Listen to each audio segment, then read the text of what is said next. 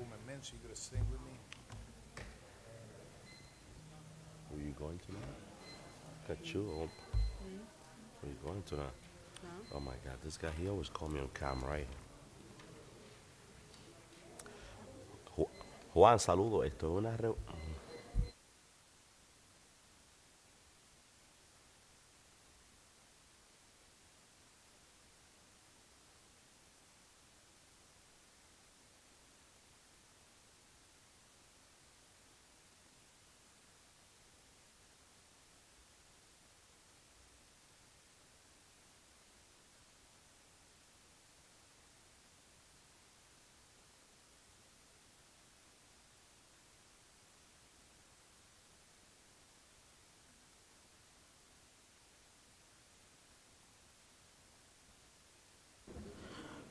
Good evening, everyone. Madam Clerk, ready? Yes, Council President. Mr. Ming? We ready? I have it. Mr. Bean, those TVs are off back there? Are they Mr. off? Ming, are we live yet? I don't know.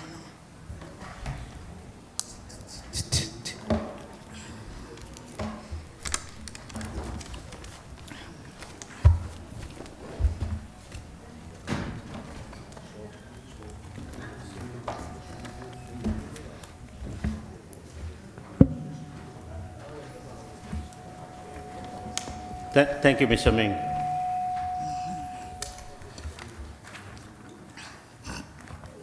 Good evening, everyone. On behalf of Paterson Municipal Council, I welcome you to the regular meeting of the Municipal Council of Tuesday, December 13, 2022. The meeting is now called to order. Madam Clerk, please call the roll. Yes, Council President. Roll call for Municipal Council regular meeting of Tuesday, December 13th, 2022 at 7 p.m. Councilman Abdelaziz, Councilwoman Cotton, Councilwoman Davila, Councilman Jackson, Councilman Mendez, Good evening, Paterson, President, Madam Clerk. Councilwoman Mims, Councilman Udin, I'm here, Madam Clerk. Councilman Velez. Welcome, everyone. My vote is yes. Mr. President. I'm here, Madam Clerk. Mr. President. Yes. This evening, to render the prayer, we have Bishop Israel Munoz from the Reborn Church of God in Paterson, which will be followed by Councilman Abdelaziz in the flag salute. Councilman Velez will deputize for Councilman Abdelaziz for the flag salute. Thank you, Madam Clerk. Everyone, please stand up for the prayers and the flag salute. Good evening, everybody. Good evening. Father God, we come before you this evening. We ask you, Lord, to bless every single one in this place this evening. Father, for we have gathered to bring forth certain issues that are very important, Father God. But overall, you say in your word, Father, that we can do absolutely nothing without you. So we ask you, Lord, that you may take full control, and Lord, that this meeting may be as peaceful and as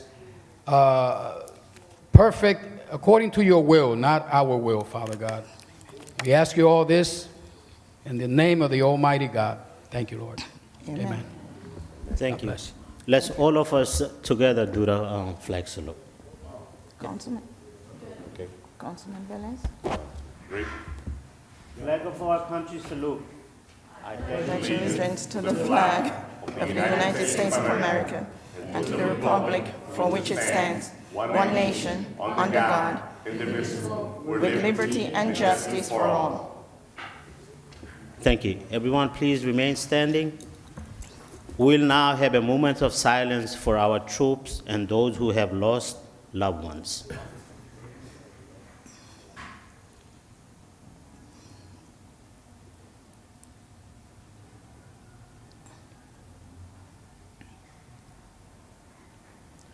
Thank you. Everyone may take your seat.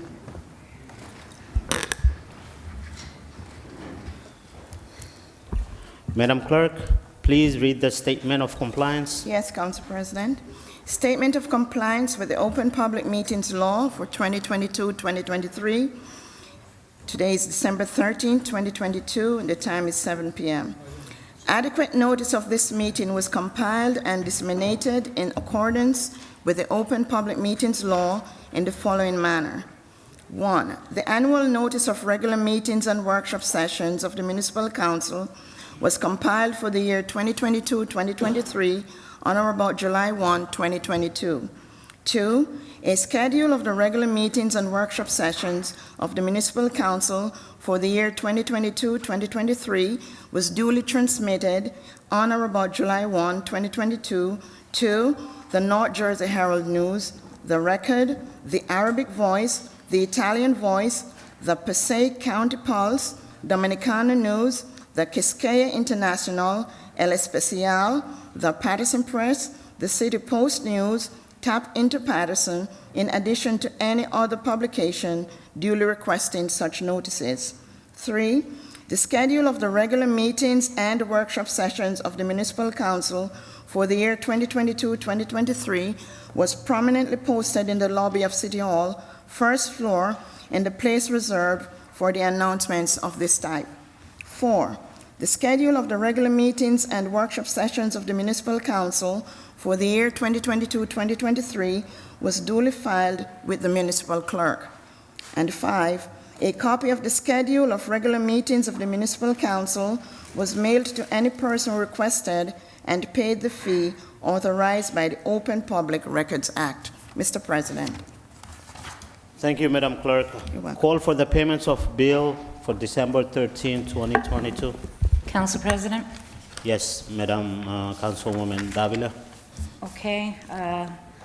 To all council members, we received the payment of bills, the summary of disbursements over the weekend. The amount is $22,692,626.18. I'll take you over to the Board of Education payments. It's almost a $12,000 payment, $12 million payment. There's two payments, close to $6 million each. All right, so that's $11,291,415 with 16 cents. In addition, there is no solid waste in this bills list, and there also is a $3.2 million health insurance payment. It was also a payroll week. That's $4,707,576 with 74 cents, making a total again of $22,692,626 with 18 cents. My recommendation is to move forward with payment of bills. So move. Second. Second. I moved it. Moved by second. Councilwoman Davila, second by Councilman Velez and Councilman Mendez. Thank you. Any discussion? No discussion? 11 million. to Roll the call board. on payments of bill, Madam Clerk.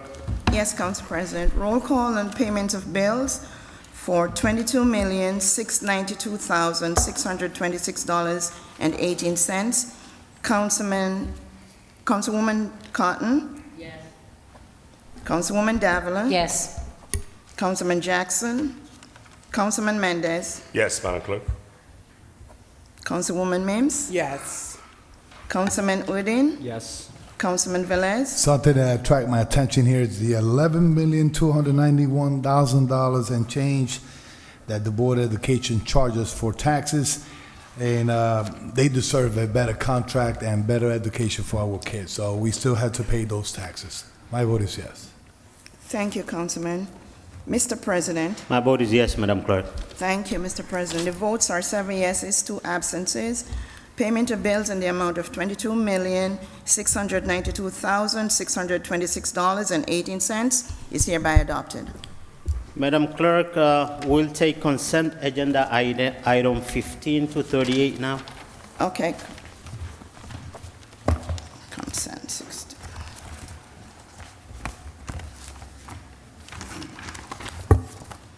Okay. All matters listed under the consent agenda are considered to be routine by the council and will be enacted by one motion. The items listed under the consent agenda are numbers 15 through 38, Any item may be removed from the consent agenda by the request of any council member, and if so removed, will be treated as a separate matter. So move. Second. Moved by Councilman Velez, second by Councilwoman Mims. Roll call on consent agenda, Madam Clerk. Roll call on the consent agenda at the meeting of December 13, 2022. Councilwoman Cotton? Yes. Councilwoman Davila? Yes. Councilman Mendez? Yes. Councilwoman Mims? Yes. Councilman Udine? Yes. Councilman Velez? Yes. Mr. President, Yes, Madam Clerk. the votes are 7 yeses, 2 absences. Consent agenda is hereby adopted. We'll do non-consent agenda now, Madam Clerk, from item 39. Item 39, sure. Item number 39 is resolution acknowledging the contents and effects of memorandum of understanding between Passaic County Community College, Passaic County Community College Foundation, and the City of Paterson to implement a 3-year grant from the Henry and Marilyn Todd Foundation. There's a conflict. So moved. Hold on. Council President, I Point of order. want to recuse myself. Yes. And point of order, just a clarification, Madam Clerk, you need to read the resolution number for the record, please. Just Yes. for the record, because you need to read the resolution number and who's Yes, I want to, who's yes. put it. Just a moment, I was about to announce that Yeah, the because council member has a everybody conflict. jump on it. Yeah, Okay. When you finish, then they can move on. okay, so may I continue, Council President? Yes, please, Councilman Velez, please ask for the floor. Thank you. It's Administration Resolution 22:716. So moved. Second. Moved by Councilman Mendez, second by Councilwoman Mims. Roll call on item number 39. Roll call on item number 39 for adoption. Councilwoman Cotton? Yes. Councilman Mendez? Yes. Councilwoman Mims? Yes. Councilman Udine? Yes. Councilman Velez? Yes. Mr. President, Yes, Madam Clerk. the votes are 6 yeses, 2 absences, 1 abstention. The item number 39 is hereby adopted. Thank you. Next item, item number 40. Number 40? Yes, one recusal, I'm sorry, one recusal, sorry. Number 40. Item number 40 is resolution authorizing rejection of all bids and authorizing the solicitation of new bids for the collection of solid waste for the City of Paterson. Rebid number 22.17, it's an So moved. it's an administration resolution, number 22.717. So moved. Second. Moved by Councilman Mendez, second by Councilwoman Davila and Councilman Velez. Councilmember, please let Madam Clerk finish reading the resolutions. Roll call on item number 40, Madam Clerk. Yes, Council President. Roll call on item number 40 for adoption. Councilwoman Cotton? Yes. Councilwoman Davila? Yes. Councilman Mendez? Thank you, Madam Clerk. I just want to make a quick comment. You know, we have a very extensive discussion at the DPW committee meeting, at the finance committee meeting with our finance chair, Councilwoman Davila. I mean, we know that we're looking for a new company for our garbage collection. We're rejecting all the bid. They came out extremely high. So we're looking forward to go out again and looking forward to have new players, new player, new company that could come in and provide a quality of service that we're looking for. My vote is yes, Madam Clerk. Thank you, Councilman Mendez. Councilwoman Mims? Yes. Councilman Udine? Yes. Councilman Velez? Adding to Mr. Mendez, Councilman, your statement, you know, the residents of Paterson needs to keep it clear. We are facing a 18 million deficit for the next budget. And this is one of the reasons. So rejecting this, hopefully the people that participate, you know, have mercy for Paterson because we are financial stranded at this point. My vote is yes. Thank you, Councilman. Councilman Jackson? We're voting on item number 40. It's a resolution authorizing rejection of all bids and authorizing the solicitation of new bids for the collection of solid waste for the City of Paterson. Thank you, Madam Clerk. Well, obviously, everyone knows that this is a hot button topic for me. And as Councilman Velez just, beautifully pointed out, the phenomenal deficit that we've been burdened with as we have more movie trucks lining the streets in our community, doing all kinds of, making millions of dollars, by the way.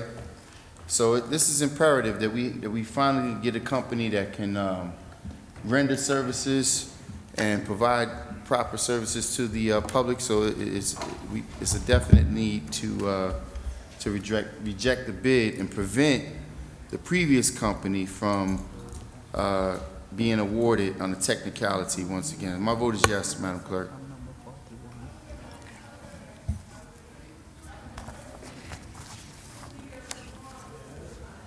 What's his vote? You say yes. Thank you, Councilman. Thank you. Mr. President, My vote is yes, Madam Clerk. thank you. The votes are 8 yeses, 1 absent. Item number 40 is hereby adopted. Item 41. Item number 41 is a resolution approving applications for raffle licenses for Packanack Community Church and Paterson Alumni Chapter of Delta Sigma Theta Sorority Incorporated. It's a City Clerk Resolution 22718. One council member has conflict. Madam Clerk, I'm going to recuse myself. Thank you. Madam Clerk, moved by Councilwoman Davila, second by Councilman Mendez. Or Councilwoman Cotton. Moved by Councilwoman Cotton and second by Councilman Mendez. And Councilwoman Mims is recusing herself. Please roll call on item number 41. Yes, Council President. Roll call on item number 41 for approval. Councilwoman Cotton, Yes.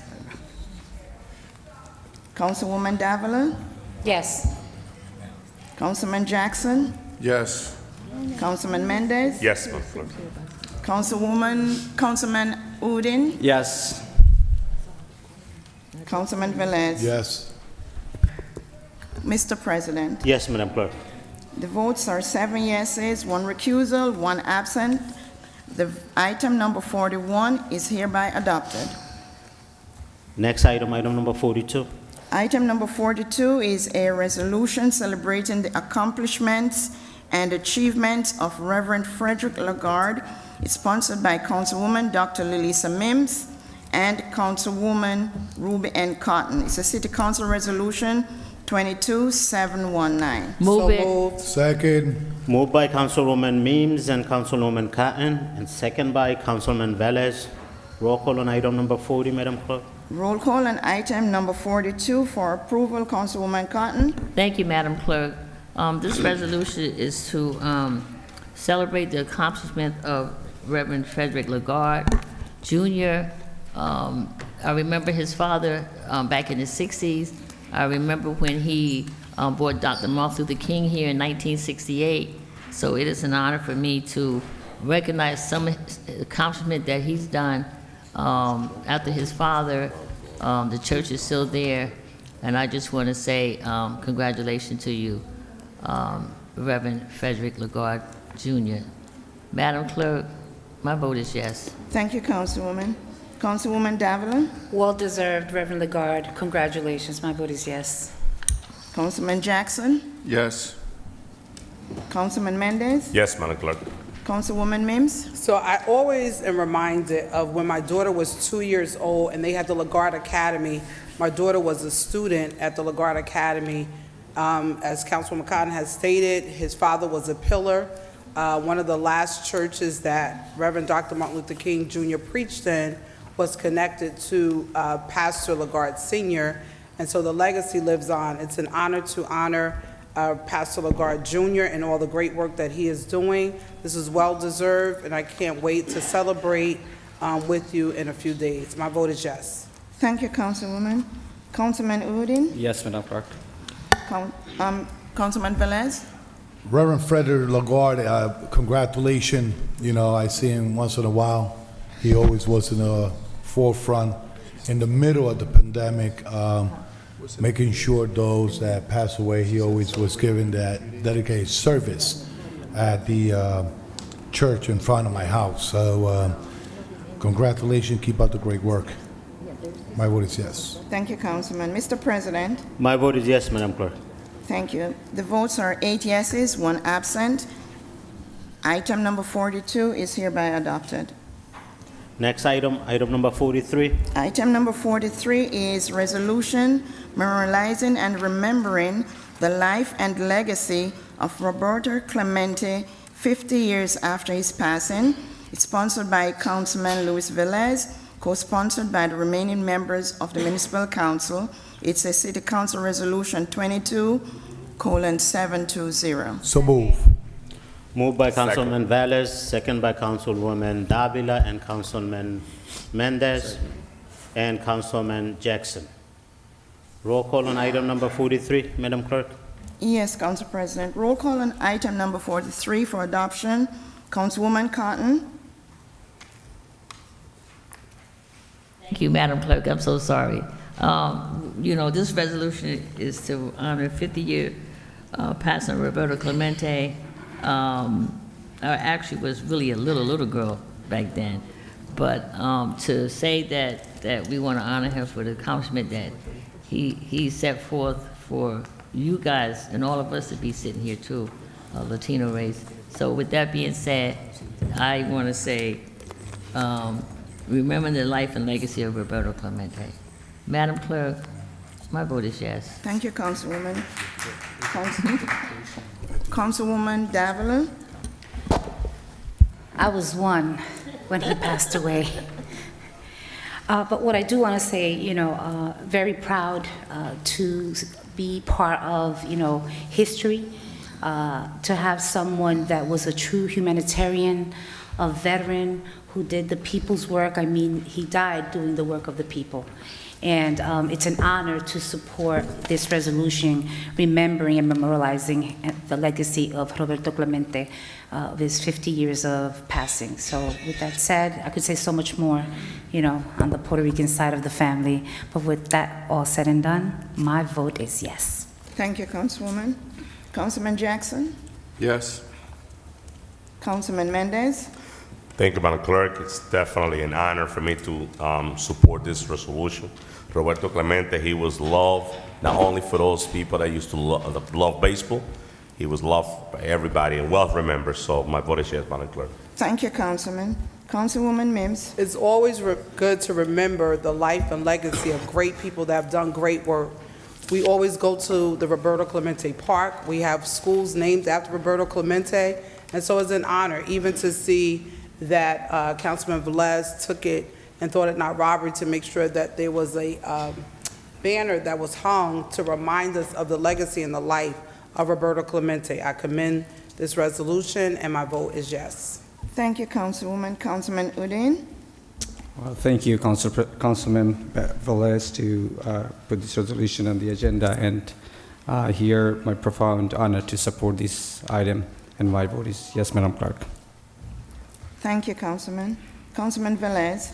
Taking time to remember the life and legacy of Roberto Clemente was and is important for me and those that identify what Roberto Clemente was when he was alive. Roberto Clemente was born in August 14, 1934 in Barrio San Antonio de Carolina, de Puerto Rico, by Melchor Clemente and Luisa Walker. Remember last name, Walker. That Walker came from Puerto Rico. From an early age, he developed interest in baseball, and his first year of high school, he was recruited by Roberto Marin and played softball with Sello Rojo team. In 1951, he went from loading trucks on sugarcane plantation for his father to beginning his career with the Puerto Rican Professional Baseball League at the age of 17 years old. As a result of incredible talent, Mr. Clemente was drafted to the Pittsburgh Pirates, where he played from 1955 to 1972. In the 1958 and 1959 off-season, that means off-season, when some people go to vacation, off-season, Mr. Roberto Clemente decided to join the United States Marine Corps. Instead of going to Punta Cana and all that stuff, he decided to serve the United States of America. He was named National League MVP in 1966 and was the second-time World Series champion, winning the World Series MVP honor in 1971, and was inducted to the Baseball of Fame few months after his death. Mr. Clemente got married in 1964 with Vera Zabala and had 3 children, Roberto Clemente Jr. and Luis Enrique Clemente. Throughout his life, he was involved in different kinds of charity work. Through there were not always related to baseball. And in 1971, the MLB started presenting Roberto Clemente an award to players to show incredible skills in baseball, were personally involved in community work.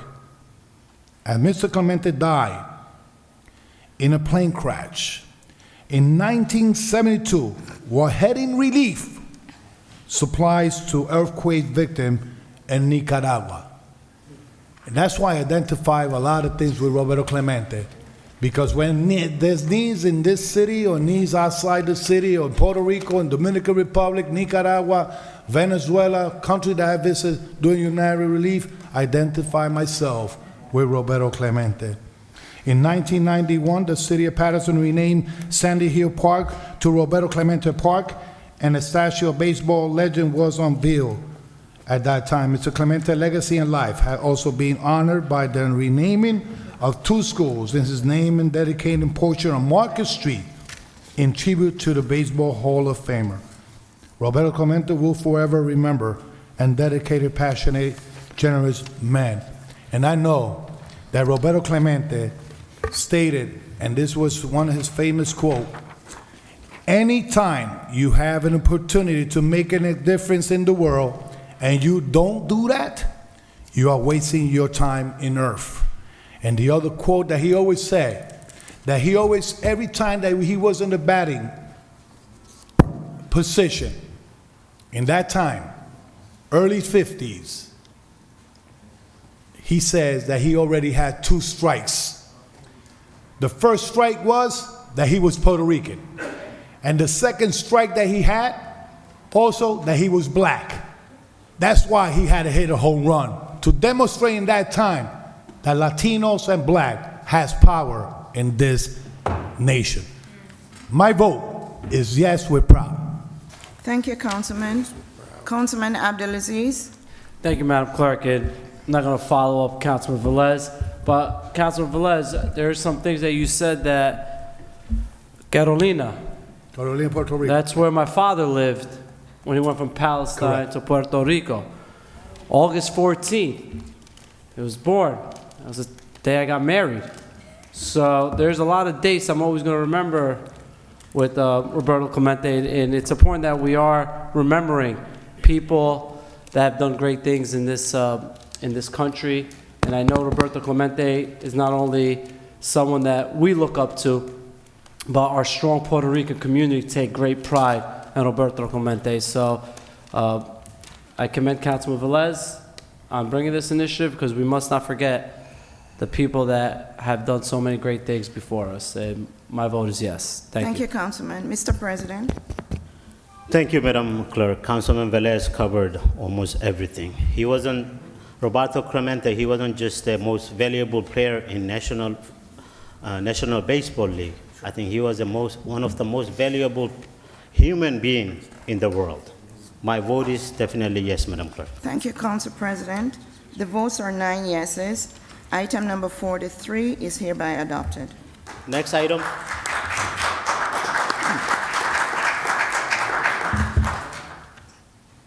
Next item is item number 44. It's a resolution to amend resolution number 2235, authorizing budget revision number 6 to the 2019-2020 one-year annual action plan, and authorizing budget revision number 2 to resolution number 20:365 to the 2020-2021 one-year annual action plan for the use of leftover CDBG, HESG, and CDBG COVID-19 CARE Act funding. It's Community Development Resolution 22:721. So moved. Second.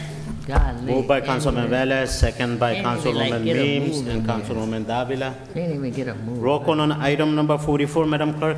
Yes, Council President. Councilman Abdulaziz. Yes. Councilwoman Cotton. Yes. Councilwoman Davila. Yes. Councilman Jackson. Yes. Councilman Mendez. Yes. Councilwoman Mims. Yes. Councilman Udine. Yes. Councilman Velez. Mr. President, Yes, Madam Clerk. the votes are 9 yeses. Item number 44 is hereby adopted.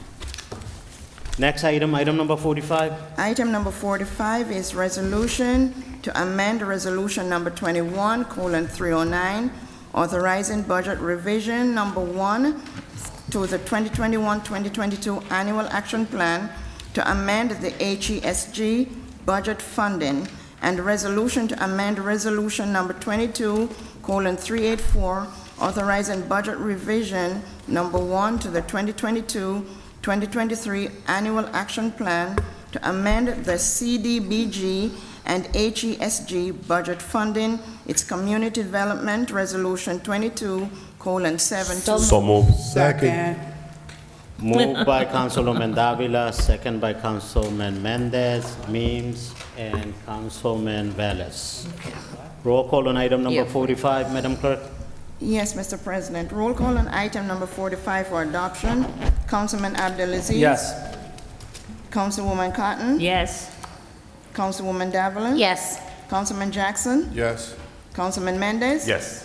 Councilwoman Mims. Yes. Councilman Udine. Yes. Councilman Velez. Yes. Mr. President, Yes, Madam Clerk. the votes are 9 yeses. Item number 45 is hereby adopted. Next item, item 46. Item number 46 is resolution authorizing contract extension with Brown & Brown Metro for health insurance consultant services for the city of Paterson, RFP number 2020-12 for the Finance Department. It's Finance Resolution 22:723. So move.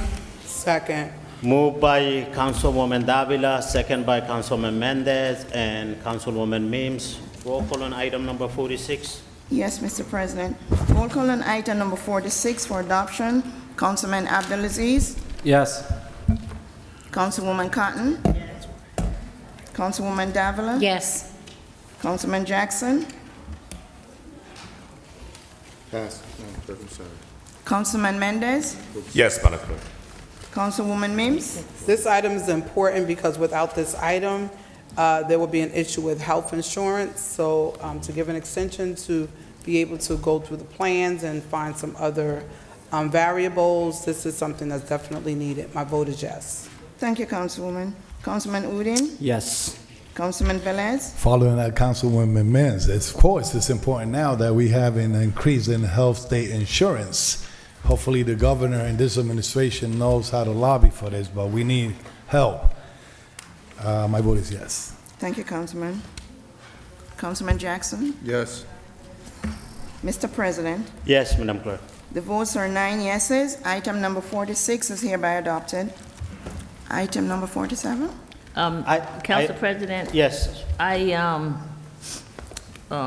if I may, and we probably need to remove this. We got some paperwork, a letter from, I think that we need to remove that until the Corporation Council can tell us what we really need to yeah, I to see a do. note here. There's a objection has been filed Yeah. against this item. Say what now? They filed something in court, or what is going on? Can you explain, Corporation Counsel? Yes, thank you, Council President. So there appears to be someone who's objecting from the public Just to objection. this license. Council is free to take whatever action they deem appropriate. They can review the objection, they can disregard it, they can consider it and make an informed decision. So given that someone has filed an objection with council, it doesn't mean that the item may not proceed or needs to be removed. It's just an additional piece of information that's provided, and if Council President so chooses, he may even give the objector an opportunity to speak. Council President. One Council President. one second, Councilman Velez. Thank you, Corporation Council. As a courtesy, I'll ask Councilwoman from the 4th Ward, Ruby Cotton. I mean, you should suggest if you want to table it, or we could move forward, we could vote up or down. I think that we need to table it for now, because the licensee is not the owner of the property.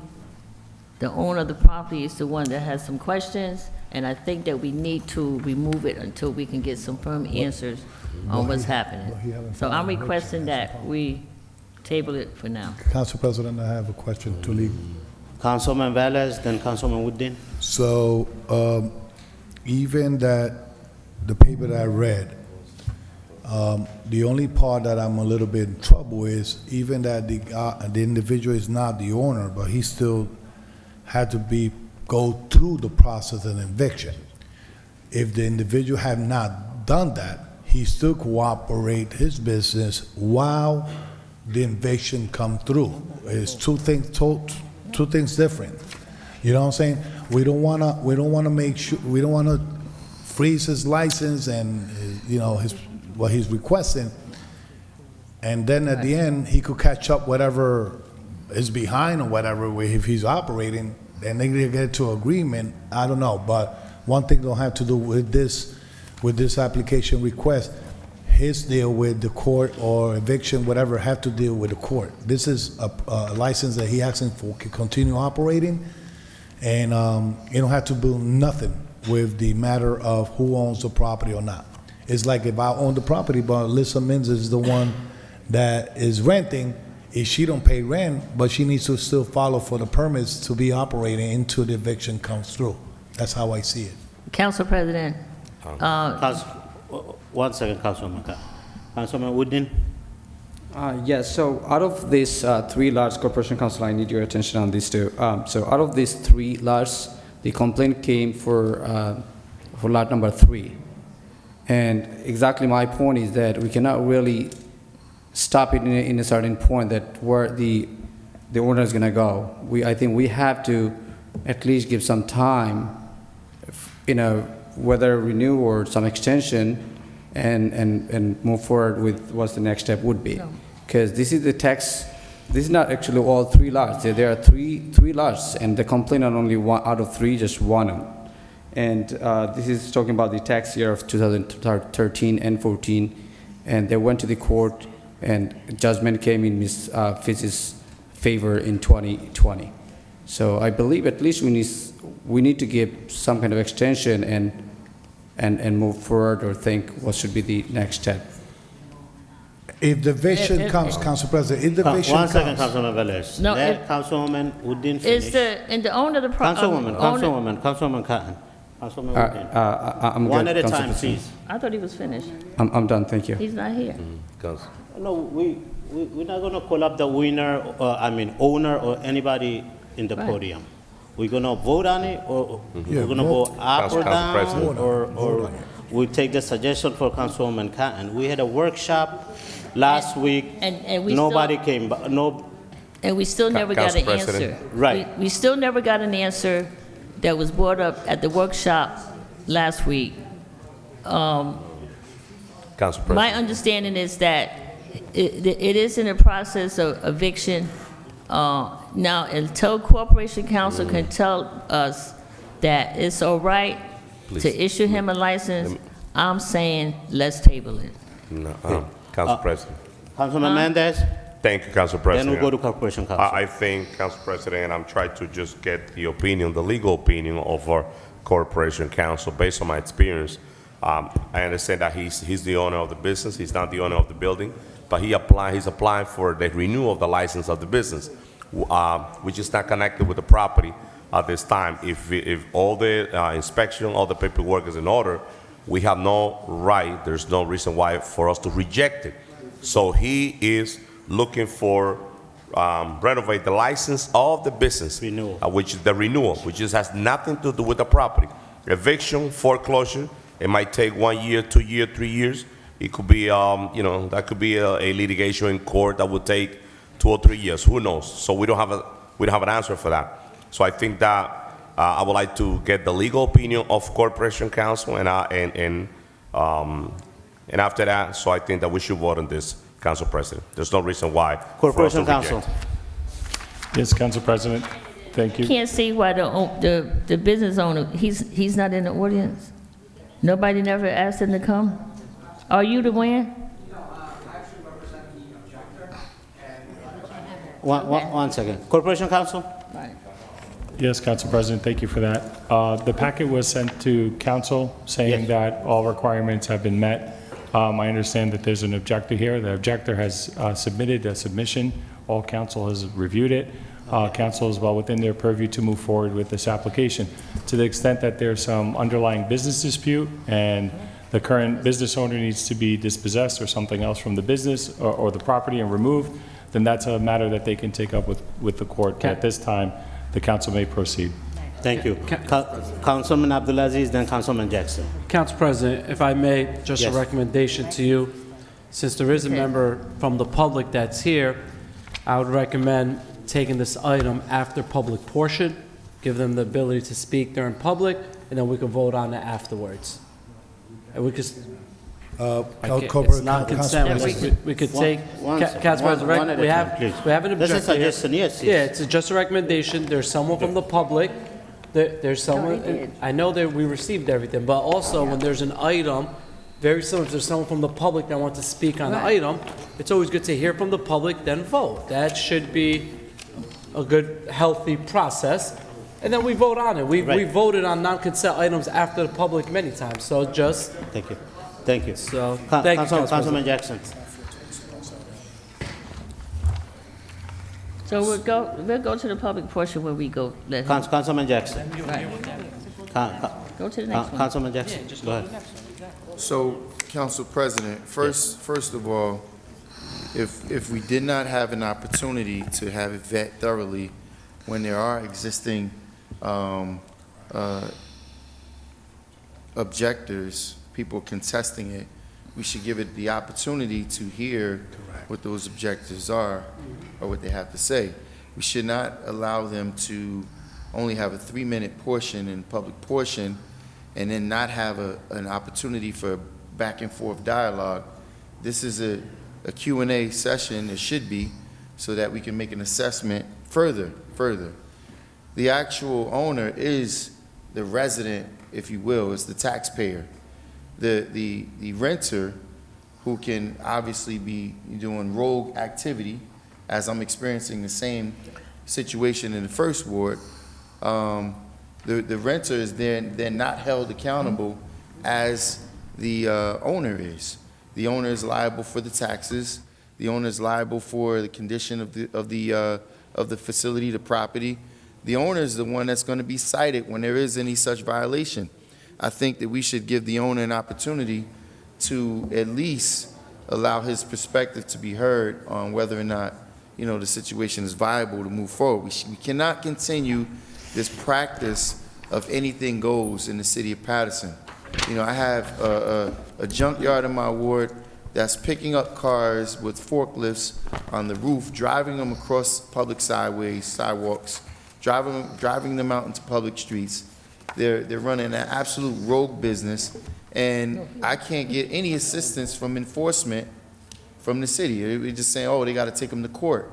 It's not a landlord-tenant issue when you're talking about a safety issue. It's not a landlord-tenant issue when it's a licensing issue. It's not a landlord-tenant issue when it's the practices, the common practices of quality of life within the city. And if the administration is not going to, hold fast and steady and making sure these things, then the council should at least hear out those arguments so we can make an assessment and figure out if we want to move forward. And further, Council President, before I rest, the last thing is, if the council person of the ward is making a suggestion, I don't understand why we're, contemplating on undermining what her suggestion is. I mean, she has the assessment and the pulse of what's going on there. She has to table it. We should just table it to the next workshop. Council President. Thank you, Councilwoman Councilman Mims. Jackson. So I don't have an issue because I do agree that the councilwoman of the ward should be able to say it. But I just want to read in the last paragraph of the letter that was given to us what it states. It says, after Lafayette Auto failed to pay its fair share of their real estate in 2013, real estate taxes and sewer in 2014, tax sales certificates, and it gives the numbers for only one particular lot out of all of the stuff that's owned. That is the purpose for them not wanting to renew their license. So I agree, Councilwoman Cotton is saying to remove it, this is her ward, but I just want to put it on record and be clear. We're not a court of law. So the council cannot stop someone from getting a license because you're upset that they didn't pay their bill or their portion. That's what's stated in your letter. I see you making faces, but you wrote this letter, I'm sure. So if the letter's written incorrectly, then you may need to reword it. But that's what's in your letter in the last paragraph, and you put exhibits. So that's not our role. We're not the court of law. This is the city council where people come before us for licensing. Now, Councilwoman Cotton has a request to remove it. I agree with her, but I just want to put it on record that we're here to either extend or reinstate people's license. We're not here as a court of law to say because people have not paid, we should not give them a license. That is not what we should do here as the legislative body of the city. But if it's Councilwoman Cotton says to remove it, we can do that, but I just want to make sure that we're clear on what's being asked of this council, which is out of our jurisdiction. Let me, Council President. Thank you. Yes, Councilwoman Cotton. I'm just saying, like, we have another meeting, and we have done this many, many times. Yes. Where we have put it off until the following month, Yes. until we can get clarity on what we need to do. We also have a closeout meeting the end of December, which we can still hear it again, or we have done it many, many times, extend it to the next workshop to have the objector and have the licensee to come in to explain each of their part. So I'm still saying we have time, we've done it so many other times already, to either go to the workshop, our closeout, or wait until the next workshop, which would be January 6th. Council Thank President. you, thank you, Council President. Councilwoman Cotton, duly noticed. Item number 46 will be removed for next workshop, 47. Council Item President. 47, Madam Clerk. Councilman Velez. Before, I know you gave the order to remove it, but I just want to put this out there. And I know the gentleman came here to represent his client on the property. All this for a tax lien sale in 2014. So everyone out there, read the articles, read the newspaper. He has nothing to do with this. I know, and had nothing to do with the license. He could still pay the bill. He could still catch up with the license, with the permit, keep on working, probably catch up and pay that tax lien bill again, and come back to business and pay taxes. But keep in mind that every time the city goes and sell your taxes, people like them and people like other people is going to move you out of your house and you don't know why, only probably for a couple bucks. Thank you, Councilman Velez. I think licensing, he has all the paperwork, but as a courtesy of Councilwoman Cotton, we'll remove this item. Is it, Yes, I will. is it being removed or? Yes, it's being removed, Madam Clerk. So Thank you. let's have a motion to table it, please. So it's got to be a motion. I remove There was no motion on the floor. We got to No, make a we motion. move it in second. That's what happened. It's on the agenda, Council President. Well, there was no motion on the floor, so nobody have to Did withdraw their anybody motion. motion? So we're They just didn't have a removing it. motion. Do we have to vote on it, Move to table. Madam Second. Clerk? Oh, 1 second. Councilwoman Sorry, second. Move to table by Councilwoman Cotton, second by Councilman Velez. Roll call to move to table item 47. Roll call to table item number 47, Councilman Abdelaziz. To remove? To table it. Yes. Councilwoman Cotton. Thank you, Madam Clerk. My vote is yes. Councilwoman Davila. So before I vote, and I think I'm more doing it for courtesy of Councilwoman Cotton, we always try to give courtesy to each ward councilperson. But I do have some questions in terms of, you know, our jurisdiction. And, you know, we do have documentation in front of us that clearly says it was vetted through our licensing department and that they meet the qualifications to be renewed. So there is no extension. This is either renewal or up or down. But at this time, I will support Councilwoman Cotton because I believe us speaking here, she just wants to get more clarity. And because it's being put on removed for the closeout meeting of the 28th of December, then I'm going to move forward with that. So yes, at this time, my vote is yes. Thank you, Councilwoman. Councilman Jackson? Yes. Councilman Mendez? Thank you, Madam Clerk, and definitely also as a respect of our councilwoman of the 4th Ward, I will support this motion to table, but understanding, and let's be clear just for the record, that we have all the supporting documentation to renew this license. So we have no jurisdiction with the situation that they're facing in terms of the property. One thing has nothing to do with another one. I just want to put it for the record, so just to be clear on that. And I hope that they could put this item back on the closed-out meeting. That way this business could get the renewal. With that being said, my vote is yes to table, Madam Clerk. Thank you, Councilman Mendez. Councilwoman Mims? So just for reiteration, as I stated earlier, we have all the documents that support that this licensing should be approved. But as a courtesy to the Councilwoman of the 4th Ward, I will support it being removed. But we are not this is not the jurisdiction that will have issues because someone is not doing they did a tax lien sale. That's not, this is a different court of law.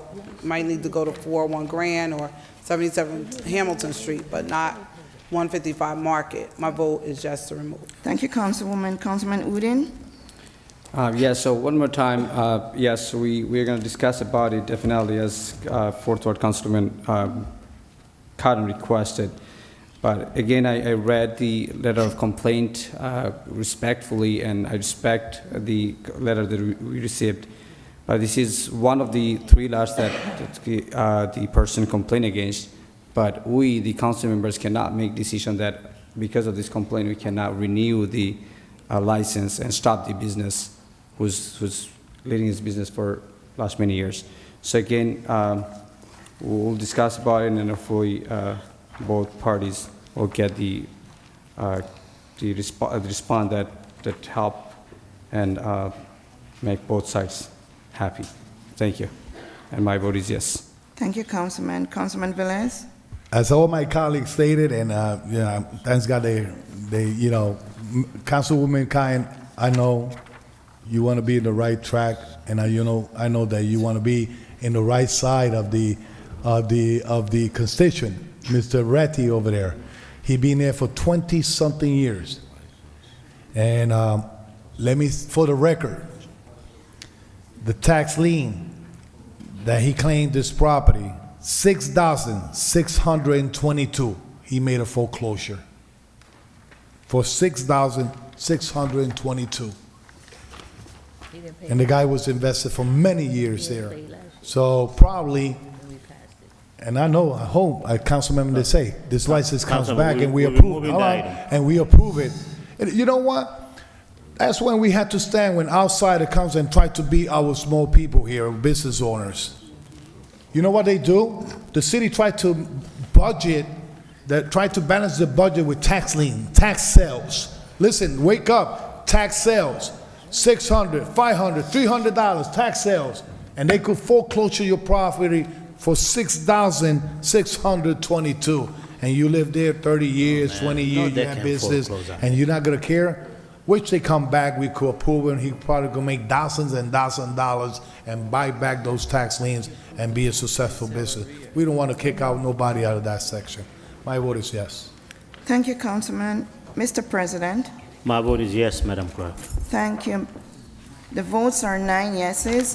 Item number 47, which is resolution addressing the renewal of a motor vehicle junkyard license for Lafayette Auto Sales Incorporated, 49 Lafayette Street in the 4th Ward, is tabled to the closeout meeting of December 28, 2022.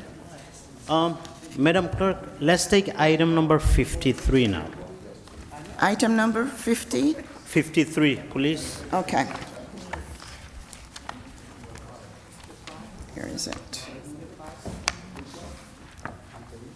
Item number 53 is a resolution authorizing the purchase of 31 2023 Dodge Durango police vehicles from Heathridge Fleet Services Incorporated under Cranford Police Cooperative Pricing System 47 CPCPS for the Police Department.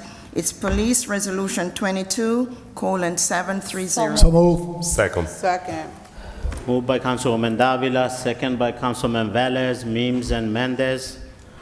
Roll call on item 53.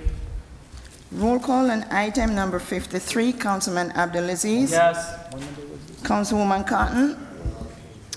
Councilwoman Davila. A police department needs vehicles. My vote is yes. Thank you, Councilwoman. Councilman Jackson. Yes.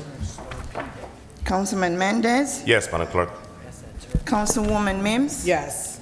Councilman Udine. Yes. Councilman Velez. We need more police vehicles and a fair contract. Let's go. My vote is yes. Mr. President, Yes, Madam Clerk. the votes are 8 yeses, 1 absent. Item number 53 is hereby adopted. Council President, Yes, Councilman Jackson. while we're on police items, I think the chief and the captain is here. The captain had shared some information with regard to the information that was requested last week, and it's a rather time-sensitive matter. So I was hoping that we give the captain the opportunity to, he's shedding some light on what the process for the promotional situation that was being challenged. Council President? Councilwoman I Davila. would agree as the Chair of Public Safety. I did have a conversation with Captain Campanella, in addition to other members as well, not DCA, Civil Service. So I would like at least for just Okay, quickly, let's- if he can please come up. Let's finish this non-consent agenda, then I'll give an opportunity for them to speak before the public hearing. Okay. Public portion. We only Okay. have a few. We have a more couple of items. items left. Thank you. Item number 54, then 55, Madam Clerk. Item number 54 is a resolution supporting and authorizing NJDOT for installation of new traffic control signal at the intersection of 21st Avenue and Railroad Avenue. It's a public works resolution 22-731. So move. Second. Moved by Councilman Velez, second by Councilwoman Davila and Councilman Mendez. Roll call on item number 54. Roll call on item number 54 for adoption. Councilman Abdelaziz. Yes. Councilwoman Davila. Yes. Councilman Jackson. Yes. Councilman Mendez. Yes. Councilwoman Mims. Yes. Councilman Udine. Yes. Councilman Velez. Yes. Mr. President. Yes. Have second reading and first reading. Item number 55. Item number 55 is a resolution authorizing the award of contract to TG Neal Brand Hardware for the purchase and delivery of hardware supplies. It's bid number 22.30 for the Department of Public Works. It's a Public Works Resolution 22:732. So move. Second. Moved by Councilman Velez, second by Councilwoman Davila and Mims. Roll call on item number 55. Roll call on item number 55 for approval. Councilman Abdelaziz. Councilwoman Davila. Yes. Councilman Jackson. So on this item, I've been requesting for quite some time, which has not been provided. One, it's a $107,000 not to exceed bid by one, with the other location not given an amount. Two, there needs to be some itemized billing or pricing supplied They have to add that to. when it comes to items like this. This is exactly the example of how and why we're $19 million over budget.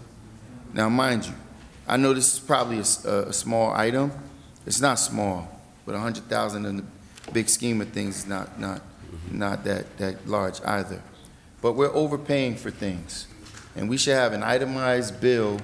You know, this would be a common practice through finance, where we're providing audits on how much money we're spending with third-party contractors, or vendors, if you will. You know, how much are we spending? Are we spending $100 for a piece of sheetrock that normally costs $12 at another supply house?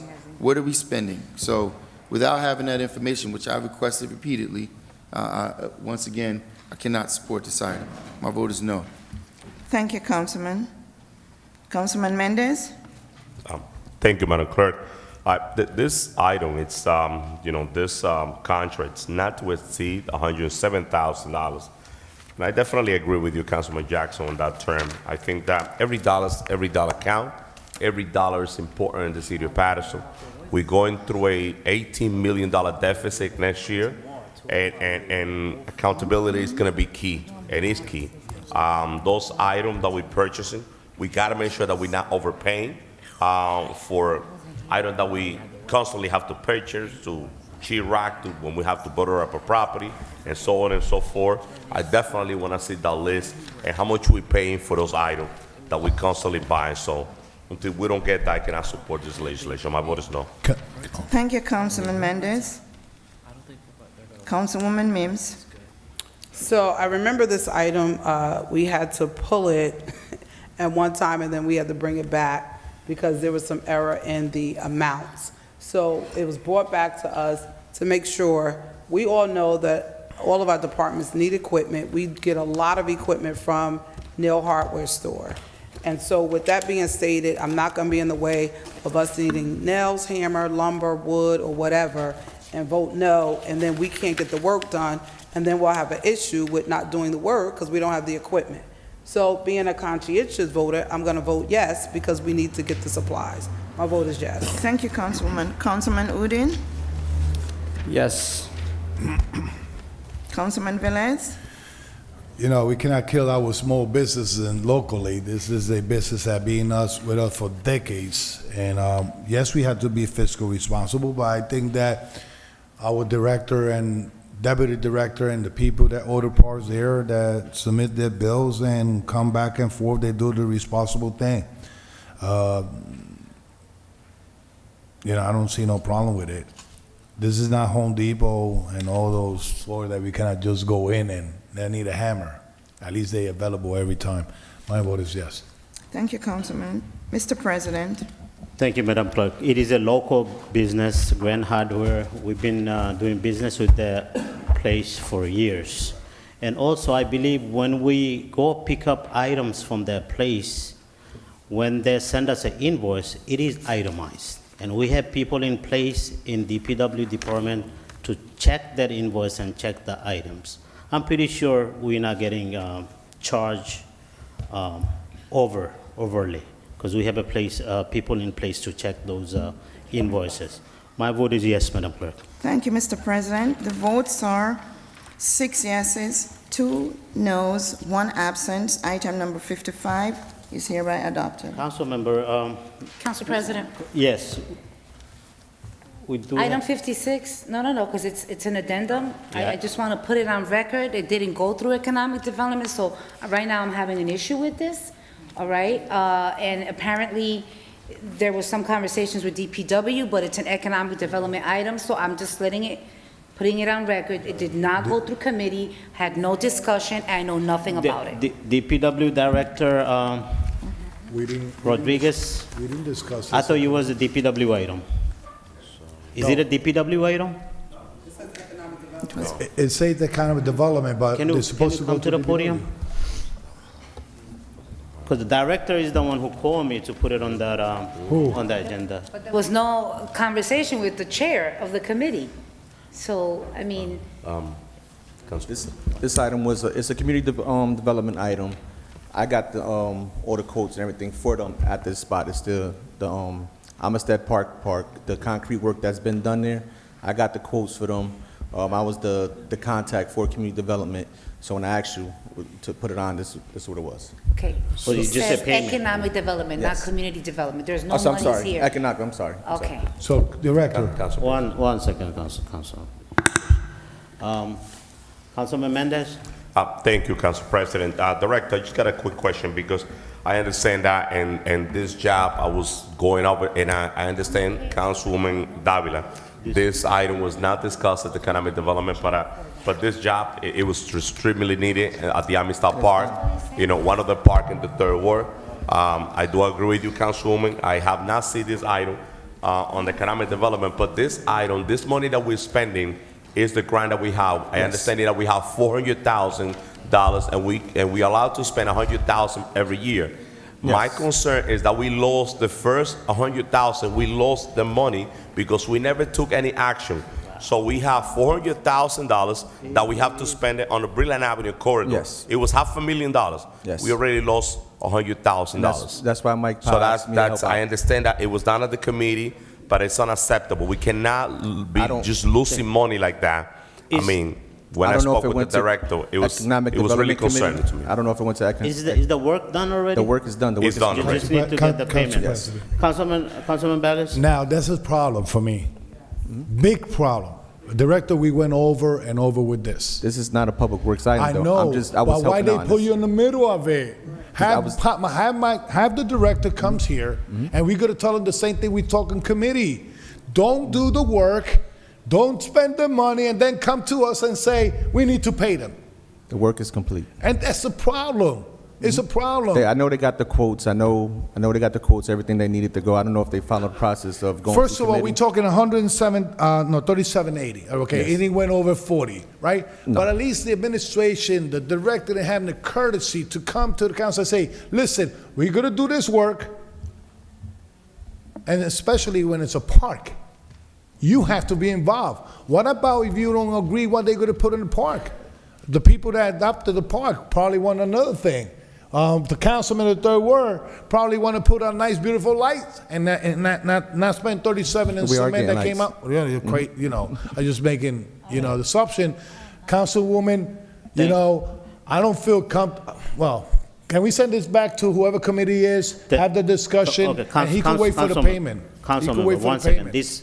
This work had been rendered already. He Work could wait is for the done payment. already.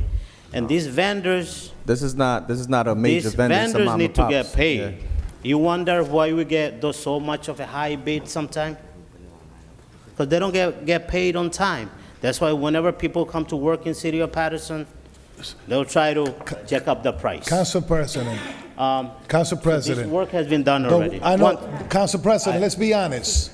You always said, and everybody here says, every time they come here, that they do the work and then they come to us to pay, the council wishes, or with the consent of the council, we're gonna do this, pay. We didn't even knew about that sidewalk until now, into today. And look, it's not even the regular day, they add it into the agenda. I agree that everybody had to get paid. The process, Madam BA, is not the director's fault.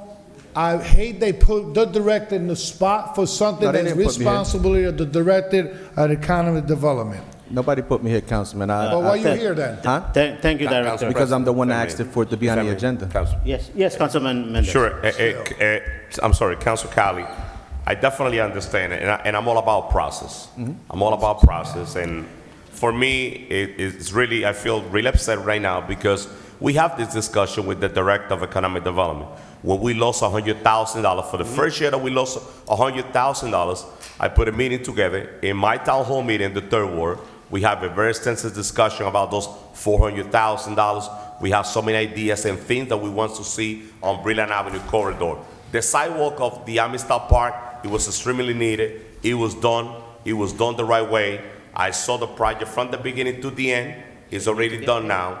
It's my recommendation as a councilman of the third ward that we move forward, that we pay this bill, and we get this discussion with the Director of Economic Development. Correct. Now, with that being said, we have $300,000 more that we have to plan.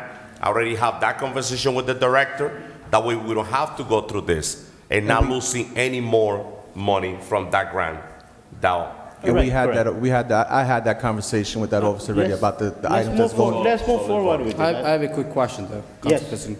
Can Is we the just vendor vote? working in any other project? Excuse me? Director? Is the vendor working in any other projects other than this one? No.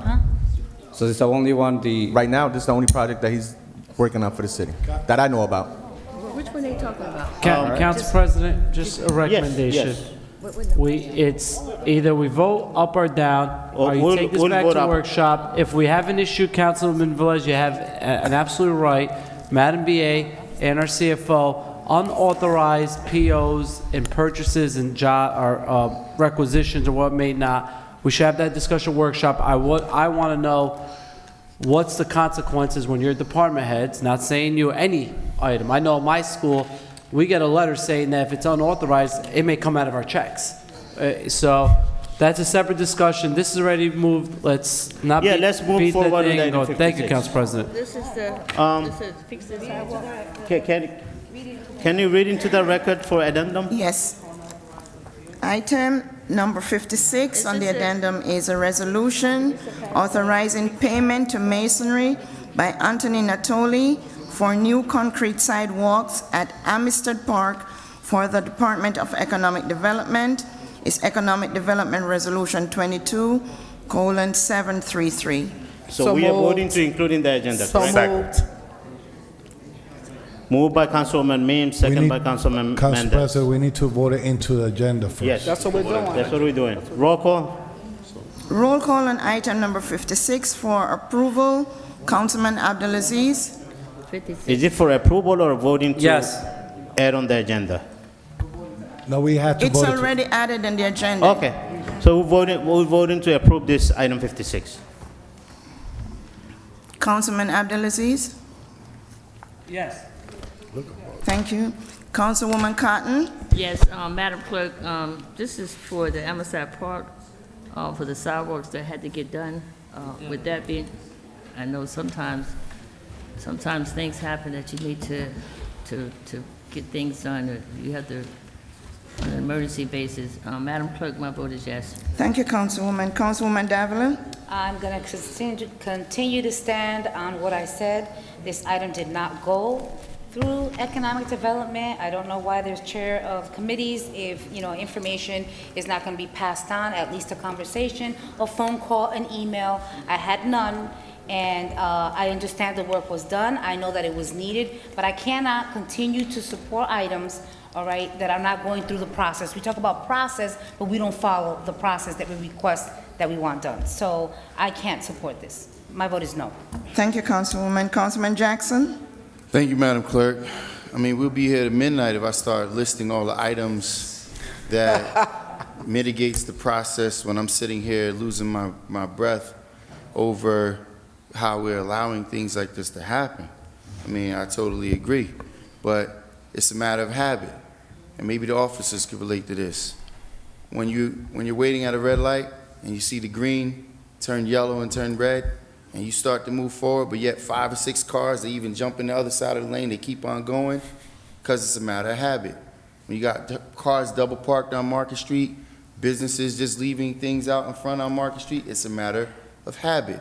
People grow accustomed to habits, and they feel as if this council is very irresponsible, which I would have to agree. Recently, because all fiscal transactions must pass through this council, we all read in the paper how the chief of police, who the mayor went on record and talked about how irresponsible he was, how derelict he was, yet he gave him a $30,000 raise on his way out. So now the public, who's now faced with a $19 million deficit, not only had to pay the raise, but also has to pay the pension for the next however many years. How about the assistant BA that got a settlement? Does this council ever recall voting on the settlement for that arrangement? All financial transactions are supposed to come through this council. What troubles me even more, when I look at, because it doesn't list the address, but Anthony Natoli, the Economic Development Director, or department, it's not about an individual, but the Economic Development Department is supposed to be about building our community with economic empowerment. How many local contractors could have possibly placed a bid on this job? That's right. Where's the bid specs? That's what I want to say. So we don't have an opportunity to chime in on the bid. We don't have an opportunity to look at who were the bidders, who were the potential bidders, what were the specifications outlined in the bid specs. We don't have an opportunity to look at none of that. Why? Because this council is irresponsible in its duty and derelict in its duty to being fiscally responsible. He knows he doesn't have to show up at the council meeting. He could be somewhere vacationing, golfing, wherever he wants to be, and send it through. Oh, it's no big deal. No, sure. But yet, our community are being excluded. So millions of dollars of tax of grant monies come into this community, and it does like this. It passes through the hands of the regular, average, everyday person. How many people did this contractor hire locally? What kind of procurement did the contractor make locally? If you want to talk about impacting your community, you have to make sure the dollars and cents stay in your community. This is an example of burning money out the window. And yet, we're irresponsible. Oh, sure, no problem. Let the other director, who we have a great amount of respect for, let him call it in. And as much respect as I have for him, he would not give my vote of support for this, because this is being irresponsible. Just another derelict act. Like, so when you're riding in rush hour in the morning and you see all those cars pulled over on the side of Ward Street in front of the mall in an active lane, now there's accidents that potentially happen because it's a matter of habit. This is what they do. This is business as usual. We have not been fiscally responsible with the Hinchcliffe Stadium project. That was $100 million. So what makes them think they're going to care about $100,000? But guess what? It adds up. And I challenge anyone to tell me where exactly I'm wrong. Don't just say, oh, we tell people 25% of the truth. This is 100% of true facts and real information. Madam Clerk, my vote is no. Thank you, Councilman. Councilman Mendez? Thank you, Madam Clerk. We received a $500,000 grant to impact Breland Avenue corridor in a positive way, to renovate and bring different, changes to that area. When I realized and I jumped on the grant, I realized that we lost $100,000 because we never took action. We got the grant, we never did anything, and we're leaving money on the table. You know the things that we could do with $100,000 on any commercial corridor in our city?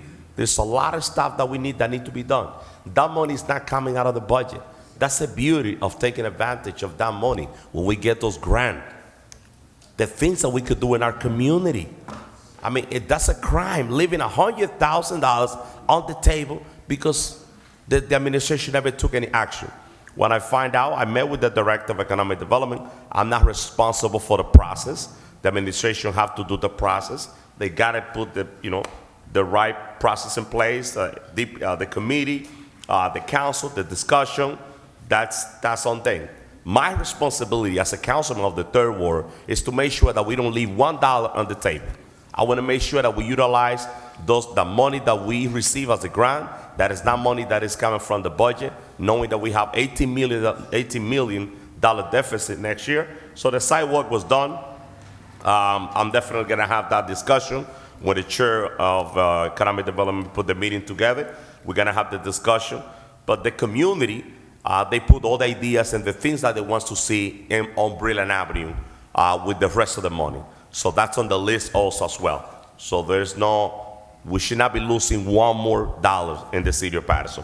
But I'm definitely going to support this with my vote. My vote is yes, Madam Clerk. Thank you. Thank you, Councilman. Councilwoman Mims? So I do agree that there is a concern as it relates to process and it not being followed in totality. But I also hear the complaints of many vendors that do a lot of work for the city that complain that it takes them forever to get paid for work that they've gotten done. So just based on that, based on the fact that I've heard the work has been completed and is done, knowing what was there previously and knowing that this upgrade has been provided, I just think as a courtesy, maybe an email, something should have went forward so the council will be aware of what this item was. The amount is approximately $37,000 with a little bit over. I don't really have an issue with it. The work is done. I don't want this to be another vendor that said I did this work and it took me 90 days or more to get paid. So my vote is yes. Thank you, Councilwoman. Councilman Udine? All right, so the vendors who's not working for any other project or may not previously worked for any other projects. We've been working for only this one. The point is not how much work they have done, but we, the council body, and I'm talking about myself, that I have no idea what other vendors came and bid onto it, and what was the amount, what works were done. And if we allow this, that other departments or the same department come multiple times, because they will think that it's going to pass through anyway. It's not about close to $38,000. If we deal with $300,000, what would happen? And because of this matter, I believe that all the departments should follow the process. We need clarity. People need to know what's the work done, what's the bid, where, what are the vendors, participated. And I feel that the work is done, which is good, but we need to know that what other bidders participated. Maybe we had better bidders. I have no knowledge on this. And because of this, my vote is negative on this. What's your vote, Councilman? Thank you. Councilman Velez? Listen, I understand that the sidewalks of Amistad Park, and they are needed, et cetera, as my colleague stated. CFO, you have a responsibility here, okay? Let me say this. This is paid with a grant. Still, I'm looking at Google for the name of Tumasari by Anthony Natali. You don't appear nothing in Clifton, nothing in Park Avenue, nothing in Market Street. The only place that they appear is in upstate New York and Connecticut, and they are lawyers and painters and other things. These documents, let me say, Councilwoman, had not even proved the supported documents, at least a bill, that's some invoice. No, I don't see it. Now, the other thing is, it happens? No. It's not here. And the other thing is, it's paid by a grant. Here in the, whereas says, at least, solicitation at least 2 competitive pricing quotes. We getting the problem that, okay, this is the quote I want, this is the one I gotta approve. How this is vetted to the public so they could participate. Who they call to say, hey, we need a sidewalk done, here, done it. Listen, we need the sidewalk repair, and not only on Amistad Park, all the way around the city, our parks. But I know that DPW followed the process of procurement. They do the right thing. For now on, Madam BA, if here says at least 2 competitive pricing quote, at least those 2 competitive pricing quotes should be attached to this document. Okay? But right now, no address, no P.O. box, no phone number. It's paid by the grant. Hopefully, when the federal are out doing audits on this type of item, they don't come back saying that they did something wrong. And then we're going to allow us to pay it? I don't want to be in that newspaper. My vote is no. Thank you, Councilman. Council President. Thank you for the free, Councilwoman Davila. thank you for the free sidewalk. Councilwoman Davila. Madam Clerk. Yes, Ms. I did have a sidebar with the director. All of the documentation has been provided. It did go through. Unfortunately, I don't appreciate it not going, or me getting an email about it as the chair, but also understanding that because it is one of your parks and you are in charge of the parks, you were having conversations with economic development to try to get this done, because it's obvious to us that the work was done before the paperwork was put through. So, at this time, although not very happy, but I do understand, I'm going to remove my vote, and I'm going to change my vote to yes. Oh, thank you, Councilwoman. Mr. President? My vote is yes, Madam Clerk. Thank you. The votes are 6 yeses, 3 noes. Item number 56 is hereby adopted. Let's do item 48, 49, 50, 51, and 52 before we go to public portion. Okay. Item number 48 is resolution addressing renewal entertainment show license for Great Falls Industrial Park, Inc., trading as Art Factory, 60-70 Spruce Street, 2nd Ward, across from the 5th Ward border. It's Finance Resolution 48:725. 48, Council move. President. Council Second. President, I'm sorry, before we begin, Second. take a motion. I mean, this item is gonna call for extensive, well, it should have some discussion.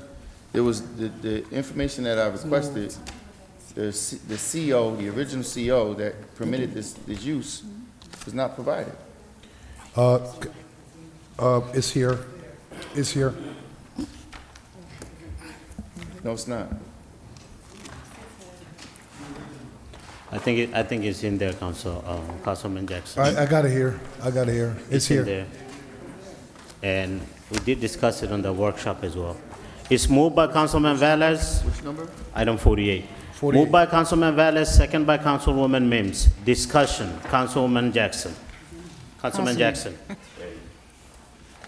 It's here. So, Please. Look at the fourth floor. It say used for event space. Second and Councilman Mendez? Thank you, Council President, I'll come back to you. and that's to Councilman Jackson. Got the hard copy, Councilman Jackson, double check that.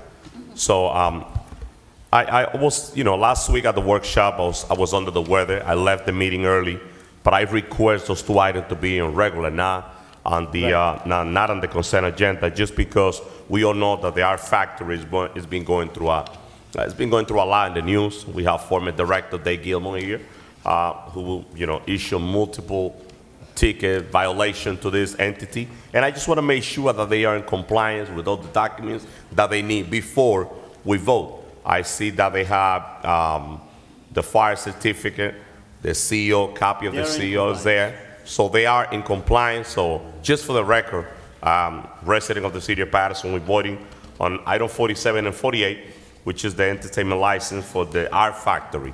I have all the documents in front of me, and I would like to hear from the administration. I just want to make sure, Madam BA, that they are in compliance, and I see everything here. I just want to make sure that we are transparent in terms of the, it could be corporation counsel instead of the Madam BA, that we've been transparent with this vote. I see everything in order here. Thank you. Council President. Corporation Counsel? Yes, thank you, Council President. Thank you, Councilman Mendez, for that inquiry. I forwarded to the council a response I received from our construction code official addressing some of the concerns that Councilman Jackson had last week. According to our construction code official, it meets the requirements. The building is so old it never had a certificate of occupancy, and therefore there would be no original certificate of occupancy, and the certificate of continued occupancy suffices. So that's according to our construction code official, and I see no reason to deviate from his assessment. And for the record, I also sent Council President, I sent Councilman Jackson and several other council members the response I received from our code official, so that you can evaluate it for yourself. Thank you. Councilman Jackson? So, Corporation Counsel, your assertion is that a certificate of continued occupancy is sufficient when there is no certificate of occupancy that was ever in place. Council President, may I? Yes. Thank you. Thank you, Councilman Jackson, for that question. No, my position is that I'm deferring to the construction code official and his expertise. As legal counsel. And so I would defer to him to the extent that there are other issues. And by the way, I did look up through the uniform construction code to see certificates of continued occupancy. My review of that code points you back to the local jurisdiction for that particular document. I didn't see anything in the uniform construction code that delineated requirements for that, other than pointing you back towards the municipality. So given my review of that code and that it points back to the municipality, I'm going to defer on the person that deals with these issues on a day in, day out basis, and that's our construction code official.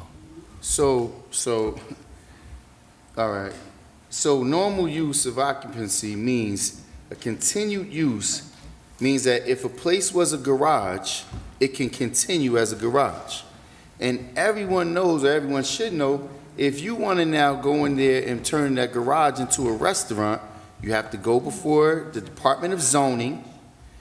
First, it has to be cleared to see whether or not this particular space is zoned for that space, and if it is zoned for that, then that person can then go and apply for an application for that new use of occupancy. There is no such thing as issuing a CCO for a non-existent use. You can't have a factory that was manufacturing silk and yarn and all those things and then turn it into a restaurant. You have a new restaurant over there, you have a hood installed over there, you still have that department still has yet to answer for any of the summonses that was issued.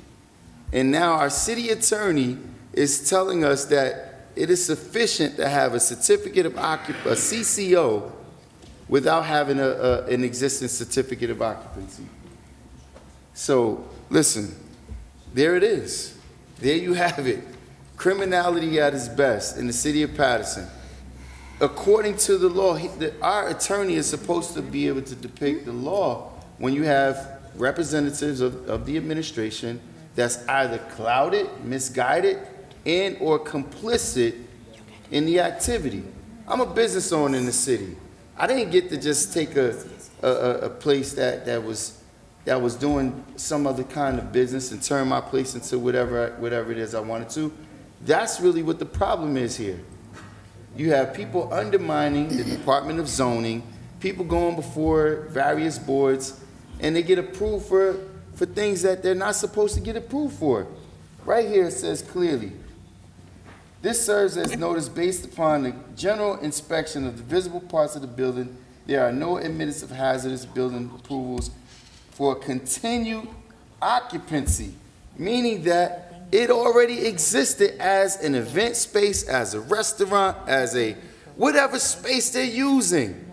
So, Corporation Counsel, just for entertainment purposes, your assessment is this is sufficient to undermine all of the infractions, the open-ended summonses that was issued. I need 9 copies, please. I apologize, Ms. Douglas. But this is sufficient. This answers for all of the 160 summonses that was issued for non-compliance of zoning issues, whatever those summonses were. We don't have an answer to any of those summonses. Have they been abated? Have they been answered to? None of that. We're just saying that we're going to accept the word of a city employee who's a non-resident who has been obviously complicit in working hand in hand with this entity. And I just would love for you to put that on record once again. Council President, may I? Are you done, Councilman Jackson? I mean, Councilman Velez? does it matter? Thank you. I'm just asking if you're finished. That's all. I thought he Not said about does it pause matter and or everything not. now. Councilman Velez? So I do my diligence to find out, and I ask the right things, to get the right things. That's why I always go back. First of all, the judge ruled in favor of Paterson in our factory case. That was in January 8, 2019. You're talking about the Superior Court judge ruled in favor of the art factory. That's there. Second, I gotta read. Let me finish, Council President. I gotta read a letter that I received from a construction official, and because this have come often and often and often. As per inquiry regarding the art factory certificate of occupancy, please know that they do have a occupancy approval, which will be ordinarily known as certificate of occupancy. Councilman Velez. Hold on, because this had to, and now nobody could come here and attack an entity or a property and this and that, and everybody punching left from right, and then we have the evidence to tell them we are doing the right thing, and everybody say, okay, we had to leave everything in the air. So I just want to read this part, okay? The explanation for that is that the Uniform Construction Code was adopted in January 1st, 1977. and any structure that was built before that they deem is legally exists. The art factory was an old mill built in 1700. They are legally allowed to following use: Group F, A, S, and B, which is factory, assembly, storage, and business. In addition, please note that the art factory paid for an annual permit in the amount of $700 per year. So we doing the right thing. If you want to go look for another CEO, probably we had to talk to Hamilton when he founded Paterson. But this is what we have. This is what we have, and we go based on what is there.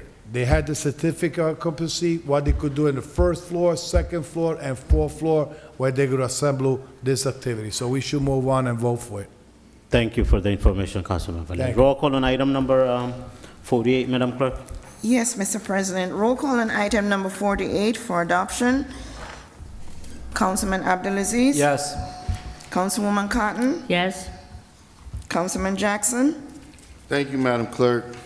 You can't make it up any better than this. This is what's called selective enforcement. This is when a change of use or a variance for change of use is only applicable to some people. Whenever you have an existing use, yes, a factory, storage, and you're gonna now turn it into another use where there's large groups of people, occupancy uses are there for specific reasons. If you have a factory that only accommodates 10 workers and 25 large manufacturing machines, there's far less requirements than if you have an event space that has 1,000 or 1,500 people in it. There's different requirements. That's why you have what's called a change of use. But obviously, I mean, it's going on deaf ears. Madam Clerk, my vote is no. Thank you, Councilman. Councilman Mendez? Thank you, Madam Clerk.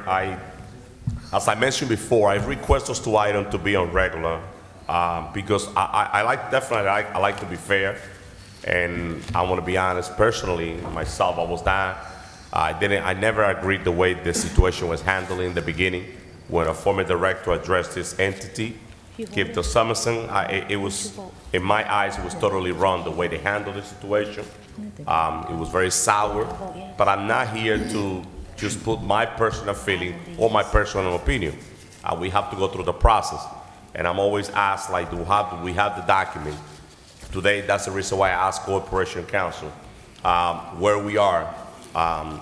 We got the email from the construction official, just telling their view, their opinion, and showing the document that they have that everything is in order.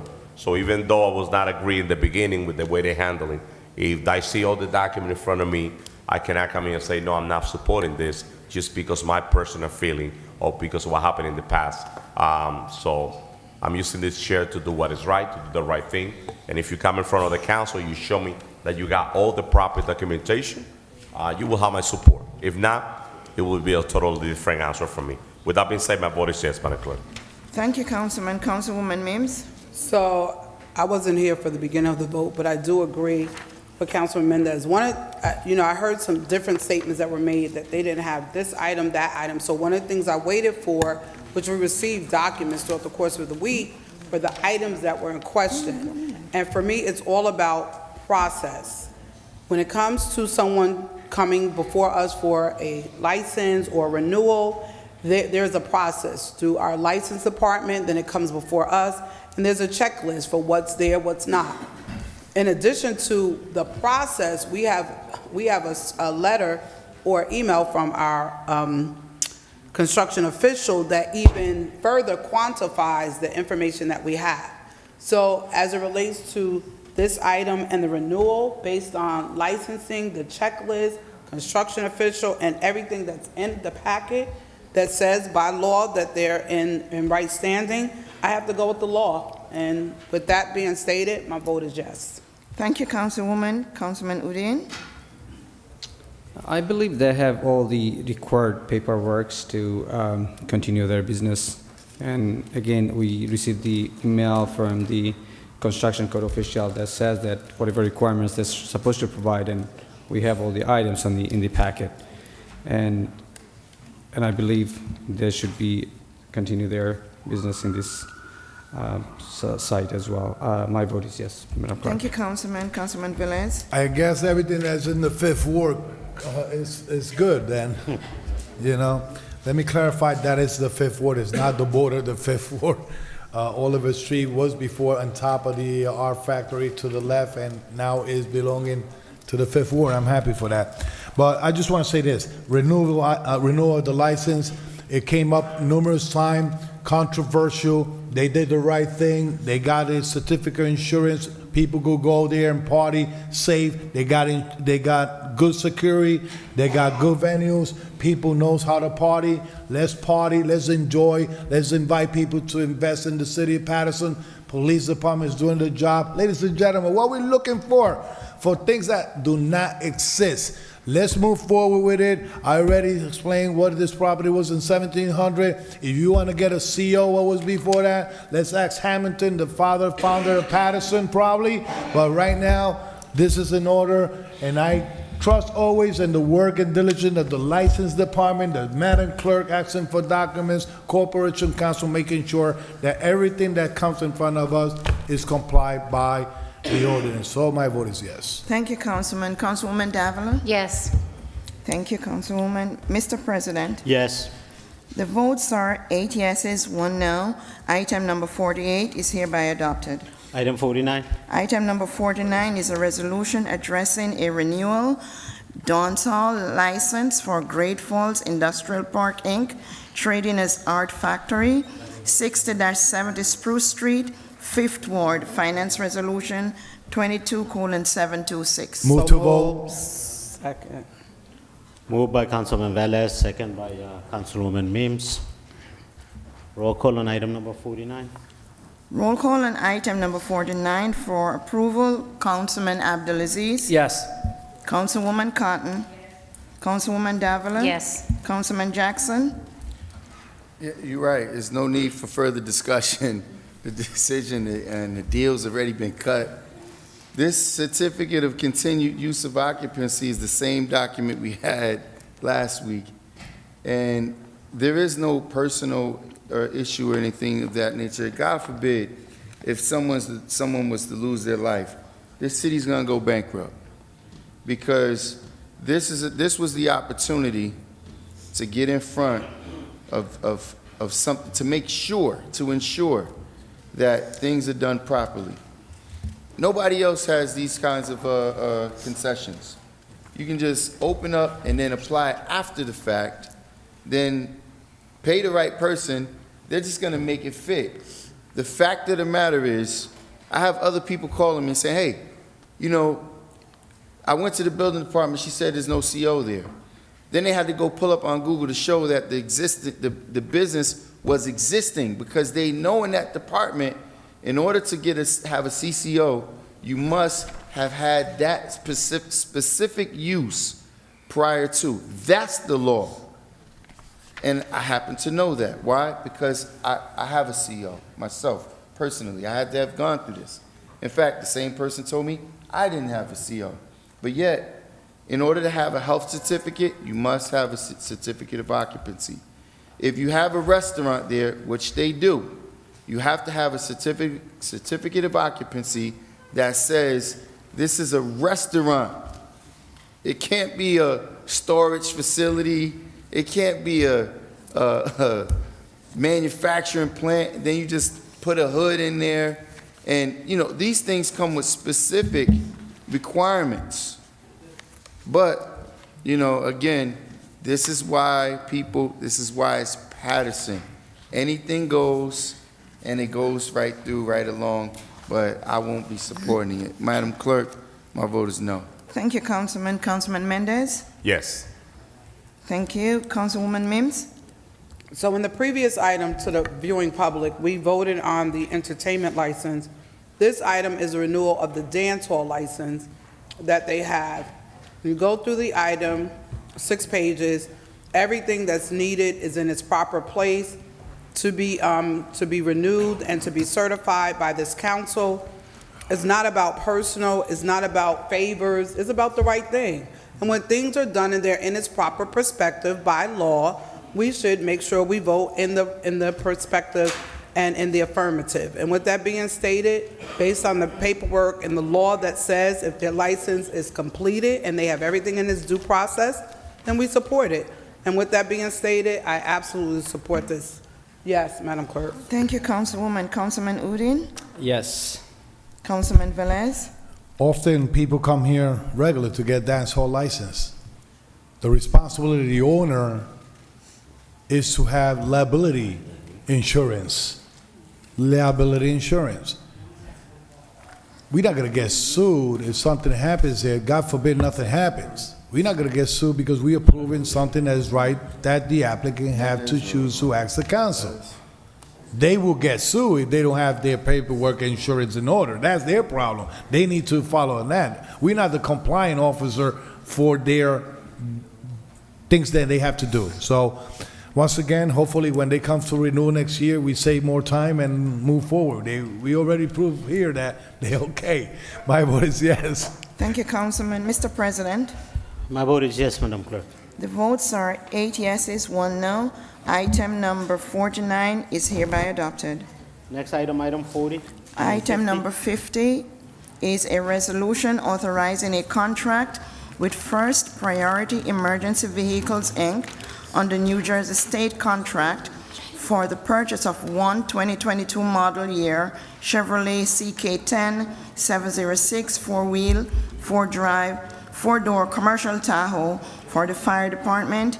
Is Fire Resolution 22:727. So moved. Second. Moved by Councilwoman Davila, second by Councilwoman Mims. Roll call on item number 50, Madam Clerk. Roll call on item number 50 for adoption. Councilman Abdelaziz? Yes. Councilwoman Cotton? Yes. Councilwoman Davila? Yes. Councilman Jackson? Yes. Councilman Mendez? Yes. Councilwoman Mims? Yes. Councilman Udine? Yes. Councilman Velez? Yes. Mr. President, Yes, Madam Clerk. the votes are 9 yeses. Item number 50 is hereby adopted. Next item. Item number 51 is resolution authorizing the solicitation of bids for the removal, purchase, delivery, and installation of epoxy flooring bid number 23.06 for the fire department. It's Fire Resolution 22:728. So moved. Second.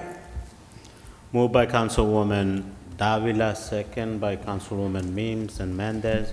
Roll call on item number 51. Roll call on item number 51 for adoption. Councilman Abdelaziz? Yes. Councilwoman Cotton?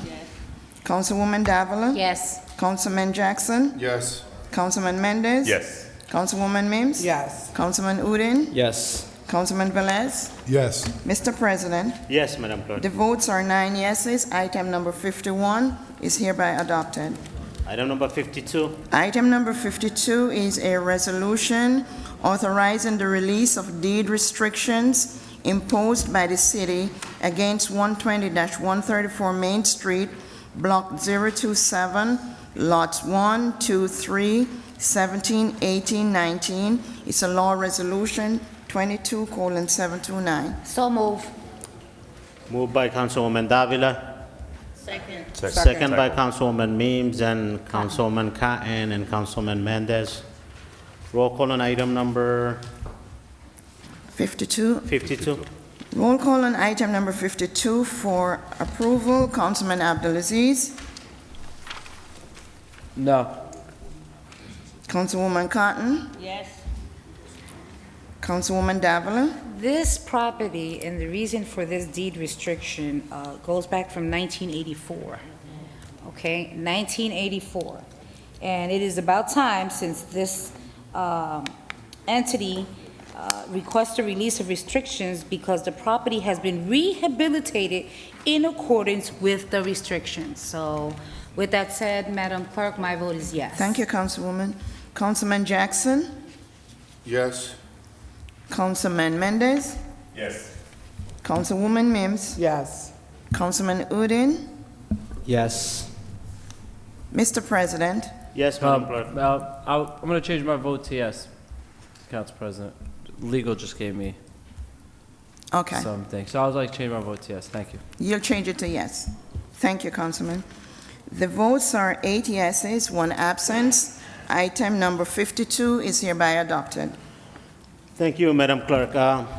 Chief, Councilman Jackson, would you like to brief us on the discussion? Captain? Yes. Discussion with Councilman Jackson and Councilwoman Davila. Council President. Yes, So, Councilman Jackson. just quickly, Councilman Jackson, you're going to speak on the situation, right? Because we had, on workshop, we had a discussion, and I know that there was a list that was expiring, that expired, right? And then a new list came out, so we wanted clarification, as we had been having conversations, that based on the city, the list still, as long as they were certified, were able to continue. So we don't want to mention any names or anything, but just position. Councilman Jackson, I just want to. Promotionals, Yes. can you hear me? Mike is on, yes. It's good? Yes. Yes. Yeah, that's where I think the initial confusion really comes in. When a person is certified on a promotional list, it's good for 90 days. This is an issue that becomes problematic sometimes, rarely, when you have a list that's expiring and a new list that's issuing. And then you have vacancies that are existing and anticipated vacancies, and that's the perfect storm of what happened here, which creates a lot of confusion. We had a vacancy, a single vacancy, based on the 1 of 3 rule. 3 people were certified, so technically they're certified for 90 days. However, that list expired during that certification period, and a new list was issued. So several more vacancies are anticipated within the next few weeks. I would think January and February, we expect some retirements. Whether it happens or not, we'll see, but we certainly expect them. Those, it's easy to see where people think, well, I'm good for 90 days, so I can be promoted for that. Not if those vacancies didn't exist during the life of your list. And that's where the confusion comes. I was a victim of that myself back in 2008. That's how come I knew it would be a problem. So I made sure I reached out to civil service and said, hey, anything changed with this, or is this still the rule that has to be followed? And they pretty much clarify that, yeah, that's the case. When you have an existing vacancy or a series of vacancies that exist during a particular list, you can promote those people at any time during the 90-day period to fill those vacancies. If you have a new list that subsequently comes out, and it happens only once every 3 years, when you have an old list that's dying and a new one that's coming out, and you happen to be promoting right at the end of the list. So then you have people that get excited, rightfully so, because they're certified for 90 days. They know, hey, so-and-so is planning to retire within the next day or 2 or next month or so, and I'm going to get promoted. And that's not typically how it works. So that's real. Excuse me, that's really where the big confusion comes in. It comes in with people being certified for 90 days and being eligible to be promoted, which is absolutely true, as long as the vacancy existed during the life of that list. Once that list dies and a new list is issued, and then you have 2 or 3 vacancies that open up during that new list, it has to come from there. It can't come from the old one.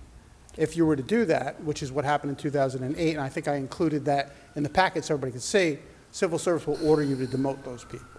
And that's a situation you really don't want to get into. It's more embarrassing. If I may, Thank you. Sure. Councilwoman Cotton? I just want to ask a question to Corporation Counsel.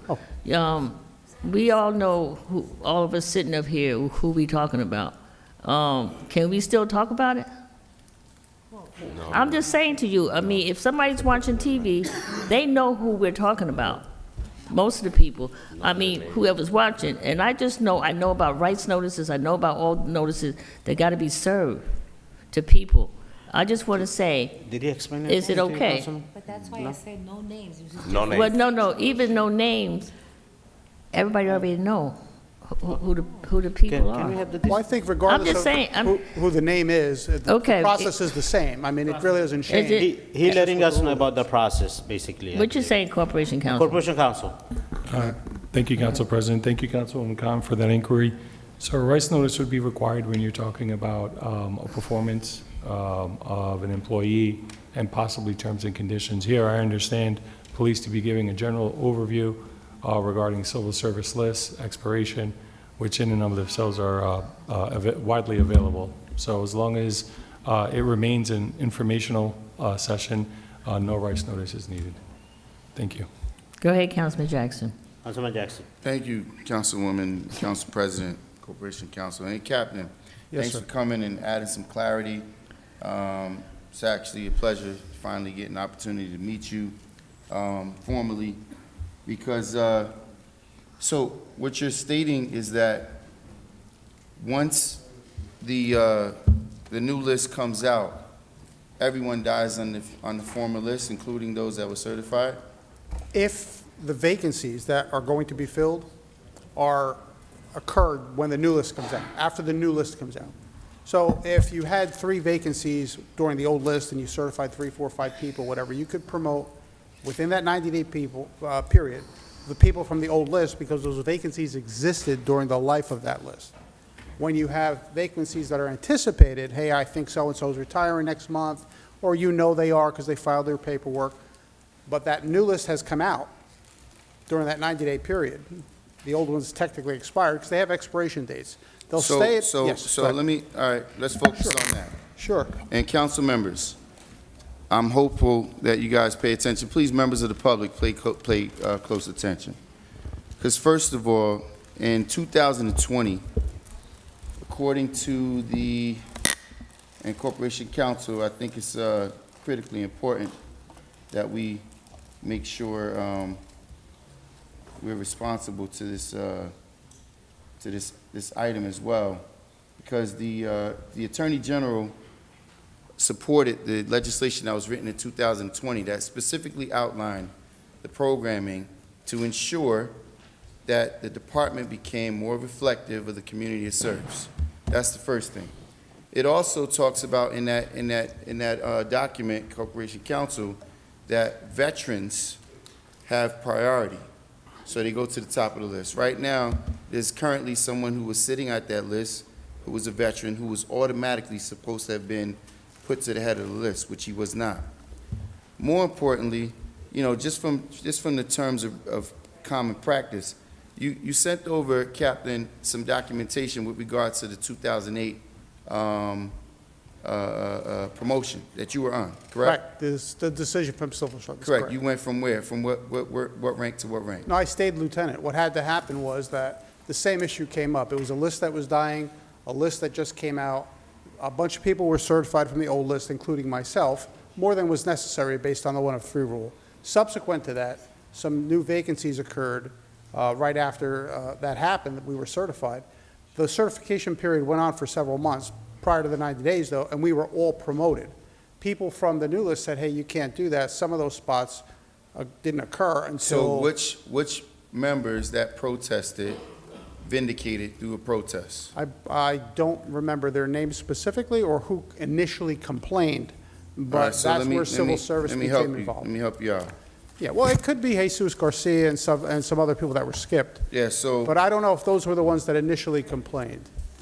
so council members, in 2008,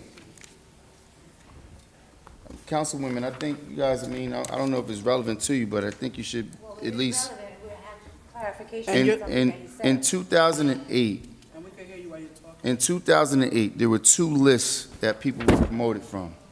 In fact, the captain here was on the list at number 5, and he was not promoted, he was passed over. But in fact, he was promoted that same day off of the new list. Then you had the 2 names that's at 9 and 10 that were also skipped over by the rule of 3. And Councilwoman Davila and Councilwoman Mims, I don't know if you guys recall this, but we've been repeatedly told that we have never utilized the rule of 3.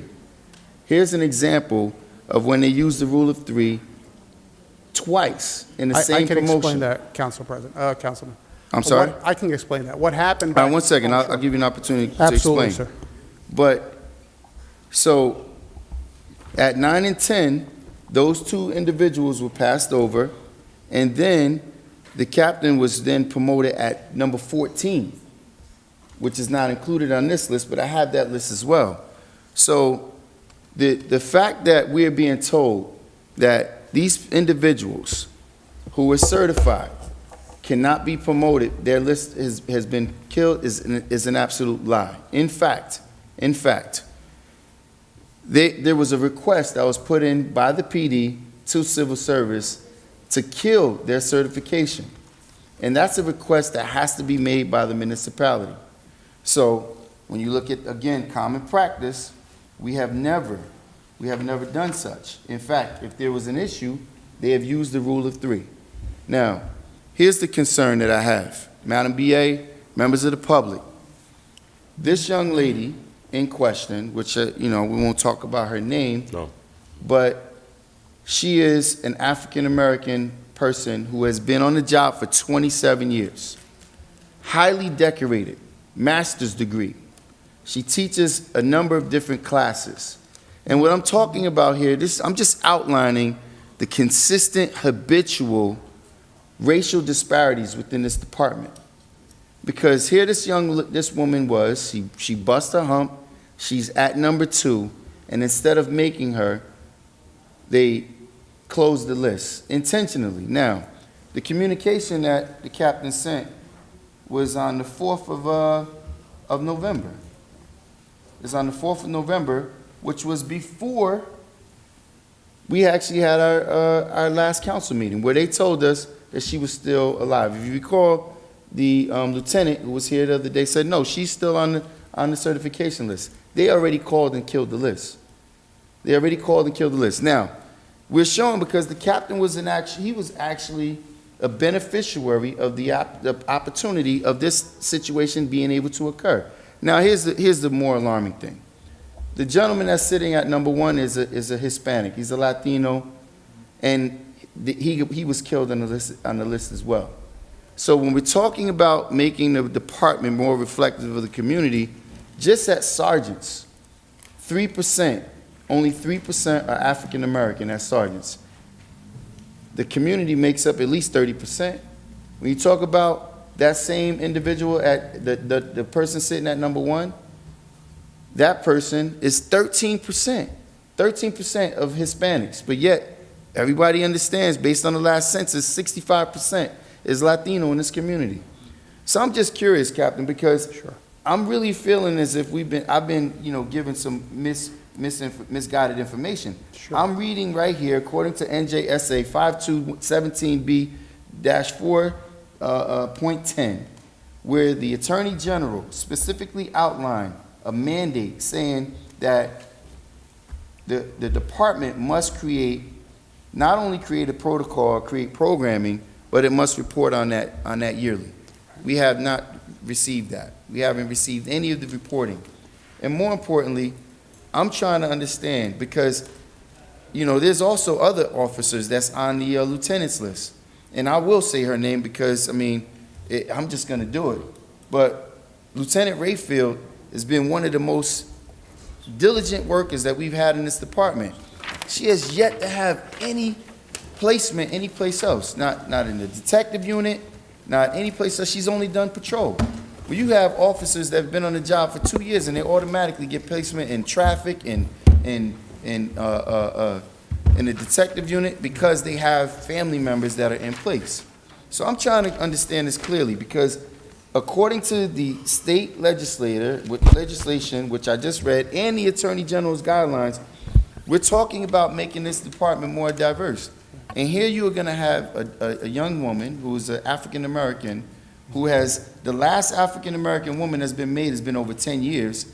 And now the next time that is the possibility, by skipping her over, because the same privilege that was given to you when you were skipped over back in 2008, why wasn't that privilege or that opportunity given to a Paterson person? I can explain that, whatever.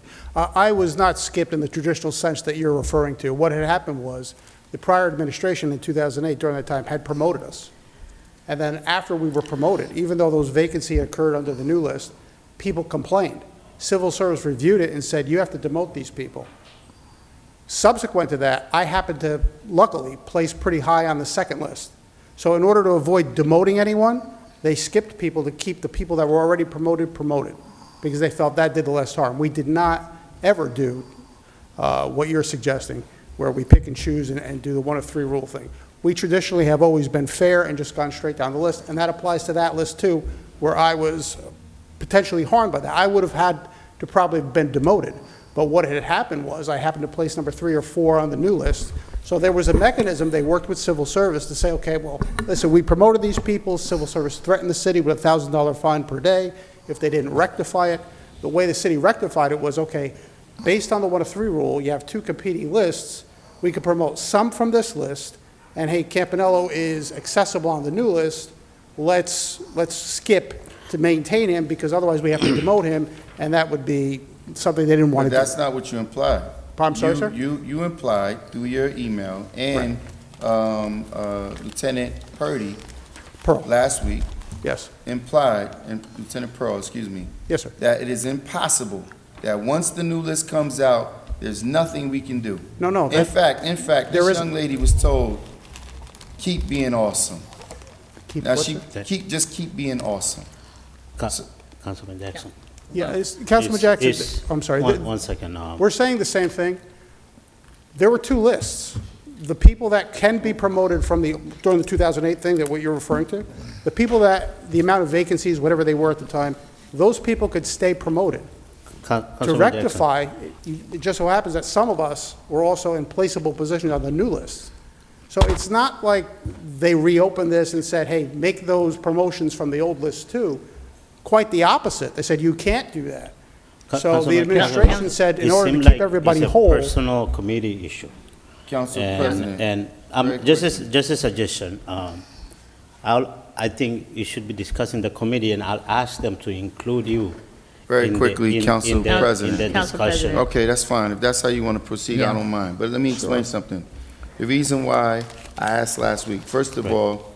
I didn't even know he was coming tonight, Well, honestly. We talked in our previous meeting, and the request was made. Okay. They never sent the documents. I talked to the chief, and they sent it over, so he came to address it. But the reason why this is very important, and is because the 90 days is a very key factor. Yep. And she's already time in. Once the 90 days expires, those 2 individuals, which, first of all, just based on the findings from with the Attorney General, the last promotion that you made should be retracted, because the person that's number 1, the Hispanic, the gentleman that's on the list, not for a purpose of ethnic parity, but he's a veteran, so he automatically was supposed to get priority. He was automatically supposed to He might not have had veteran status, though. Just because He you're a has veteran. veteran status. It's on. We can discuss that later. But Council President. Council President. Well, let Council, yes. Please. Councilman Jackson, then Councilman Mendez. This is what I've gotten directly from civil service. The commission may review in a list to implement a court-ordered decision or a commission the event the successful appeal institute during the life of the list, or to correct an administrative error. So the reason why I'm saying this is important that for us to address this, first of all, this young lady worked her tail off. And I'm tired of city employees, especially Paterson homegrown employees, being passed over for what is being viewed as a technicality, which obviously is incorrect.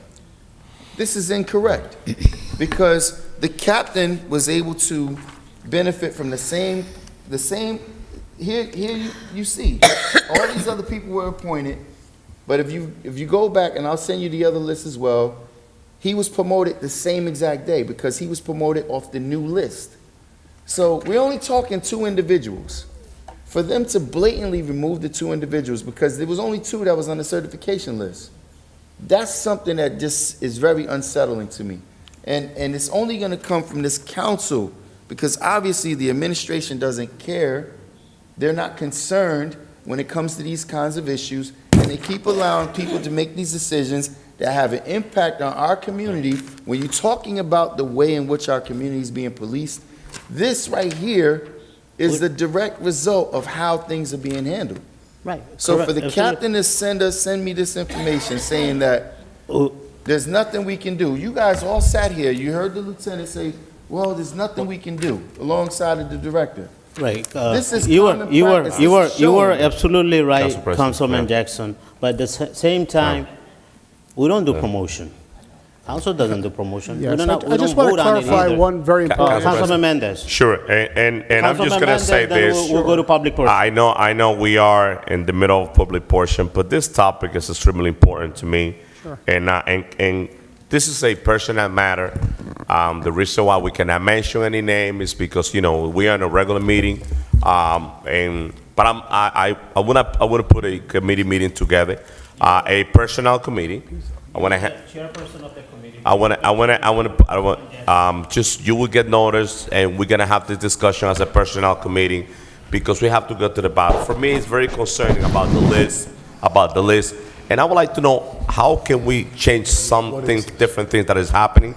I think that, for me, it's key to make sure that the police department reflect the community. So let's have this conversation at a personnel committee, that way we could go deep into position, name, and everything, and not in a regular meeting. And Councilman Jackson, I want you to be part of that conversation. And whatever we discuss there, if we have to bring it back to the council, we will. I agree with you 1,000%. We gotta protect our Pattersonian. We gotta protect our Patterson residents that do the work, that are on the line, and you know. So let's continue the conversation at the personnel committee. Yes, thank you, Councilman Mendez. Cotton. Councilwoman Cotton, then we go to public portion. Okay, I just want to say that the last two sergeants for African American was in 2015, and they were promoted because it was a consent decree that forced the city to promote them. The whole Now- department was up in arms. No, they were up in arms, but it was consent decree that forced them to promote these two African American women to sergeant. Now, my understanding is that when the Attorney General put it in their guidelines, that they wanted the city to be more diverse, but actually they were relying on the departments to do the right thing. Correct. They were relying on the department, meaning the police department, to do the right thing. Even if this lady or person stays certified for 90 days, I know that they don't ask many, many times for DCA to change rules, or if you want us to do the guidelines, what you said in 2020, to make our city diverse, I would not see why DCA would not agree. I just want to put that on record, that it was 90 days, even with the new list coming out, even if we want to follow the the Attorney General guidelines in 2020, when they said, but they're relying now on the police department to do that. Because what's happening is that they can't do it, Attorney General. They're relying on the people on the top to do the right thing. So I believe that it could have been done and it should be done, but I just wanted to correct about, and as of now, we don't have any more consent decree.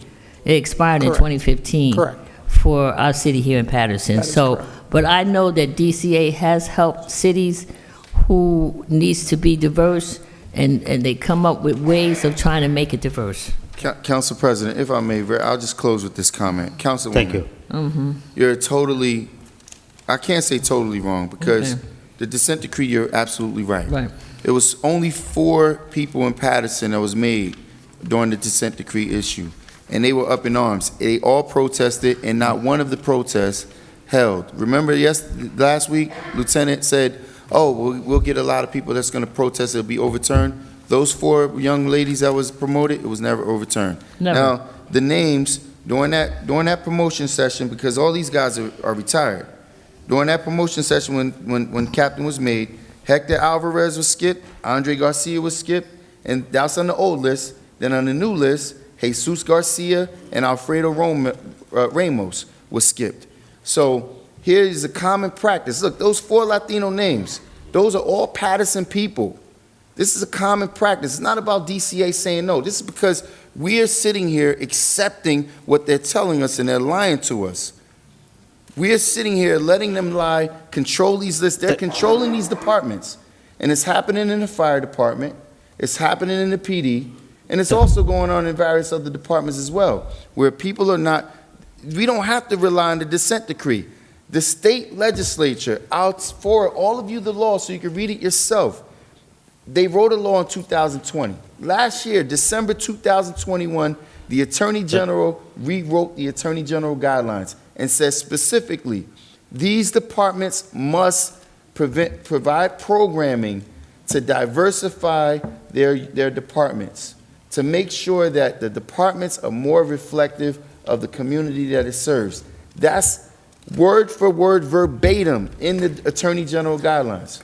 We're sitting here just saying, oh yeah, it's okay, but no, this is enough. How are we gonna allow another one of our people who bust her behind to get there just to be turned away? Now, there's an opportunity based on civil service guidelines for that certification rescindment to be recalled, her to be reactivated, and if the PD wants to do the right thing, this is doing the right thing, making sure these people that work their tails off are promoted as they should be. I'll rest it there, Thank you, Councilman. You'll have the further discussion in the Personnel Committee Very meeting. good, Captain. Look forward to seeing Thank you, personnel. Captain. Thank you, Chief. Let's open up the public portion now. Yes, Council President. Madam Clerk, there are how many 14 speakers? There are 14 speakers. 14 speaker. First Yes. speaker. The first Please. speaker is Ms. Sharon Nero of East 32nd Street, Paterson.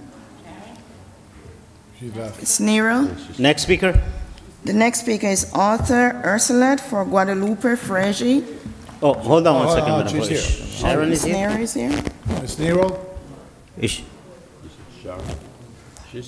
Is that her? Is that her? Sharon, okay. Please state your name and address for the record.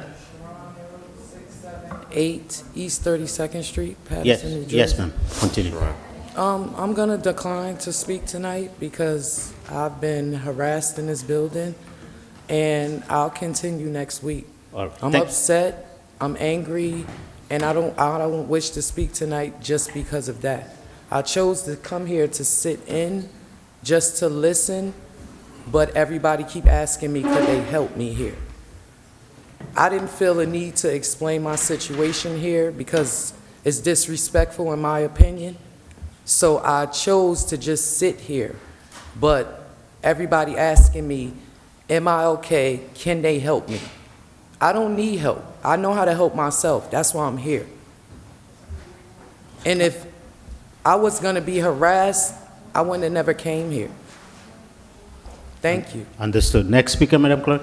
The next speaker, Mr. President, is Arthur Ursulat for Guadalupe Fregi. Arthur. Next speaker. The next speaker, Mr. David Gilmore, 14 Van Houten Street, Paterson. Mr. Gilmore. Thank you. Dave Gilmore, Paterson. There's just so many things to talk about, but being that this is the last televised meeting for this year, as I'm told, I had to come and speak, because I wasn't going to come tonight, but I have to speak on a couple of different items. One is, I'm a little bit disturbed in the common practice where it has been used previously in the bait and switch. Tell us one thing and you do another. And what I'm referring to is, on the bigger picture, is the cannabis legislation and or what it means to be a recipient of what was designed to be an opportunity for disparaged people, overly prosecuted, brown and black in particular, in high-density communities. Paterson is one. Whereby what we heard and what has transpired is two different things. The big boys that were involved in the medical marijuana were then promoted into recreational marijuana with no real opportunity for people of color to participate, particularly in Paterson. Now, you may have some other place. I'm talking about Paterson. Where is the promise, if you will, of a guarantee for participation and being empowered in this new multi-billion-dollar industry?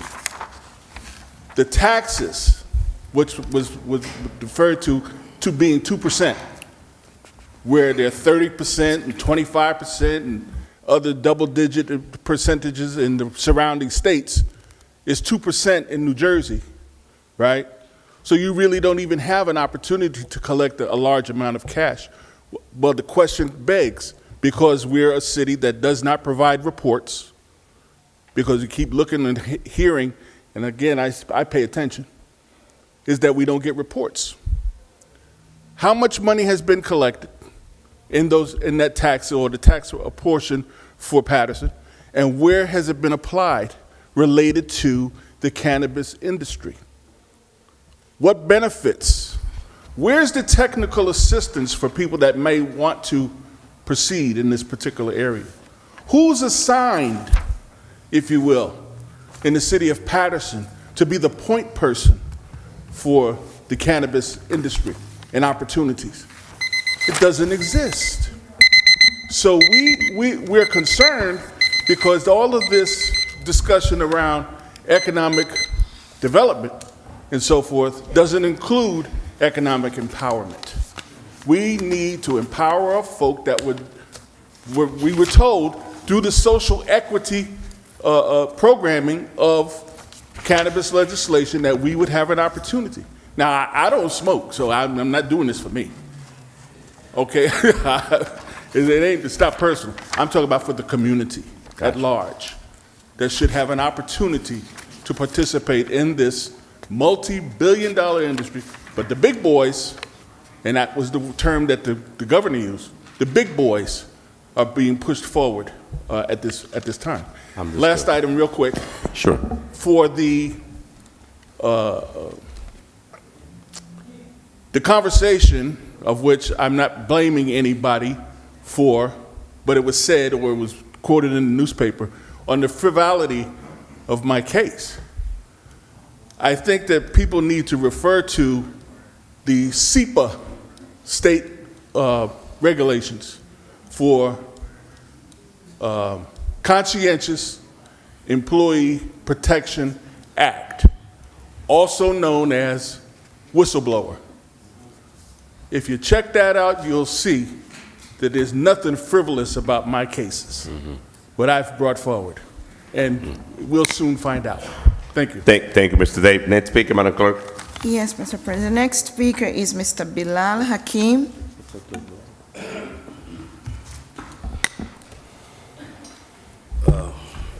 Yes, good evening, everyone. Good evening. I did write down some quick notes. Actually, I dozed off here. I give it to you, to be able to sit at these meetings. Often, I think about it, I would want to, I don't want to be at long meetings. It's one question I wanted to ask before I mention what the construction code officer, for the record, can you state that person's name in the record? Corporation Counsel? Mr. Bellar, we are in the public portion. Yeah. Just, after you 3 minutes, so I'm gonna get the question, and at the end, we ask Madam Clerk to respond. Corporation Counsel. No, it was just interesting. I had some other things, but, the Councilman Mike Jackson was deliberating so long, and he just raised some questions. And he talked about the courts have ruled in their favor. Have any of you been to the art factory recently? That's one other question. Often, people tote the law out. Law is a prescribed way of lying with validations at times. Remember that. Make note of that. Law is a prescribed way of lying with validation. Remember that. Don't have enough time to really deliberate. But I wanted to just say this here, and I'm not, punching down on nobody, but just raise some questions. The city clerk retired, and that seat has to be fulfilled. The burden is on the city council. Ms. Jacqueline Murray, the deputy city clerk who's been here working tirelessly, should not be overlooked at all. And if she is, we're going to blame some of you for allowing that to happen. We're talking about people being overlooked so much, we don't want to see that happen. She should be the next clerk for the city of Paterson. And the sitting mayor, Mayor Andre Sayer, deserves, he needs to be given an apology.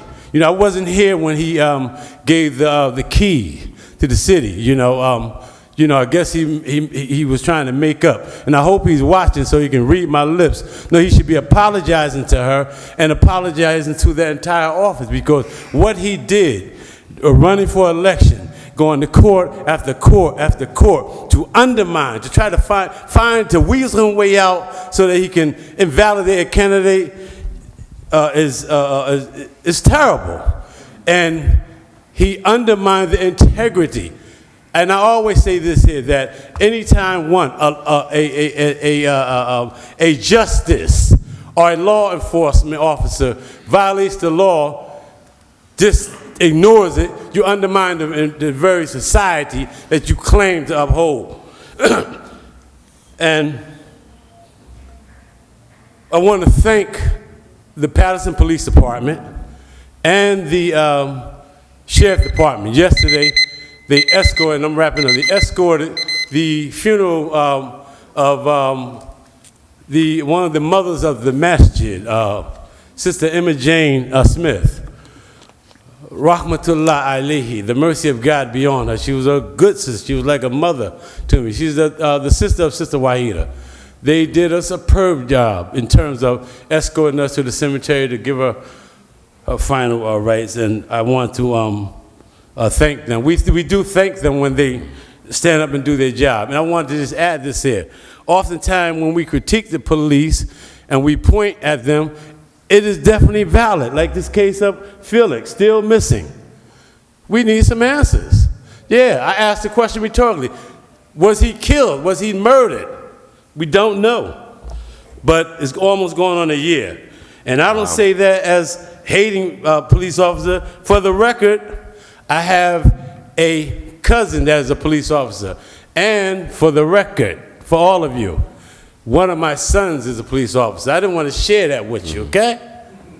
So I'm clear about that. And I worked for William-Paterson University for 5 years, campus police. Please wrap up, Mr. Bella. Wrapping up right now. The last thing I want to mention is that the Public Safety Committee chair, we need to look into, these banks, they have the little cubics. And, I was on my way to the bank coming back, traveling, and I stopped at the bank, and inside the little cubic, I find the people, they're laying down there sleeping. So, yes, I'm going to be hyper alert. I don't know if they're sleeping, I don't know if they're waiting for you to get in and go inside your account and knock you in the head or pull a gun on you. As someone mentioned here, I think at the last council meeting, being robbed, some jury guy mentioned something like that. The police are out all night long. I'm saying, we need to, they should be making reconnaissance. And if they're in there, tell them to get out. Because I woke them up, told them, you got to get up out of here. And they said, well, a police officer, we can't. I said, well, you're going to have to get out of it because I'm going to call somebody. And I did call. I called one of the council people. Listen, we need somebody to check down. I don't know what's going on. And you got a lot of mentally ill, people that's in the world. A man was on the train in New York, and they showed it all over the news. Just show how low the society has come, where the lady was sitting, and she tried to get up, and he just grabbed her by the neck to sit down, and the people just sit right there and watch it happen. Got it. So please, appreciate it. Handle that. Last but not least, because this is the last council meeting, I got to share this here with you. We are sponsoring our second day of Kwanzaa, Kuchijakalia, that started with our former leader, Kamal Kalfani, right? And we continue in that tradition. We do the second day of self-determination. We've stepped away due to the shutdown of the society, the whole world. But we are returning. Our theme is the night of power. Sankofa, look back. We have returned. We're having that at the Masonic Temple. This year is something different. We're doing a banquet to honor and to help 5 different organizations. What's the day and the time, Mr. Bellard? That is the 27th of December, 2 days after Christmas. I'll send it to you. Please. The tickets are $100. Okay. I added up 9 people here, so out of 9, you can. It's going to a good cause. We're going to be helping the Paterson Healing Collective. We're going to be helping Paterson Cares. Thank you, Council President. Ballard, thank you so very much. So I'm going to send that to you so you can get all of the Bug Foundation. Send us the information. We have many Barbara other Park speakers. Association. We appreciate and it. And the Lambe Breath Foundation. Thank you. Next speaker, Madam Clerk. The next speaker is Miss Ilia Villanueva.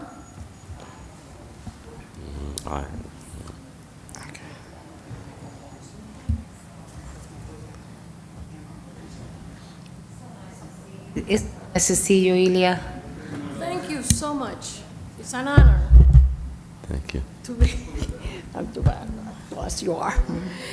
Members of the council, thank you so much for allowing me to be here. It's an honor and a privilege to be in front of you after I have the pleasure of being in front of many council persons in the last almost 50 years that I'm living in the city of Paterson. Also being a candidate many times. As we're celebrating, which I don't agree in a way, the 50 years of the Puerto Rican heritage and culture of us in the city of Paterson, we're not going back to 50 years. We're going back to the 30s and the 40s. When Paterson was under the alderman, going back to the alderman, and anybody that wants the record, I have the record with me. When I was running for councilwoman of the 6th Ward against the wonderful and loved Tom Rooney by me, I was his supporter before, I did my research, which many people don't do research when they're running for public office. Back in the 30s and the 40s, when we have the Board of Aldermen, the first Puerto Rican was elected. His name was Jimmy Avalos. After Jimmy Avalos, we have the second and first Puerto Riqueña female elected, his daughter, Rita Avalo. She was 26 years at the time. She was a Pattersonian and graduated from Eastside High School, which I have the honor to meet her. When then we have this new form of government called City Council, and we have the first elected in May of 1984, our sister, Councilwoman Maria Magda O'Keefe, which I happened to work for many years, being her assistant and legislative aide, and I have the honor to meet Rita Avalo back then. As I was having a conversation today with 3 wonderful people that I love to death, Mayor Jane Williams, Mayor Pat Kramer, and the former councilman of the 5th Ward, Juan Torres. We all agree, because I was looking to certify that the information that I have was correct. And also I have the opportunity to work with the wife of Mr. Otis Cobb, which was an alderman. Miss Cobb, remember Miss Cobb on this floor? All the fights that we have, and Miss love the way I worked with her for many years. So as I cleared the record, and also during that time we have Paul Octavio, Ray Casera, John Petron, Ed Murphy, the father of Peter Murphy. And all these people, there was some minorities elected back in the aldermans. So we, the Puerto Rican community, goes back to the 30s and the 40s. And today, we are so honored. Wow, that was fast. We are honored, and I'm happy to be here because I have been part of so many celebrations for so many wonderful, wonderful people, not only Hispanics. I was honored in 2002 to run in a ticket with the late Reverend Jesse Dixon, which was my partner and my running mate under the wonderful and loved Mayor Martin G. Barnes. This is to say that Puerto Ricans have always have and work hand on hand with our African American brothers. Let's have that clear. Okay? Let's have that clear. We always run and we always been together, because when there was no representation in this council, there was Vera Ames and Councilwoman Magda fighting with Ruby, with Mr. Cotton, remember? Fighting the good fight to represent the community in this council, the pioneers. Right, Ruby? Pioneers. So we are family. We need and we always been together. And I am a clear example. And I was honored to be with African American community when there was all his other Hispanics, Puerto Ricans running. And they opened their arms. You were there, Mr. Gilmore, you were there. And I have the opportunity to meet a community that opened their arms, including Dr. Mary Garner, Helen Van Riper, the late Helen Van Riper. And we could be talking about great women, Hispanics and African Americans, that work together for us to be here and represented. Wow. As I was starting my work in the Fifth Ward with Councilwoman Magda, and I have the honor of working with former Councilman Juan Torres, and now with Luis Vélez. I have a little token of appreciation for him. As the 50th anniversary of the Puerto Rican community, I was not able to attend because I was sick. But you always be remembered for your actions, not for what you talk. There was a young man that back in 1995 was a member of the board of directors of the Puerto Rican Day Parade. A lot of people don't know. But he stand up in front of that dinner to represent me when he knew that I just came out from the hospital, I was home resting. He today have represented and present this Roberto Clemente memorial. That's how it's called, a memorial, when you remember. And from my personal collection, Luis, I want to present to you something that I have kept in my house for years. Was given to me years ago as an honoring in one of the Puerto Rican Parade's events. Today, on behalf of the Puerto Rican Parade, on behalf of the Puerto Ricans, and especially the pioneers of the Fifth Ward that you represent, that is the house of Roberto Clemente, I want to extend this to you for your wall in City Hall. Thank you. Wow, beautiful. Miss Ilya, you could come around. Councilman. Let her come around. Let her come around. Let me get it.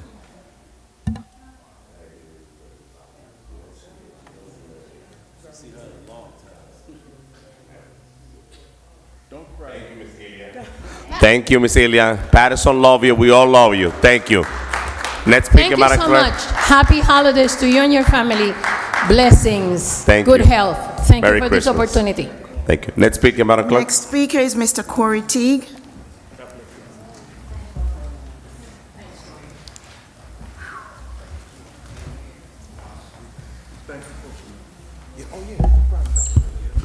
Good evening, members of the council, City of Paterson, those who are watching.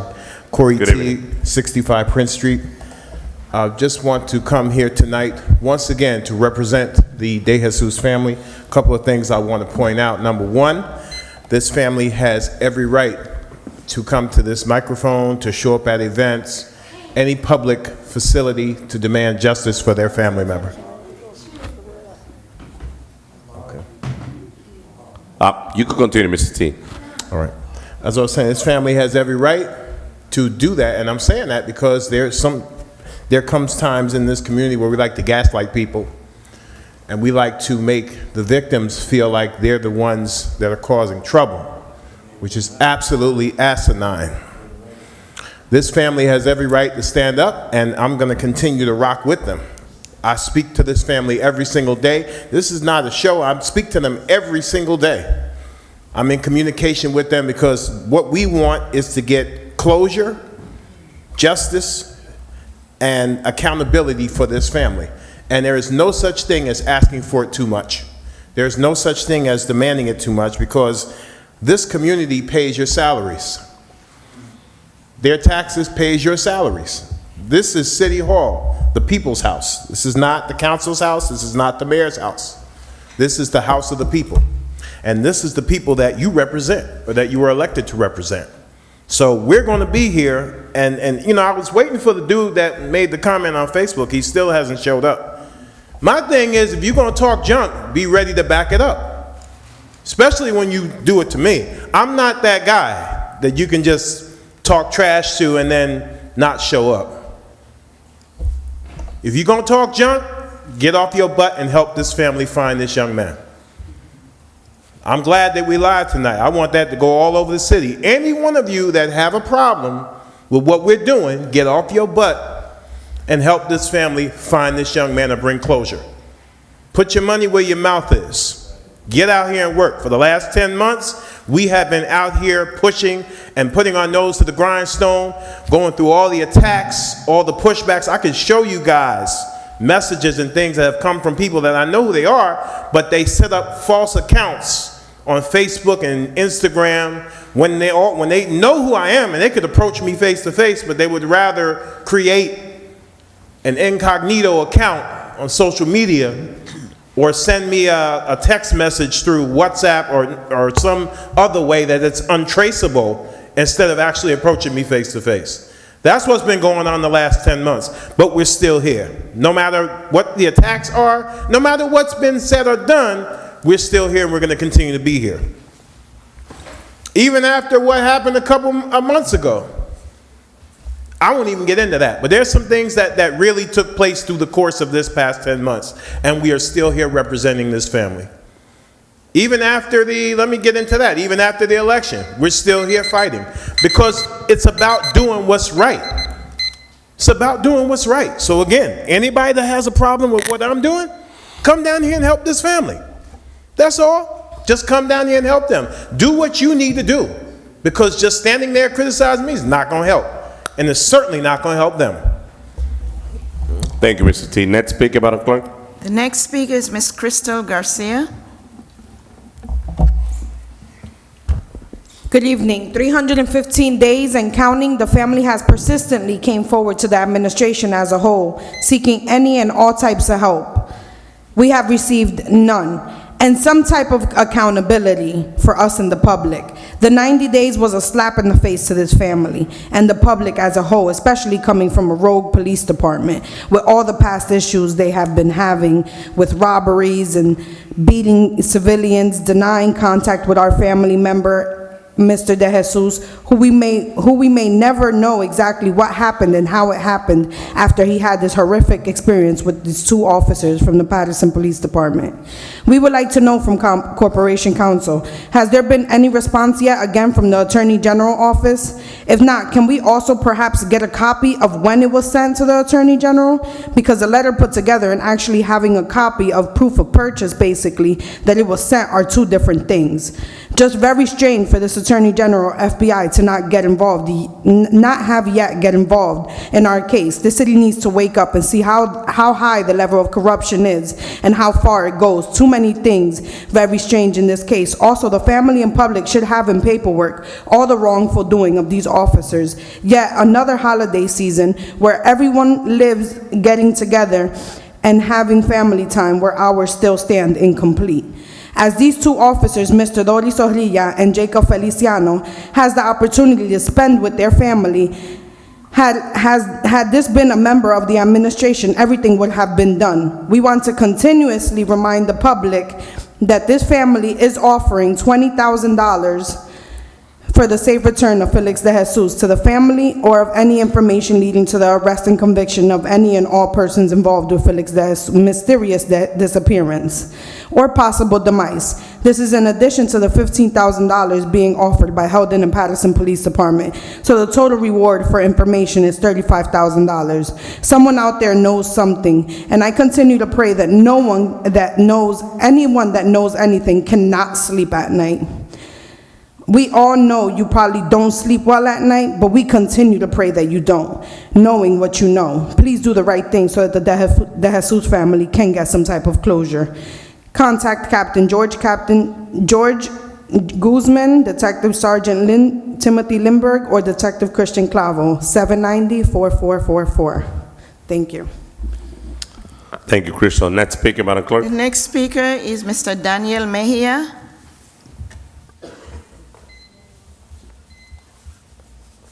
Hello again. My name is Daniel Burgos Mejia, and I am the CEO of Silk City One. Silk City One is a QR code that I want to install on every door in the city, which would give the people 3 options. The first option is any city jobs that are available, whether it's local or governmental. The second option is any city events.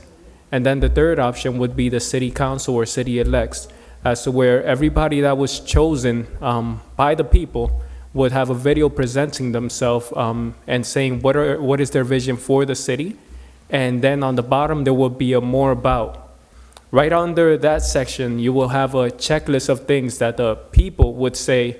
For example, something's wrong on the ward.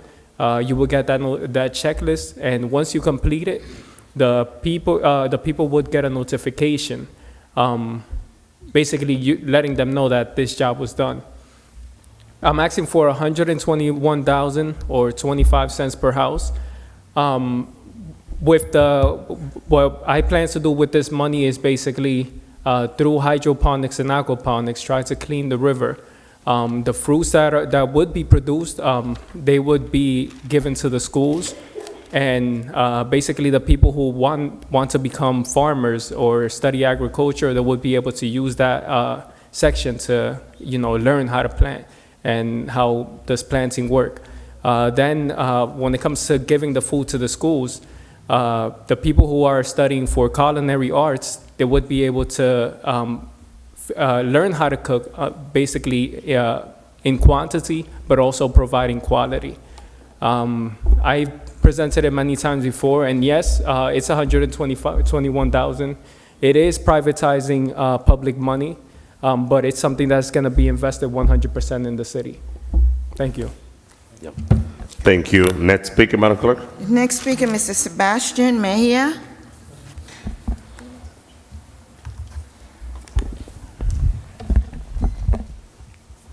Good evening, Council.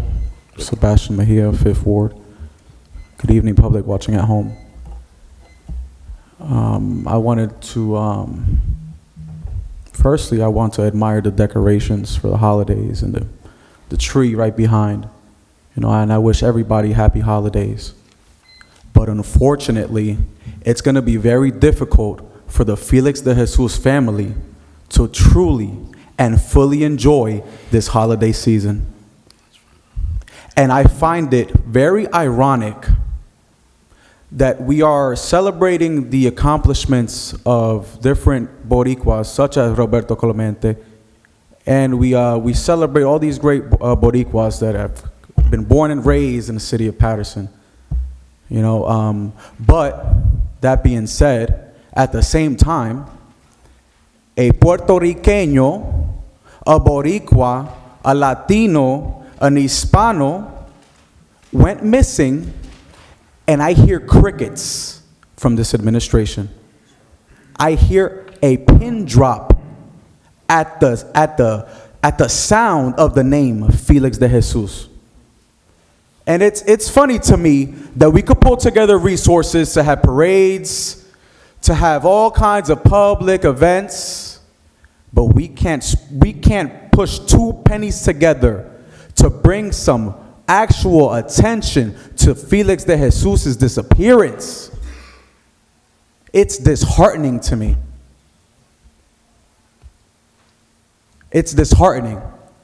You know, this family is a part of this community. They represent all of us. If you're not doing right by them, you might as well get rid of yourself. Get out of your seat. You're just keeping it warm at this point. You're not serving to your utmost capacity. And that's not just going for members of this governing body. It's for the entire administration and for the school board as well. Okay? Do what you were elected to do. Represent us. You're representatives and public servants. You represent the public and you serve them.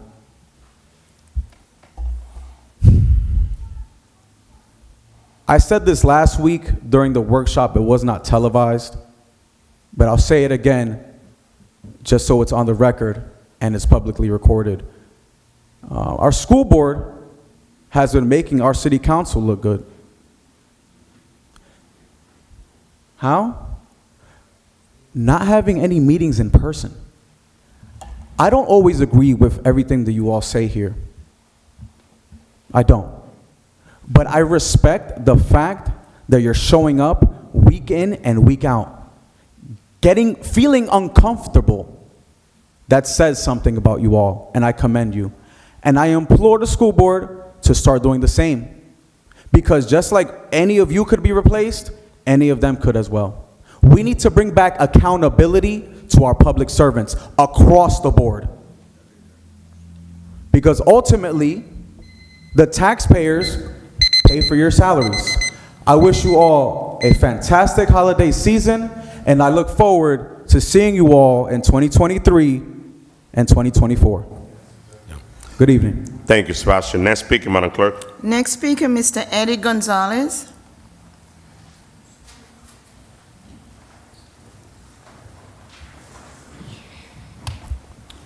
Good evening. Good evening. First, I would like to publicly thank all of the folks, all of the city residents, the voters of Paterson, for voting me in as your next commissioner on the Paterson Board of Education. I publicly also want to thank, he's not here at the moment, but Councilman Al Abdelaziz, who publicly sponsored me and endorsed me. And to all those who supported me and congratulated me after, so thank you. That being said, Ilya, who was just here, gave a beautiful presentation, a little bit of history. This is a wonderful opportunity for us to acknowledge a man who I also personally admire for all the work that he's done, not just because he's a great baseball player, but because of his efforts and what he has done with communities, not just in Puerto Rico or here in the U.S. serving in the military, but also helping folks outside of our own country in times of need. So, Luis, you did a great job, Councilman Velez, in putting that banner up. It looks beautiful. I would just edit to celebrate and just would say something like remember, in remembrance of our great Roberto Clemente. That being said, there's two things that I didn't hear in his memoir. Was he was also given awards by two presidents, Nixon for the Congressional Gold Medal, and also by George W. Bush, given the Presidential Medal of Honor, because he was a military veteran.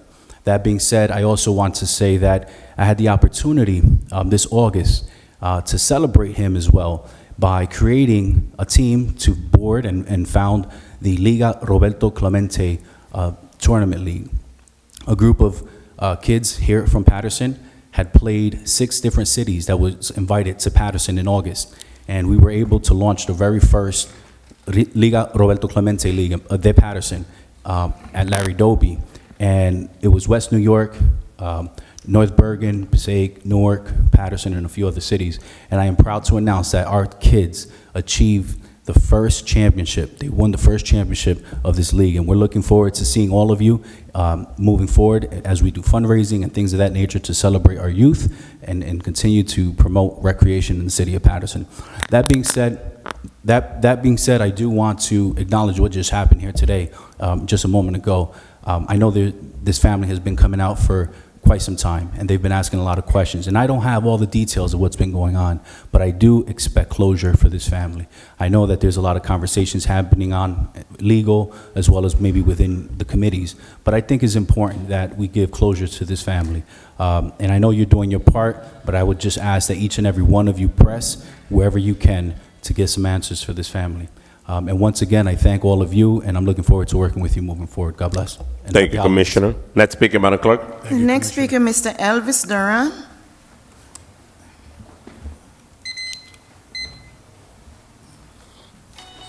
Mr. Elvis Dorr, Paterson, New Jersey.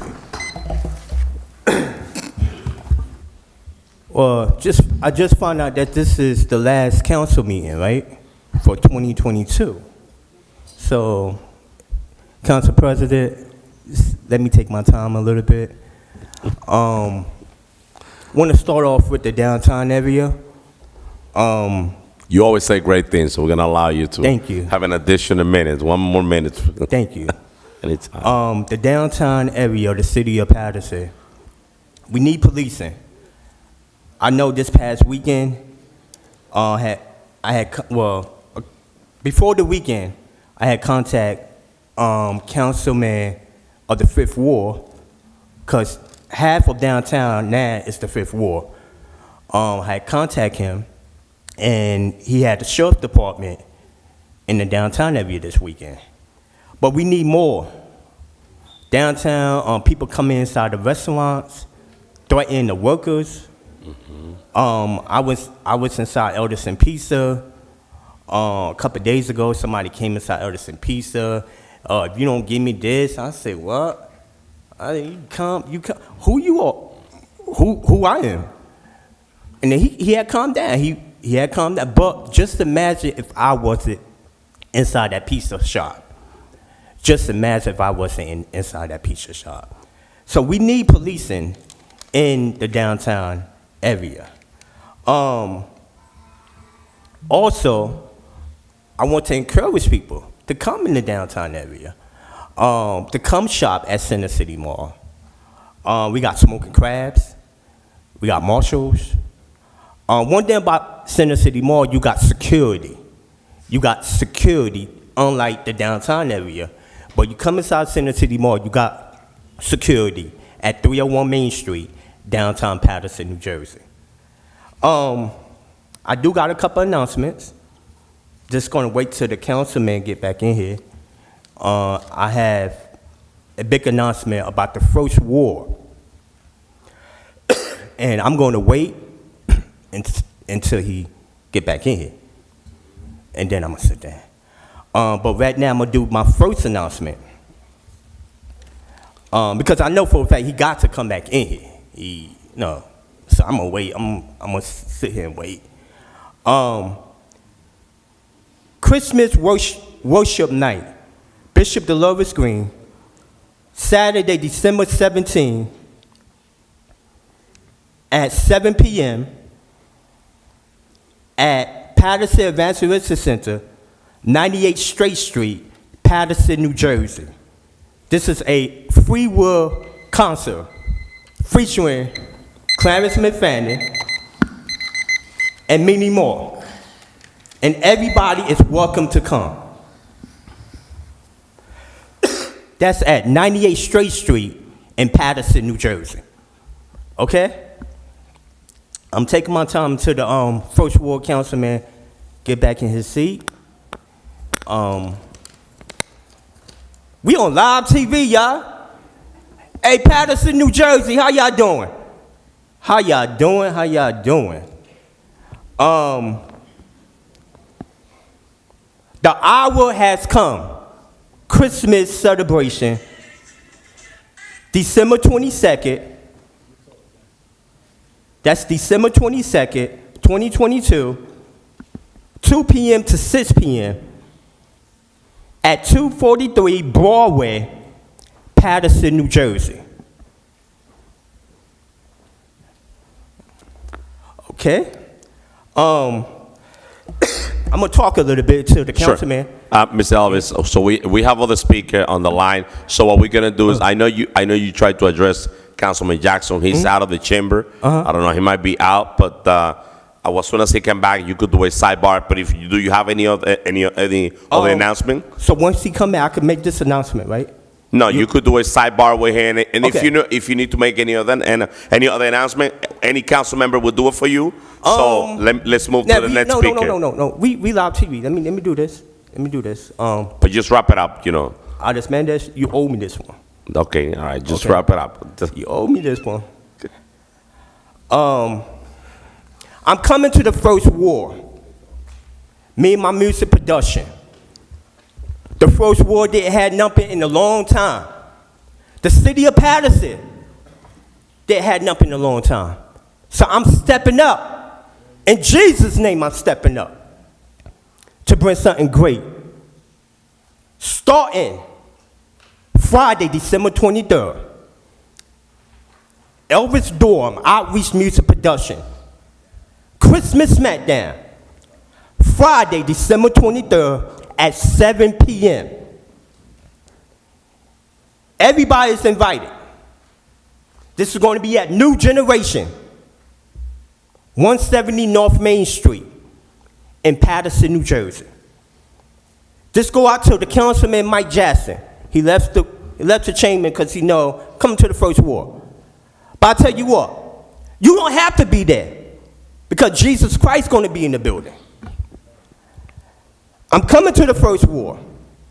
And just go out to the mayor, Andre Sayer. You invited too. If you don't come, Jesus Christ is going to be there. I'm coming because souls need to be saved. I'm coming because people are suffering in the city of Paterson. I'm coming because people need to hear the word of God. Thank you, Mr. Wait, Council President. Just wrap it up, Mr. Alvin. We got another speaker on the line. I know that. Go ahead. Everybody else did the same thing. Go ahead. Now let me talk about my Jesus. This is the last meeting. Go ahead. Let If me you have talk any about other my announcement, Jesus. Woo! go ahead. Jesus Christ got his hands on Paterson. Amen to that. And he's about to use me and my team to help clean up. And I'm willing to work with each and every one of y'all. If y'all want to work with me. I'm willing to work. Okay? I'm coming to the first war. And I want to invite everyone, all y'all to be there. Good God Almighty. God's good. Amen. And Councilman Mike Jackson, I got love for you. I got love for you. Jesus love you too. Because there's power, woo, in the name Thank you, of Jesus. Mr. Elvis. Appreciate it. Next speaker, Madam Clerk. Hey, Council President. I'll be there. Wait, Artist Mendez, God bless you. Amen. God bless you too. Happy birthday, Jesus. Thank you. Amen. I see you Thank in you. 2022. And thank you for being in every meeting this year in 2022. We got to say that. Thank you, Elvis. You've been in every single meeting in this year 2022. Next speaker, Madam Clerk. The next speaker is Mr. Gerard Gill. No, next speaker. Next speaker, Mr. Kenny Simmons. Commissioner Kenneth Simmons. Mr. President, Paterson Board of Education. Whoa. This is a very special night. Good evening, Mr. It's always President. special when you're here. Good evening, council members. Kenny Simmons, President, Paterson Board of Education. So I wanted to first say thank God for people like Villanueva, Councilwoman Cotton. As a product of the 1st and 5th Ward, we had these conversations all the time. I remember when. In 2020, during the height of the pandemic, the board's government committee and a committee from the city council conducted a meeting to find solutions so that we make sure that we kept vaccination sites open. In 2021, we requested a joint public meeting between both bodies. And again, this year, we've requested a public meeting between both bodies. We're not going to find solutions if we can't meet. So it's important that we meet. We want to make sure we find solutions. We don't want, want you guys to make rash decisions. So I was disheartened when I heard about the conversations about moving the school board election, although we've been requesting a meeting and we have not had one yet. So, I'm standing here as a representative of my governing body to implore you to have these meetings before you make these decisions so that you understand our process, our budget process, the solutions that we are trying to bring to the table. We wanted to talk about shared services and other things. You know, we have the Hinchcliffe situation, which I think we are all somewhat on the same page about. So before you make these decisions and have these conversations, I once again implore you to have a meeting with us so that we can have these discussions. I won't be like everyone else. I won't take up much more of your time. So happy holidays, and everyone have a safe and good night. Thank you, Commissioner. Happy holidays. Next speaker, Madam Clerk. Next speaker, Miss Princess Reeves. Princess Reed. Princess Reed. Yes. Oh, good evening, everyone. Welcome. I know this has been a very long, stretched out night, but I'd like to start it on a good note. There's a couple of things that has been brought to my attention. In my building, which is 14 Van Houten, I take on the concerns of the seniors. I not only take on their concerns, but I have 17 seniors that I feed 3 times out of a month. Yes. I take on the concerns even of the grandchildren. And I live alone, and I have 13 grandchildren. Thank God it skipped me. My mom had 17, and I'm the middle child. But I say to you, we have a problem which exists with the vagrants.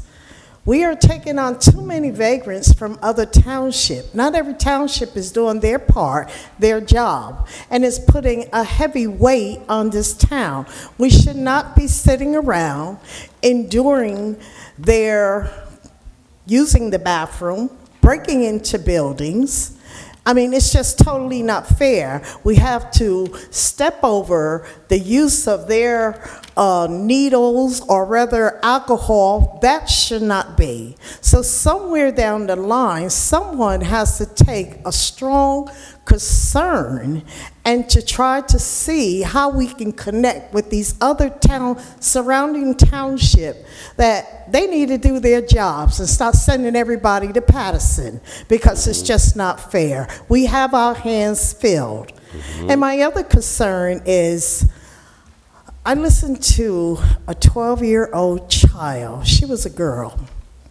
And I know that we are heavily inclined with so many concerns and things that happen within our community. No young lady should be told that she will never mount up to be nothing.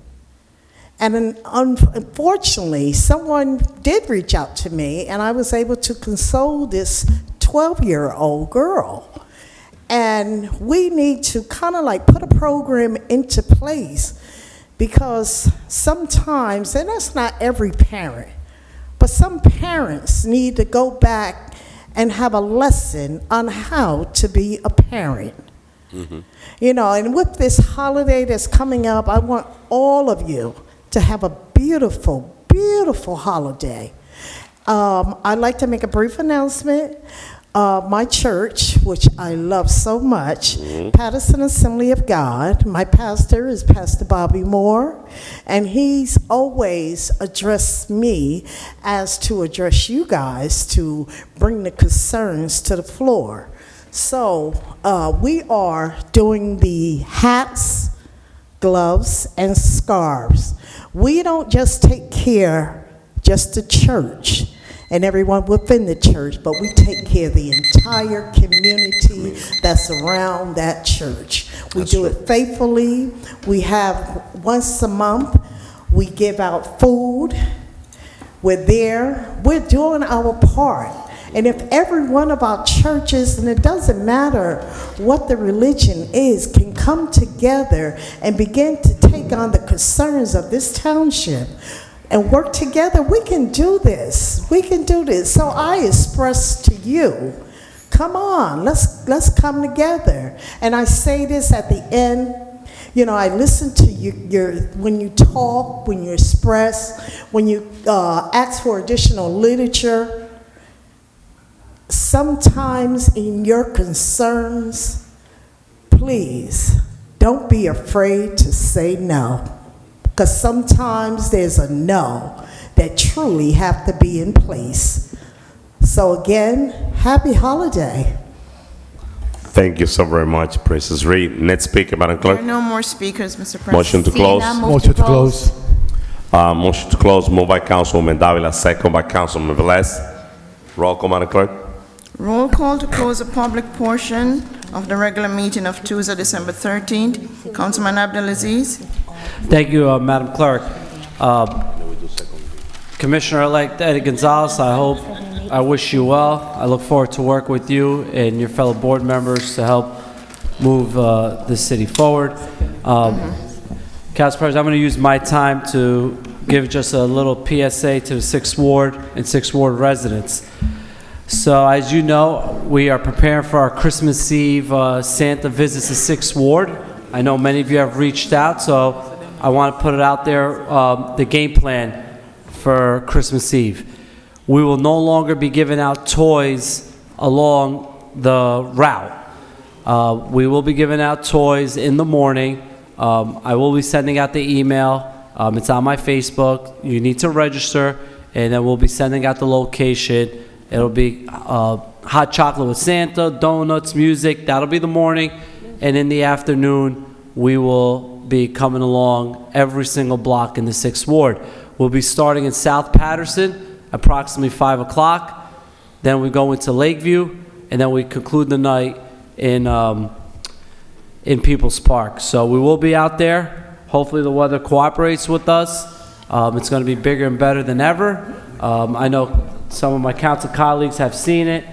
Unfortunately, to any of the residents, I always see in the border, they say, could you come in? It's a pretty big initiative that we take part. It's about 6 or 7 hours.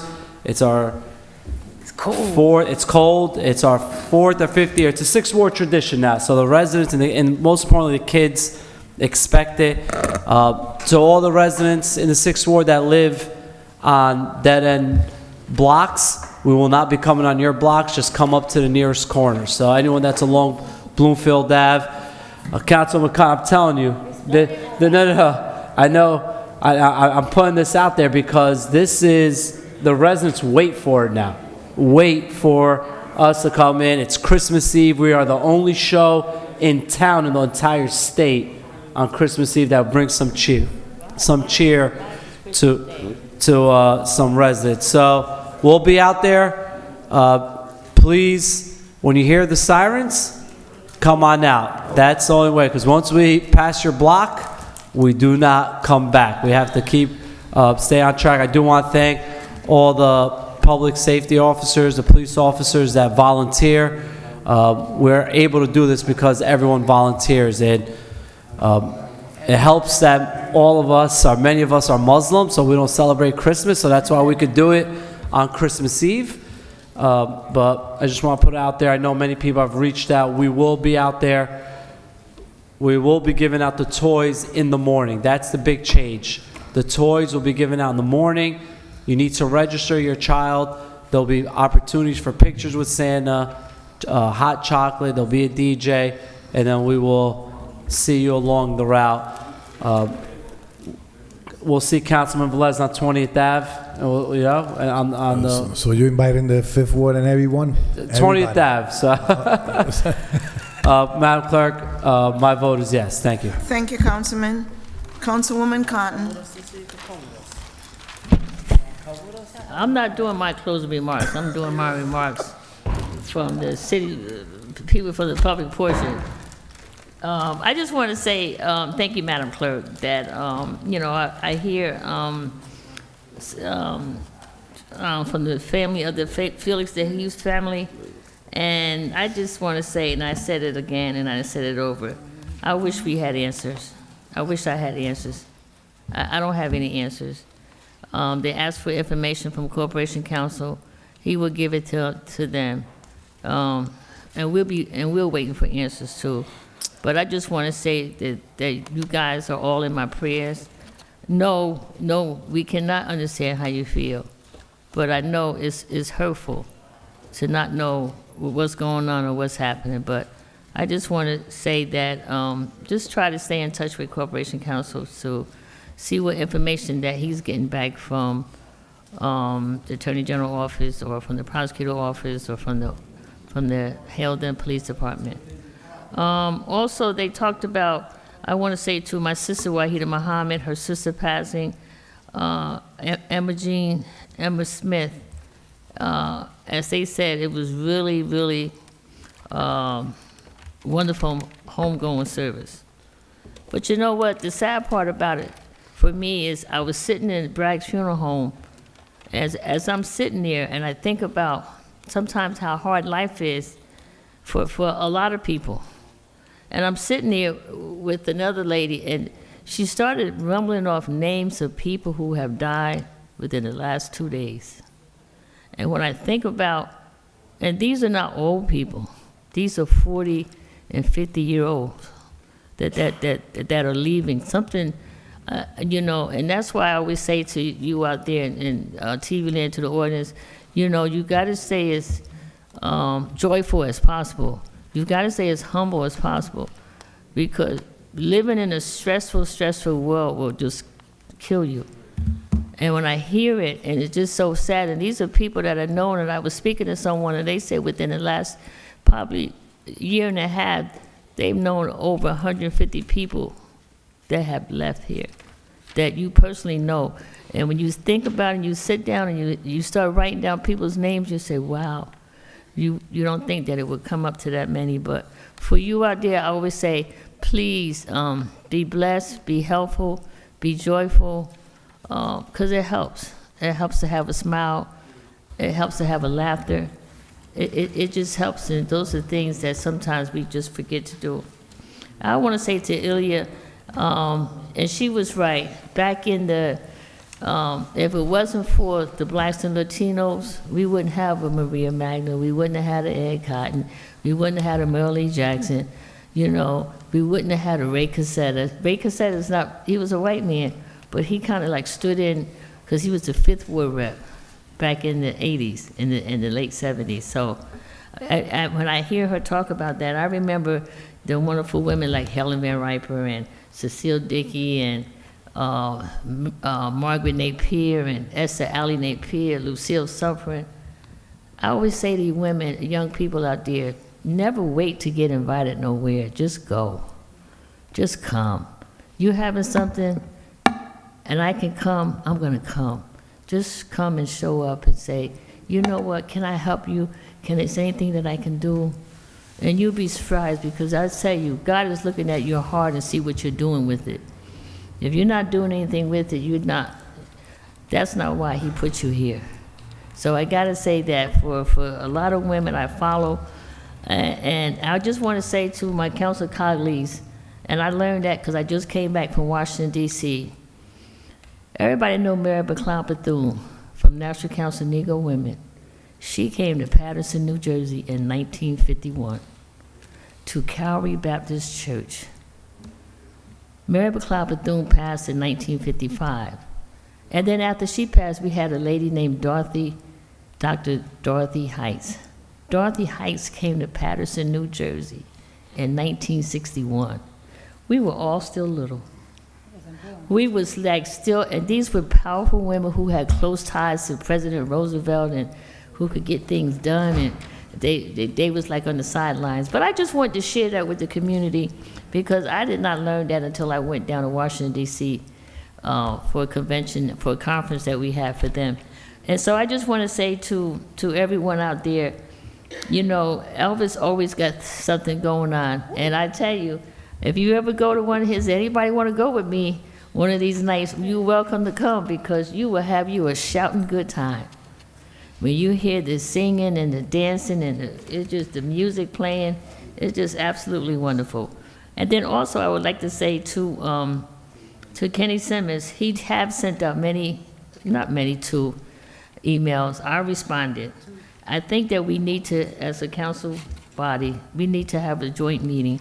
The last one I remember, I think was 2017. You might have done one when you were council president in 2018.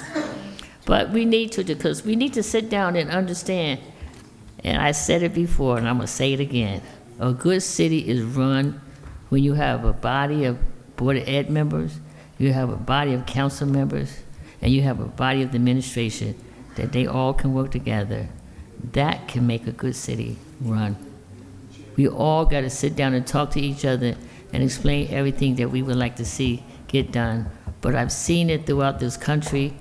I've gone to many cities following my husband, but that's for things. So with that being said, I have my own announcements of what are good things I would be doing on Christmas Day in the 4th Ward, and I will share that with everybody.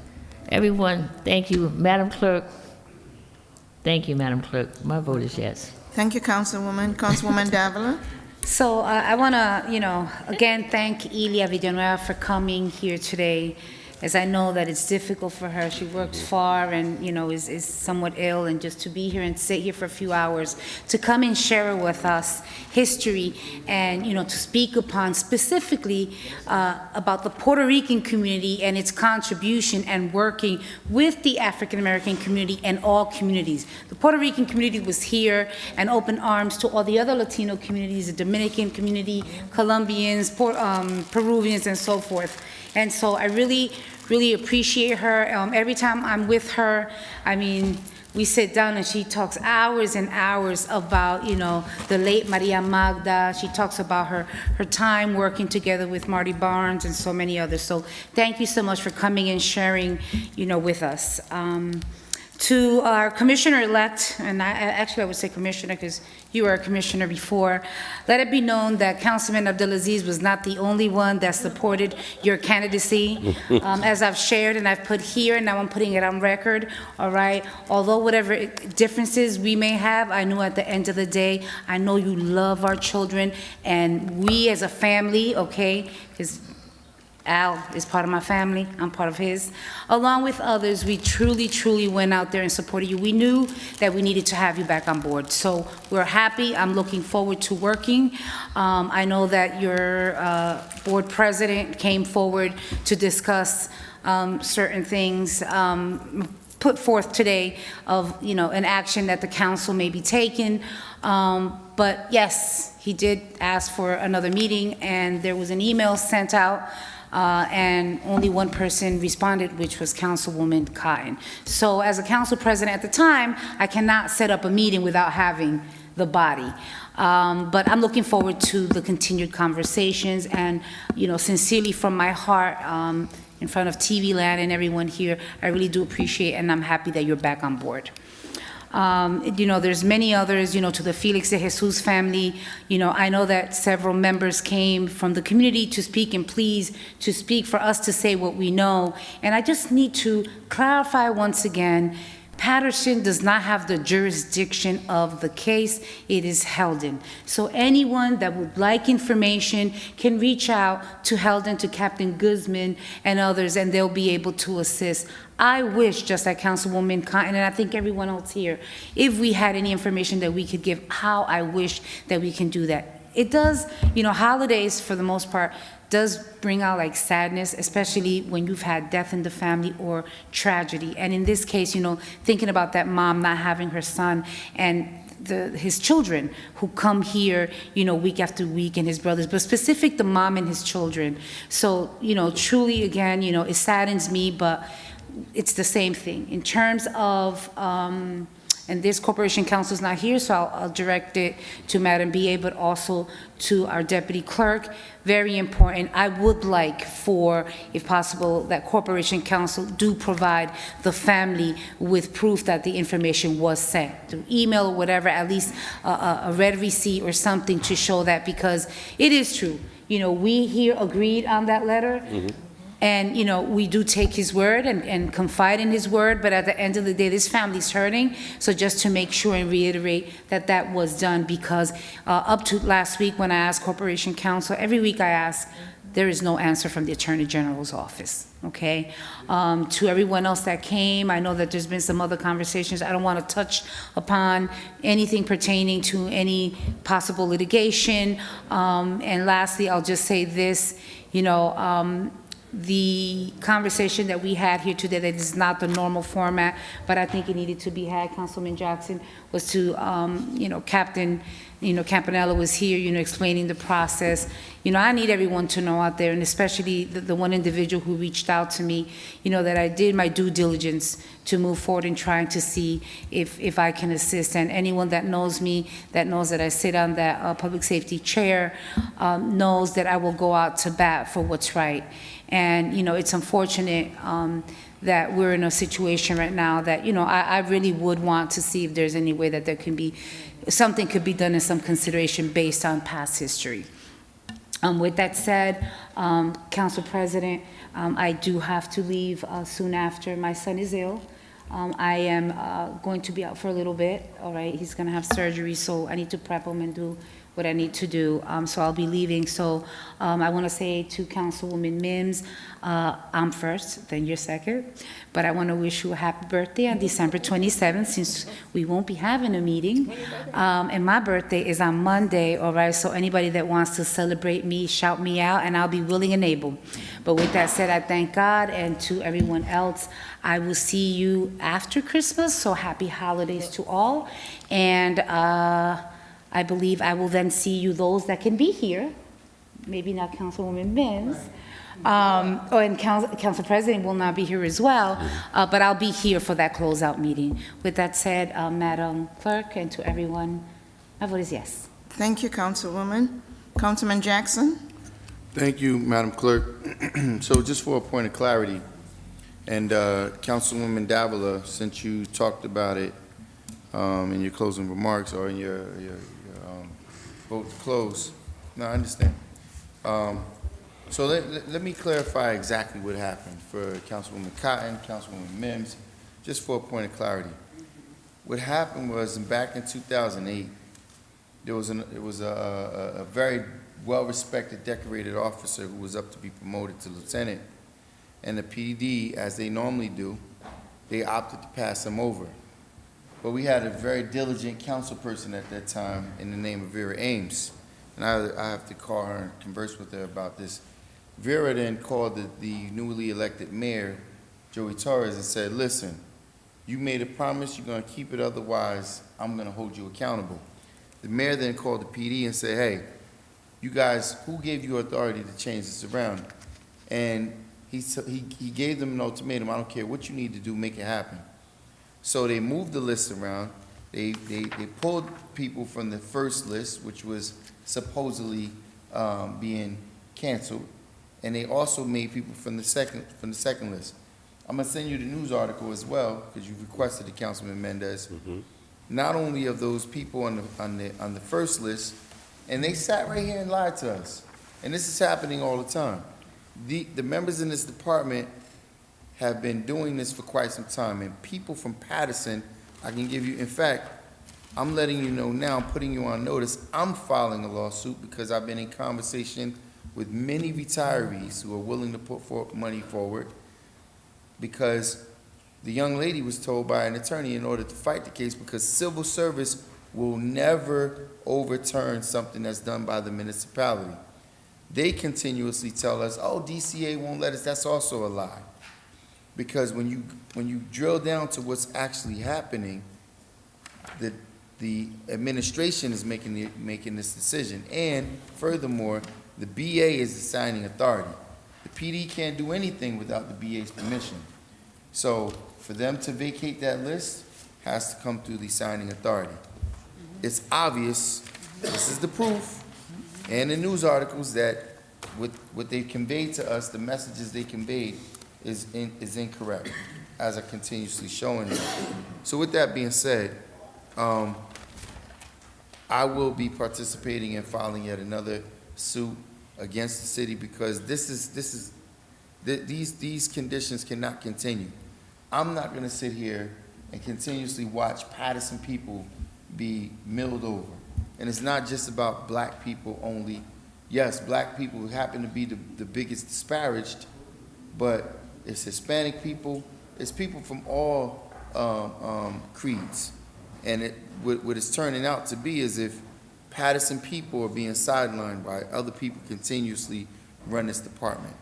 Now, with that being said, Madam BA, I did request a list through you and the CFO for the Communications Department Division and the payments that was dispersed for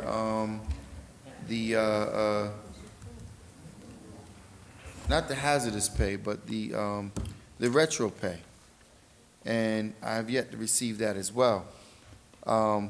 There's some people who I will be contacting you about as well, who have been denied, but they worked during that period. So they worked during that period, and I have yet to receive the rubric or the formula in which these decisions were made on these various disbursements. Certain people got 7,000, some people got 8,000, some people got 3,000, and yet they're not telling us how these calculations were made. Some people have been with the city for 20 plus years. They got a smaller number than people who were here for 5 years. How is that even possible? Because there's a pick and choose who we're going to support, and if that's not the case, then listen, I'm just here to see the facts. And I do know that there's several people who wasn't paid anything, and they're being told they're not entitled, but there's no supportive documentation for that. So, Madam BA, again, I'm putting it on public record. Madam Clerk, please. I'm requesting for all of the personnel members for now in the records, the communications division, that's dispatch, as well as records and the PD. And I want to see how those individuals were, how their retro pay was calculated. You know, enough is enough. I mean, Paterson people are being sidelined. I'm gonna say this, you know, Chief, and this really is no slight towards you, because I know that you've just taken over this department. I'm hoping that you can do a great job of turning it over. But from my perspective, this department is that the police department is a responsive unit only. We respond to 911 calls for shootings. We possibly may respond to the calls that go into dispatch, because, you know, I get so many calls from constituents that a police officer just never showed up for blocked driveways and things of that nature. But the positions of being proactive for people running illegal left-hand turns, double parking, you know, the way you get in front of lawlessness is you enforce the law. And, you know, every single day, in fact, I don't even want to put it out there, but I'll send it to you directly. Police units park illegally while there's 9 other cars parked there. Everybody's running into the ATM. But you're going to have traffic that's backed up in the morning, and we're not even talking about like now. It's talking about 9 a.m., it's 8:30 a.m., 7 o'clock, 3 o'clock p.m., when rush hour is when gridlock is basically taking place. So, and again, I didn't even want to bother because it's pointless. Another road closure this morning off of 5th Avenue at 7:45 in the morning. Road closures are not permitted based on the ordinance, Corporation Council, based on the laws that we sit here and we draft. Road closures are not permissible before 9 a.m. But again, listen, it's Paterson, anything goes Paterson, and as long as we're not gonna try to hold people accountable, I mean, this is what we're getting.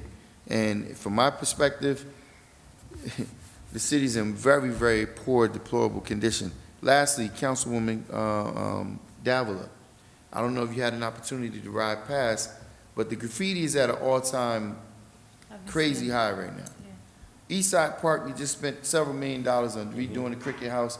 Somebody spray painted on that. Again, you know, the podium hasn't been spray painted on. There's press conferences going on daily. You know, cones being put outside with the movies being shot, and no effort on enforcement, quality of life. People continuously call me about the same things, but anyway, let me do what the rest of everybody else do. Everything's fantastic. It's just glorious around here, and thank you for everything you guys are. My vote is yes, Madam Clerk. Thank you, Councilman. Councilwoman Mims? So, first order of business, I'm just going to put it on record because I've asked privately. Can we please change the clock? The clock is wrong here in the council chambers. Can we please get the clock changed? That's first. To make sure we really know what time it is, literally and figuratively. Second, to the De Jesus family, we say the same thing every week. We're praying for you. And, you know, I just pray there's some level of closure and or justice that is served at the end of whatever has transpired. Was not physically there, don't really know all the details of what went on, but we do hear you come, and I heard the young lady tonight, Ms. Garcia, said it's 315 days. So every time she comes, I write down the number of days that she states, and so we definitely have to take that into consideration. And I know that the information was requested, and we got a copy of the receipt number showing that a letter was sent to the Attorney General's office. I want to say, first of all, Merry Christmas, Happy New Year, Happy Hanukkah, Happy birthday, happy anniversary to everyone. Happy birthday, Councilwoman Davila. Her birthday is on the 17th. And then my birthday will be on the 27th. So as I stated in the text message to Mr. Bilal Hakeem, on the 27th, I will not be at anybody else's event but my own. Out of all the years, out of all the days of the year, I do celebrate, I support everybody. But on the 27th this year, on that night, I will be celebrating my 53rd birthday. So I'm just putting it out there. So if you see it on social media, Mims is not coming. She's not. She will be celebrating her own birthday. I'm going to have one day out of 364 to celebrate myself for a change. So I'm putting it out there. And you're right, I might not be here for the 30th because I deserve a vacation. Every week I stay here timelessly, 28th. I stay here timelessly every week at the council meetings. Unless there's an emergency, I stay till the end. And everybody deserves a break. They deserve a vacation. They deserve time for their family. And I'm not making any excuses. Turning 53 has given me a new perspective. When I'm going to do it, I'll send an email, or Forever 21. I'll be sending an email and letting everyone know that I won't be here. Don't call me, and I won't call you during that time period. Also, there were many people that came to the microphone with so many different concerns. I do want to say, and I said it on social media, but I'll say it while he's here. Congratulations, Commissioner Eddie Gonzalez. Congratulations to Valerie Freeman. Also, congratulations to Della McCall. I was not here to congratulate them. I also congratulate those that did not win.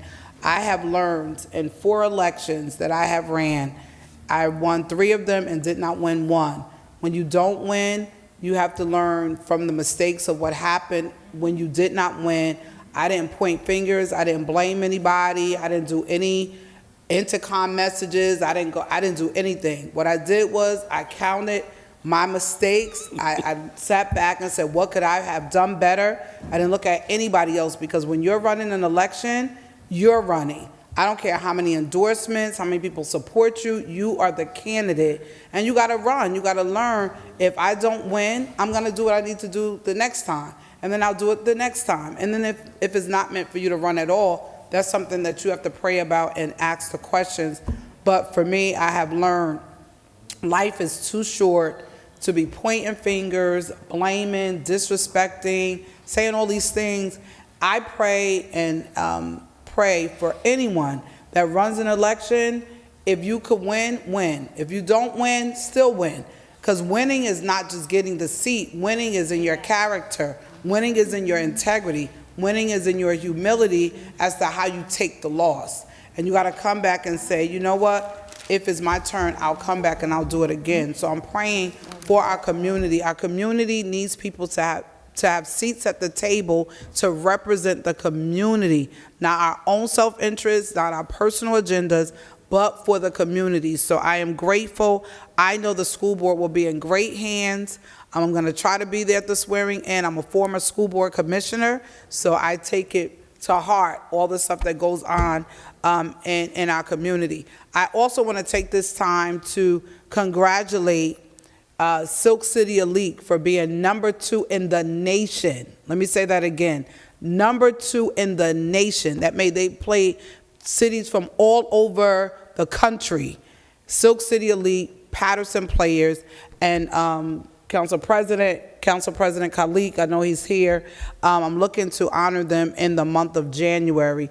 That is a phenomenal feat. Last year they were #6 in the nation, and this year they are #2, and they are all from Paterson.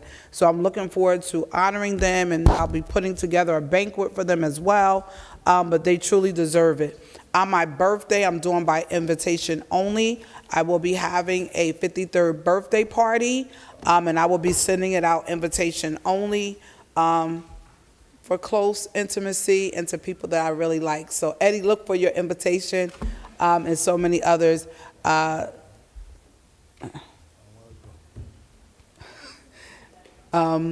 And so, so many great things are happening. I have to say it, like despite all of the negativity, the fact that people are still breathing and living is huge. Take every moment to enjoy life. Stop taking things personal. Stop always being in your feelings, because there's so many people that are passing away, so many people on life support. My condolences go out to Miss Wahida, her family, to Timmy and his family. So many people have passed away over the last 3 days that there is just too many to state. But I'm praying for our community. I'm praying for those that are grieving in this time, and I'm praying for our community, especially I'm praying for our children. Madam Clerk,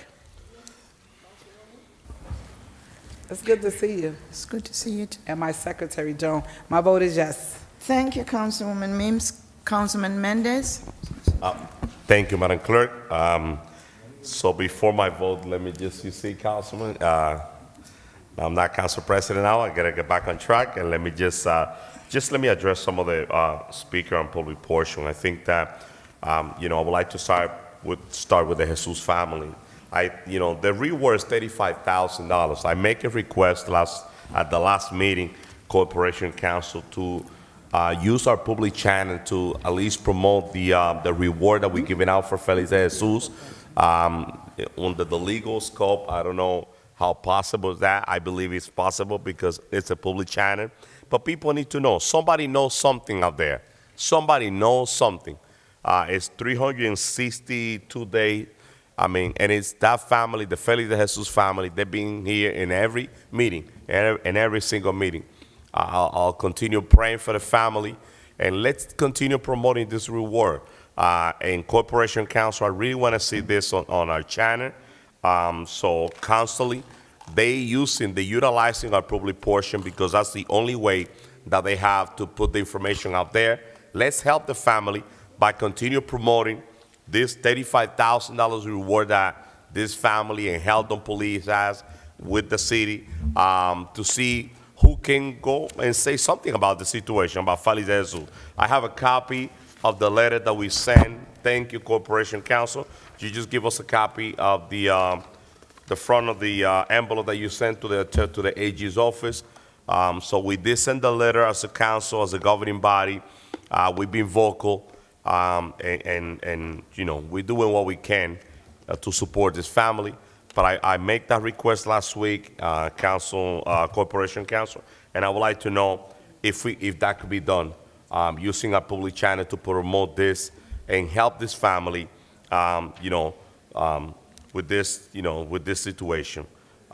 My heart goes out to the family, to the mother. It's Christmas now, and they continue crying because Feliz de Jesus is nowhere to be found. In another note, I know that Sister Reed came in front of the mic, and she spoke about the heavy lifting that we have as a city with the homeless, with the drug addict that we have, people panhandling, people that are coming from another town and just come to Paterson and stay on the corner, just panhandling, just breaking the law. I think, and this goes to the administration, we have to find a way we got to enforce the law in the city. The only way that we're going to have a safe and a clean city is by enforcing the law. Also, Belar Hakeem spoke about that, and Elvis also spoke about this situation, about the homeless and the drug addict in the downtown area. Sometimes you go to use an ATM machine inside, and you see people sleeping inside the ATM machine. People, harassing the workers around downtown. That's a serious situation that needs to be addressed. Please, there's no way that we're gonna move our city forward if we don't take care of those issues, if we don't start enforcing the law that we already have in the book. With that being said, let me just take this quick moment to say thank you to all the Paterson residents that went to our food distribution this past Friday at the Amistad Park. There were so many people, and there were so many great families, so many great conversations. I really want to thank you all, and let me remind you all that we're going to have our annual toys giveaway this Sunday at the 5th Avenue Complex, across the street from Home Depot. We're going to start at 4 p.m. We have a lot of toys for the children. Parent, bring your children, take a picture with Santa. Let's celebrate Christmas. Let's spread the love around the city. And I would just continue my comment on my closing remark. With that being said, my vote is yes. Thank you, Madam Clerk. Thank you, Councilman. Councilman Udine? Thank you, Madam Clerk. Good evening, Paterson. Those who are here, those were here, and those who are watching this meeting live. I believe that we should have option for our people to participate, to ask questions and comments virtually, to have a efficient and increased participation. And I believe in the future we're going to have that to make sure that more people participate to city's decision. This morning, 20 of our new police officers graduated, right? Police chief, 22 weeks of training they completed successfully. I congratulate all of them. December 16th, this Friday, we are raising Bangladesh flag to celebrate the 51st Victory Day at 12 o'clock. So I invite everyone to join the Bangladeshi community at the City Hall. We had so many speakers join today, and I would love to talk about one of the questions and concerns that Board of Ed Commissioner Simmons mentioned here. All right, so last workshop session we had an agenda which is to bring the Board of Election from November to April. And again, this is not on this voting on the agenda today. If it comes back, I want Paterson to join us. Because after 30 years, we regained the control back in Paterson. Now we started political football to control the Board of Ed, control who's going to be hired and fired, who's going to be in Board of Education Commission, and we don't want that to happen. So if it comes, I want Paterson to come and join the council and make sure your voice is heard. With that being said, I thank all the Board of Ed commissioners who joined. 3 of the commissioners who are here. I thank Commissioner Simmons, Commissioner Manny Martinez, and our Commissioner-elect Eddie Gonzalez. Congratulations, Commissioner Gonzalez. Madam Clerk, thank you for everything, and my vote is yes to close the public portion. Thank you, Councilman. Councilman Velez? So let me see if I could touch some bases here. First of all, I want to say thank you to Ilia Villanueva, Commissioner Eddie Gonzalez, Commissioner Manny Martinez, also Ms. Santiago, and I don't want to forget no one, and all of you that was here in the audience that came down and expressed the sympathy about honoring Roberto Clemente legacy of the 50th anniversary of his passing. Not only that, we are celebrating his legacy, what he did when he was alive, and that people live nowadays the legacy of what he teaches us down the road. Thank you for coming. Trust me, that means a lot. Especially Ilia, you surprised me with the Roberto Clemente gift. You know, it means a lot for me. We'll be in my office and home. Yes, I have an office at home, just in case. Right, Mims? Sometimes we have to work from home. Let me say this clear, and just to the public. I know that somebody mentioned the city key to the clerk. You know, and I gotta put this out here. I wasn't there. Unfortunately, I was not there when he was gonna give the key. But I had to give it to the mayor, you know, because the mayor in his office asked me, listen, Councilman, Madam Clerk Day, last day is the 30th. What we could do for her. And I say to the mayor, Mayor, give her the city of the key, the key of the city. And he did. So sometimes you think that mayor worked by himself. No, he talked to us and we get things done. So and that was listen, that was not a payback. She deserved that and more. You know, and at least her kids could see that they honor her, and we are grateful for Madam Clerk, and we will be grateful for our staff and the city council office and secretaries. This was spoken about already. Madam Corporate Counsel gave us the send and receipt of the letter that you drafted on behalf of us. I would like the family to at least get mail or email of it for they could be aware. The only thing I would like to request, Corporation Counsel, if it's possible, and trigger me, because every time the prosecutor's office has an investigation and they close the case, they always brief the family about their finding. Okay? And I want to know if the prosecutor's office did brief the family about all the finding. Okay? That's the part will be interested to know, right? Because then we know that the family was briefed with a final investigation report, right? And they, whatever they say or whatever. So that's good to know.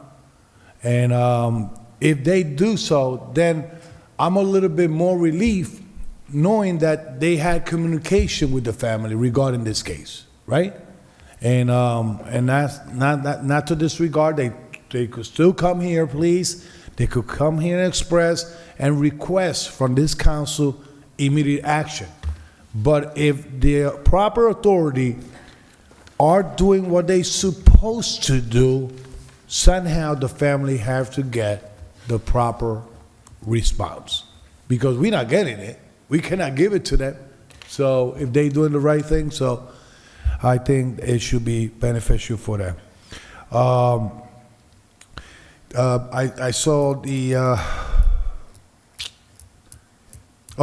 I saw Commissioner, I know that Commissioner, you're not here to deliver this message. I know he's going to be watching the same way that the president of the board came down here and expressed that he sent 2 letters, 2 emails, and that we haven't responded to have a conversation, all right? That conversation is intel of share agreement, what the board could do and the city could do with share agreement and everything. It's well noticed that he received already the notification, and that's why he came down here to have a conversation before we do any move. But we're not here. If he want to talk to us as a board, we want to talk about the share agreement, what we could do to move the city forward with the school district, okay? And at the same time, how we could address the high tax increases that the Board of Education is imposing to the city of Paterson. All right? Because you saw today, $14 million. And those percent are keep on rising from the district to the bill of that we're supposed to pay on taxes. So we could have that conversation down the road. We had that conversation in 2017, I believe so, right, Councilwoman? All right, and you was here?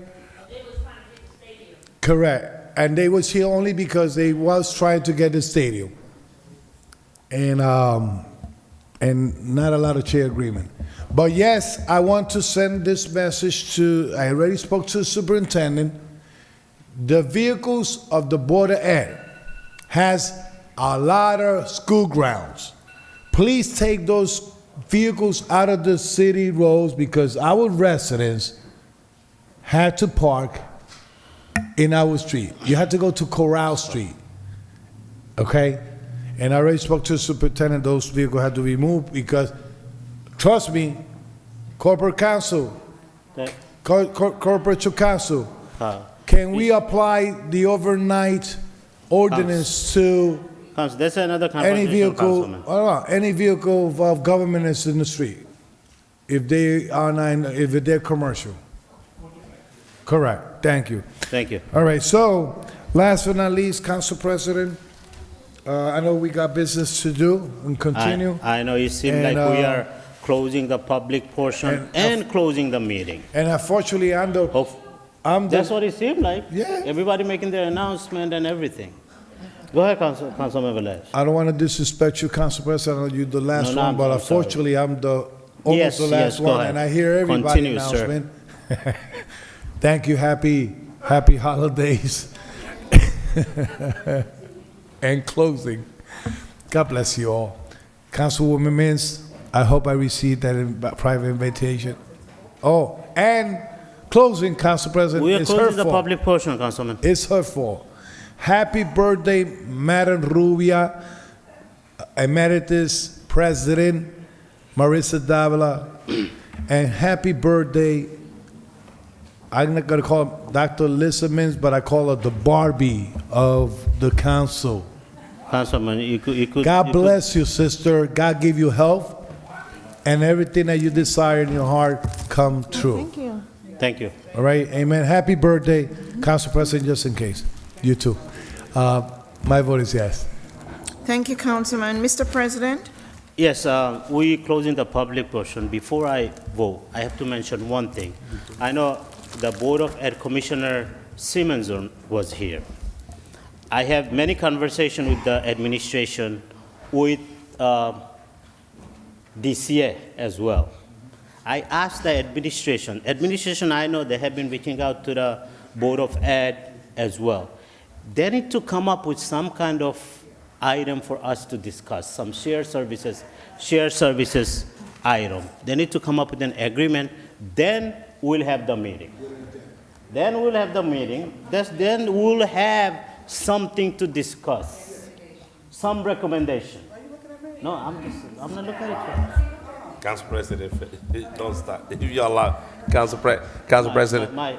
So we will, soon we'll have the joint meeting. Soon as, Madam BA, you listening?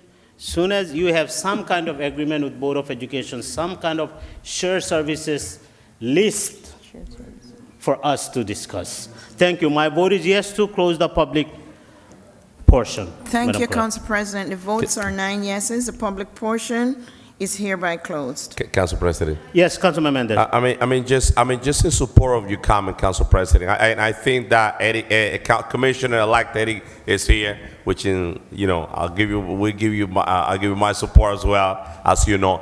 Listen. Our budget today, in the payment of bill today, we pay close to $12 million to the Board of Ed. The Board of Ed, you know how many plow that the Board of Ed has right now? You know the only thing that they do? They only clean those parking lots inside the school. If we have a real shared services agreement, the Board of Ed, they should be in charge of the surrounding area of all the schools. There's a lot of conversation that we need to have. That's another if we discussion, want to sit yes. down, we need that list. We need to compromise because this is our city. And this is Paterson. We all live here. Let's not get there now. Then we'll have all night. We'll be discussing that. They do more than Clerk, clean. we'll take the second reading item 1, 2, 3 first. Then I see the director of downtown cities here. Yes. We'll take item 14 then. Yes, Mr. President. Item number 1, second reading. Item number 1 is a second reading ordinance. Public hearing is required.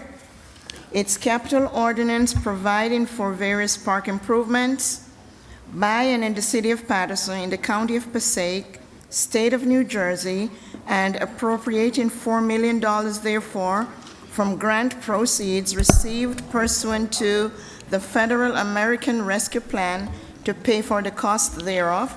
It's Finance Ordinance 22-08. So So Moved by Councilwoman Davila, second by Councilman Velez and Councilman Mendez. Public hearing is now open. See no move to close. See no one, move to close by Councilman Mendez, second by Councilwoman Davila. Roll call to close the public hearing, Madam Clerk, on item number 1. Roll call to close the public hearing on item number 1. Councilwoman Cotton. Yes. Councilwoman Davila. Yes. Councilman Mendez. Yes. Councilwoman Mims. Yes. Councilman Velez. Yes, Madam Clerk. Mr. President, Yes, Madam Clerk. the votes are 6 yeses, 3 absences. Public hearing on item number 1 is hereby closed. Roll call. Roll call on item number 1. Roll call on item number 1 for approval.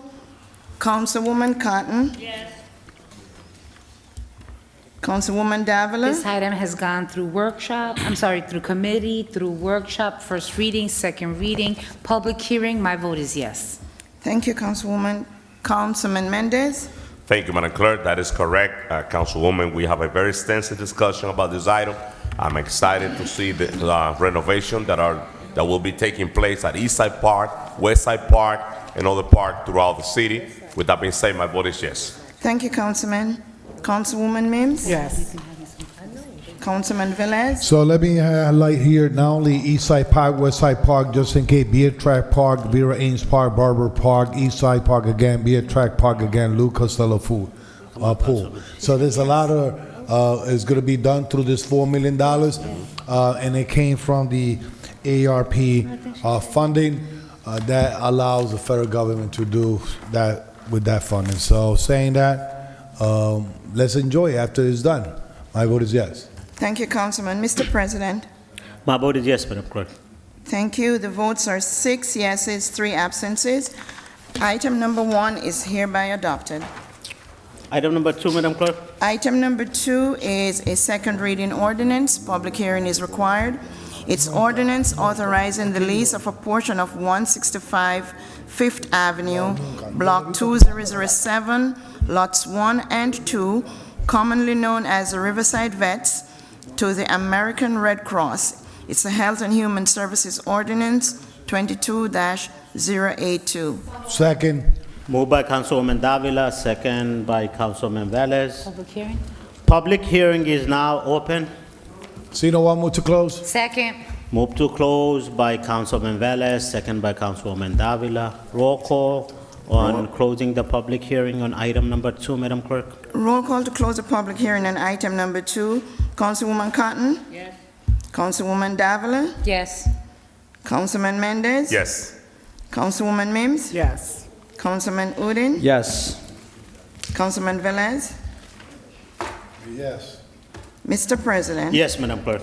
The votes are 7 yeses, 2 absences.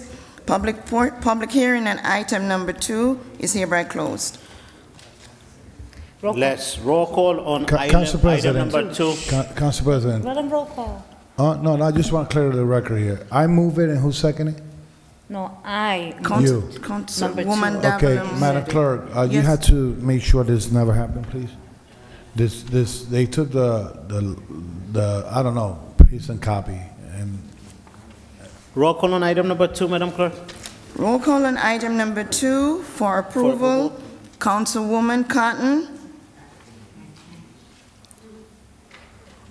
Yes, Madam Clerk. Councilwoman Davila. Yes. Councilman Mendez. Yes, Madam Clerk. Councilwoman Mims. Yes. Councilman Udine. Yes.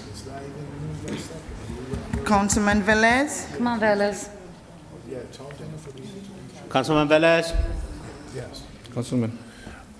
I'm sorry, I just talking to the parliamentarian. Yes, My your vote turn is to yours. vote. Yeah. Thank you. Did you say yes, Councilman? Yes, I did. See, if I take my time, they don't listen to me. Mr. President. My vote is yes, Madam Clerk. The votes are 7 yeses, 2 absences. Item number 2 is hereby adopted. Item number 3. Item number 3 is a second reading ordinance. Public hearing is required. It's an ordinance establishing always stop control at the intersection of Governor Street and East 16th Street. It's Public Works Ordinance number 22-083. Second. I know you didn't. go. Second, I say I second. can't believe that. This is my ward. Councilwoman, moved by Golly, Councilwoman, how you like Councilwoman not? Cotton. I think you Second forget- by I Councilwoman think you Velez, forget, like, where the Councilwoman city Mendez. at? I say second, I didn't say Move no. it. Go ahead. I say second. Public hearing. Move it. Did you get the, Yes, Madam I Clerk? got it. Public hearing is now open. Seeing none, move to close. Second. Move to close the public hearing by Councilman Mendez, second by Councilwoman Davila and Councilman Velez. Roll call to close the public hearing, Madam Clerk. Roll call to close the public hearing on item number 3. Councilwoman Cotton? Yes. Councilwoman Davila? Yes. Yeah. Councilman Mendez? My vote is yes, Madam Clerk. Councilwoman Mims? Yes. Councilman Udine? Yes. Councilman Velez? Yes. Mr. President, Yes, Madam Clerk. the votes are 7 yeses, 2 absences. Public hearing on item number 3 is hereby closed. Let's have a roll call on item number 3 for adoption. Roll call on item number 3 for adoption. Councilwoman Cotton? Thank you, Madam Clerk. I just want to say to my council colleague, as soon as this was presented to our traffic engineer, and he saw the accident reports on this corner of Governor Street and East 16th Street, it was a no-brainer for him. It was a tremendous amount of accidents. So thank you, council members, for doing this always stop. Madam Clerk, my vote is yes. Thank you, Councilwoman Cotton. Councilwoman Davila? Yes. Councilman Mendez? Yes. Councilwoman Mims? Yes. Councilman Udine? Yes. Councilman Velez? I want to add to Councilwoman Ruby Kine. Soon as she send the email to Hanchow send the email to me, no brainer, say that, send it to workshop. Yep. Because it had documented, documents that support the initiative. My vote is yes. Thank you, Councilman. Mr. President, My vote is yes, Madam Clerk. the votes are 7 yeses, 2 absences. Item number 3 is hereby adopted.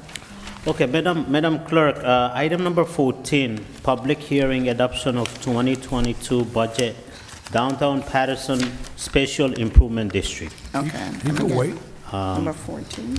Item number 14, Just a moment, please. He said 14. Item number 14, public hearing and adoption of the 2022 budget for Downtown Paterson Special Improvement District. So move. It was introduced and approved at our regular meeting on November 16, 2022, and we are going to adopt the resolution ratifying and adopting the 2022 budget of the Downtown Paterson Special Improvement District.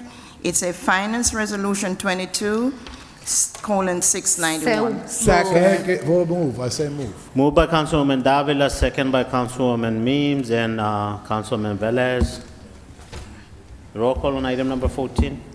We need public hearing is required. Seeing none, move to close. Second. Public hearing is to close, moved by Councilwoman Mims, second by Councilwoman Davila. Roll call on closing the public hearing on item number 14. Roll call on public hearing.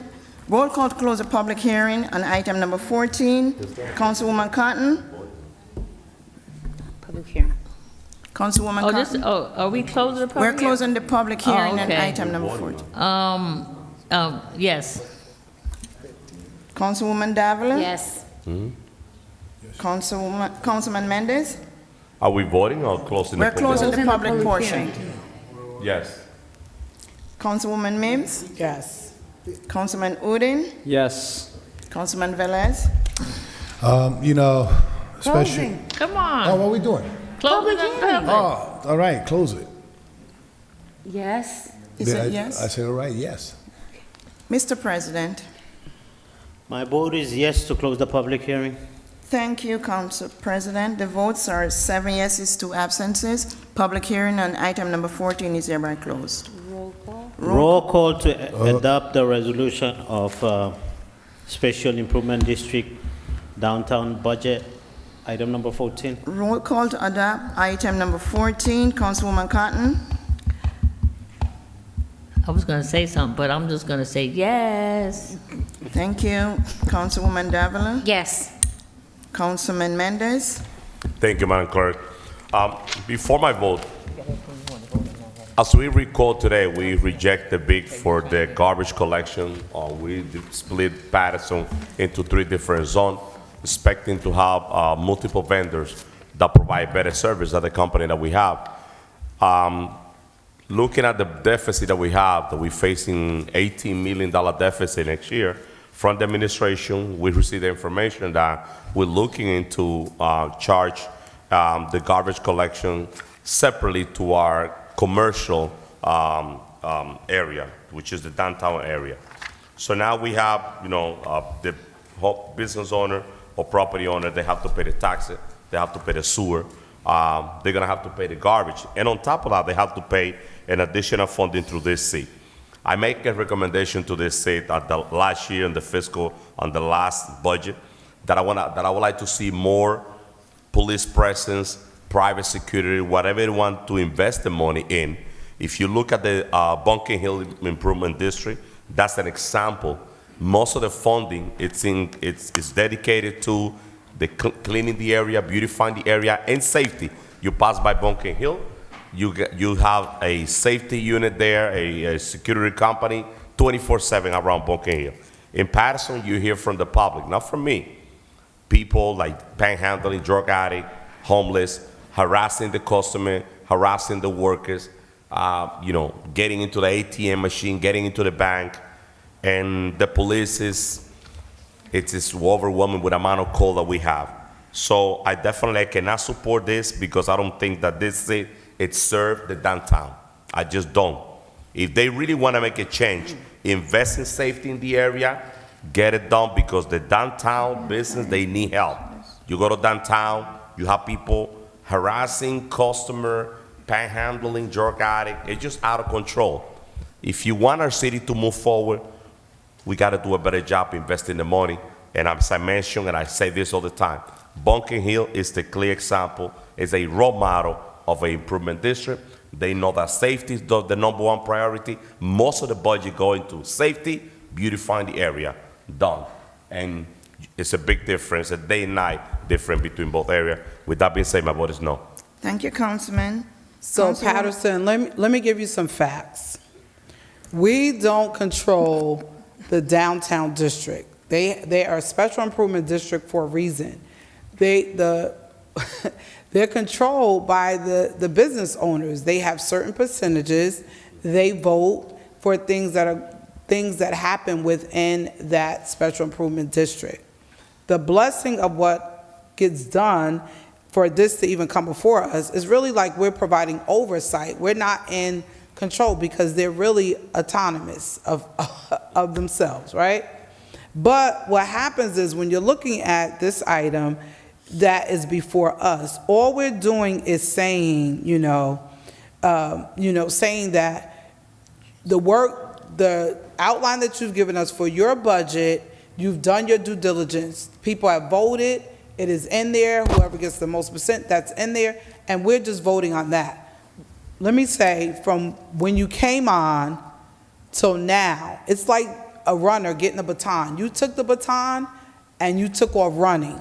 I don't see all those flyers all over the polls. I remember you guys were scraping through CDS, scraping all that stuff off, making sure that you go downtown, you're cleaning. Now the problem is you're cleaning, but then we have a lot of vagrants and the homeless that go right back after you do all of what you do. DPW comes down and partners with you, and they do all that stuff. It does not negate the work that gets done. It does not negate all of the hard work that you have done, your department has done, and it is not for us to say, we're voting to say, don't do what you're doing. We're just voting to say that your budget has been ratified. You have your investors, they voted on based on the percentage of what they own downtown, and we're just saying that has been done. We're not saying, go run it this way, go do it that way. you have meetings with the business owners, and they're telling you what their needs are and what they need and don't need. They have to buy into other things, whether they want more security, all that stuff, they buy into that. But I want to say, and I mean, every year, thank God it's not that bad tonight, but I want to say to you, hats off to you, that you come in very humble, very patient, and have to take some of the hits and blows that you have taken that you really don't deserve. And as your councilwoman at large for the 3rd Ward, I just want to say thank you for being a resident of this great city, a fellow 3rd Wardian, and I absolutely support this. Madam Clerk, my vote is yes. Thank you, Councilwoman. Councilman Udine? My vote is yes, Madam Clerk. Thank you, Councilman. Councilman Velez? So, you know, when we ask for things, we have to make sure we have some real facts. We cannot substitute police work with security when it comes up to public, because the security company is limited power. Loss prevention is limited power. At the end of the road, to press charges, you need the police officers, so you need to call anyway. And also, Councilman, and you know, you entitled how you view Bunker Hill with this said, if Bunker Hill will have the hundreds and hundreds and hundreds of people that walks in downtown in Bunker Hill, it will not look the way it is. Okay, so let me compare something. You cannot compare a industrial SID to a downtown SID. Council President, please. Councilman Velez, you entitled to your own opinion. I know, but make your statement instead of swiping at other council member. Make your statement and vote. Okay, I'm sorry. So my statement is not to Councilman Mendez, it's for the audience out there. Okay, seemed like. Okay, so first of all, Mr. Director, I encourage you to see how the ATM, and unfortunately, you know, Wells Fargo was doing it. They was closing it at 6. I don't think it was fair to do it because, you know, if the customer get hurt, right? But we could ask county, because those banks are in county roads. Market Street and Main Street are county roads, and to see if we could, through the first responder agency, that's Paterson Police, Madam BA, to see if we could request the county to patrol their county's roads. That includes banks, ATMs, corners, crosswalk, and everything. So they say they will not do it unless Paterson Police asks them to do it, because they're the first responder. So as councilman, I would like the first responder to address a communication to the county to give us extra attention like I did. I called the sheriff and I said, Sheriff, can you send the horses to downtown Paterson this weekend? And he did. He sent the horses. Why he sent the horses? Because I went to Willowbrook and the horses are on Willowbrook. So we need horses too. So they came down here. So communication, if I could do it, you guys could do it and have a plan for downtown, I think it would work. The only issue I have, I already talked to Mr. From Historic Preservation, what's his name? John Franco, to send an inspector, a zoning inspector, to address that store that has graffiti all over in Market Street, and the awning green, it looks like brown or gray or mold, because it's awful. All right, and beside that, you guys are out there at 6 o'clock in the morning cleaning those sidewalks and cleaning the garbage cans. So I you know, Councilwoman stated right. The graffitis are out. If they come back, unfortunately, we have to go back and erase it. But we're not, you know, we're not babysitters. We know what we're dealing here in the city of Paterson. So thank you. My vote is yes. Keep on doing a great job. Thank you, Councilman. Mr. President.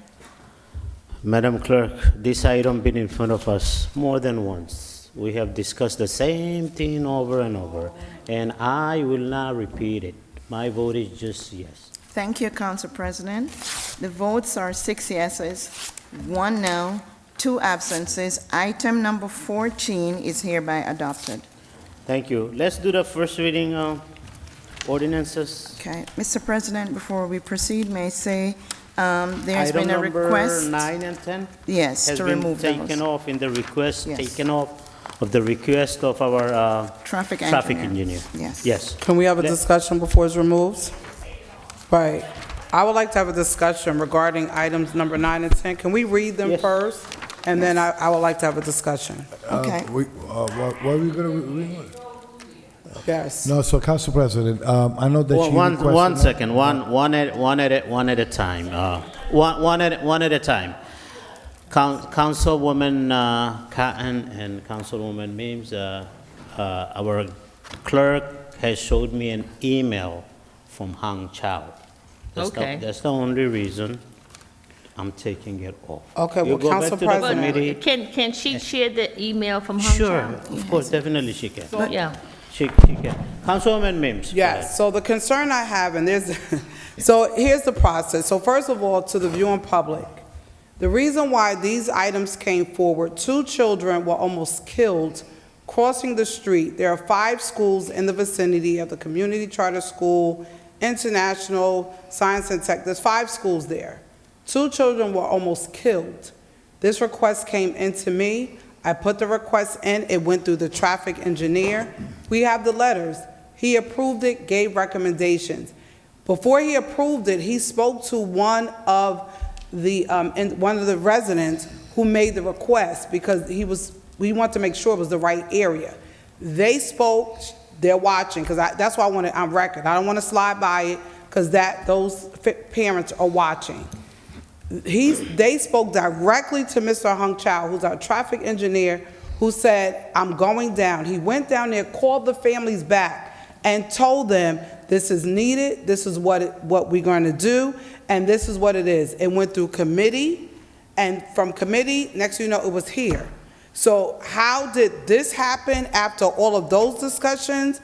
I would like to know. I don't think it should be removed. I think it should stay on the agenda. It's the first reading only. And I would request that Mr. Hung Chow be present.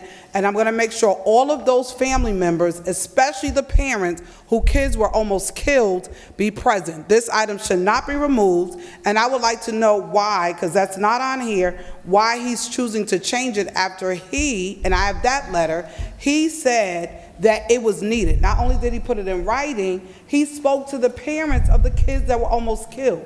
So I'm not taking this second letter. I don't know what this is about. And I'm hearing that they're saying the police and fire. Police and fire has never went to a location to identify if something should be turned. As a matter of fact, to the viewing public community, it took a person being killed on 26th and 9th Ave before they put 4-way stops on 9th Ave and 8th Ave. I fought for 4 years for all of those streets, and nothing was done until the man was killed. Then it was done. And we have another one out here tonight that we're going to vote on after this one, after this item in a couple minutes. Another one, it took almost a fatality again before it got here, and that was 4.5 years. So I am not in agreement that this should be removed. I totally disagree, and if it is removed, I pray those families sue this council, because the traffic engineer, and we have the letter and they can open it, he approved it. He spoke to the families, told them what he was doing. He went out there and put it in writing. So what this is about tonight, I have no clue, but to remove it would be a travesty, and it would be a liability and a lawsuit for the city. Council It should President. not be removed. Council President. Councilwoman Cotton was next. But where's the email? Councilwoman Cotton, she has the email. Councilwoman Cotton. When I said, thank you, Council President, when we was in DPW committee, I had no idea it was about a school. Now, then I said, well, let me go there. Let me, what I find is that you got to visually visit a site where, to me, of what we have to discuss. And I can see how bad it is. It's a two-way. You can't even get through there. That bus can't even make a turn. So when I looked at that, and I'm saying the only concern I had, and I still not knowing that it was being done for a school, my only concern was changing the light on Grand Street and Spruce Street. Because when they come out from Barber Street to Morris Street, they got to make a right or a left. People in this city are so inconsiderate sometimes. They don't even let you through. You know, you can sit there for 20 cars and then they may let you through. But there's no way you can keep those two streets a two-way. There's just no way. You have to go there and see it for yourself. My understanding that when some cars come off of Spruce Street onto Barber Street, they can go up into the school, come around, and then come out to Morris Street. Now, Humchild is what he's saying. This ain't no answer. This ain't no answer. He ain't telling me why he want to take it off. He just say remove it. Give me an answer. You don't do this. You don't say, please remove both items. Since they both need to be, come on, give me an answer why you can't put this up forward. Come on, this ain't no answer. This is what babies write. No, that's not no answer. Come on. Can I explain as But I'm just saying, everybody want to answer? you know, if you're going to say remove something, say why you want to remove it. That's all. No. He it's just say, not- he just say remove it. See, Council President, may I, please? Council President, may I? One second, Councilman. Well, council members. Council President? Council members. It's clearly stating in this email that the both needs to be revised and resubmitted. Correct. So they're planning. So can I explain, please, Council President? Yeah, I'm gonna give you the floor, Councilman Velez. Okay. It's. Let me explain first. Okay, so let me say this, all right? Madam, Councilman Velez, your turn. Thank you. So, Hunchow, we established a rule way back that says for critical changes, we had to get the opinion of police and fire. They the first responder. Now, the police sent the expert, a sergeant on traffic, to meet in the site. The fire department, okay, knowing that there's a lot of schools around there, sent a deputy chief to give his opinion. Hong Chow was there. Parents, teachers was there in this time, okay? And they all agreed that it's gonna be one way. They all agree it's gonna be one way. But Hong Chow wanna avoid this in Grand Street. This is the picture that day. Hong Chow, hold on. Hong Chow, council, you cannot take a vote when he has two ordinances that's gonna replace this one to turn the traffic in a safe way, a one-way. No, I asked him, but he says, listen, this is. So what is okay, Council President. What is the? It's gonna stay it is, or He said to remove this 2-1 because he gonna replace it to turn it the other way instead of going to Grand Street to go to Spruce Street. Why? Police, traffic supervisor said that if you turn the traffic going to Grand Street, the light is too close to the other section, and all the cars is going to be in the middle. Ladies and gentlemen, look, Councilwoman, come on. 1 second. It's a reasonable discussion. Yeah, reasonable discussion. Look, I didn't say instead of putting all this one way to Grand Street, he's gonna put Mr. the Bean, one way from Grand can you Street close? to Spruce Street. Yeah, I have my hand up. Mr. Bean, do me a favor if you dare. That's not helping by showing that. That's one. What is it? What Okay, is it? so They want to Let me avoid finish. Paterson Police, Hong Chow, and they want to, and you know. But why wasn't it on the agenda? Because it was when we had that meeting Friday, and today's Tuesday. No, the meeting was on the 21st of November. Council President, can I have the floor? When I request. Let him finish, then you will have the floor. First of all, let me say this. I want to put my foot down on this. Okay. This went. We still gonna vote. This You can't put your went, foot down on an item I pushed Councilwoman. for. This went to committee. Right. Councilwoman Ruby Kine and I say it will not go to the floor, and you agree, Councilwoman. No, can we talk? Man, I don't want to argue with you. You, in the beginning, knew there was 3 schools involved, No, she and did that not. Bob Garashi was involved in that decision. not know. And you say, and hold on, listen, I wish I could record every meeting of the committee, man. Because let me tell you something, I don't like people to turn around and say, I'm wrong. When you know that in committee, Well, Councilman, let him fit. Let him. You know what? We're gonna. what, this is the process, Councilwoman. Just say you don't want it Yes, done. I want it. Put it Okay, forward. I want it one way. One second. Put it forward. You don't want it done. Just be honest. One second, Councilwoman. Be honest. One second, Councilwoman. This is What bigger ward than is this in? men's. 5th Ward.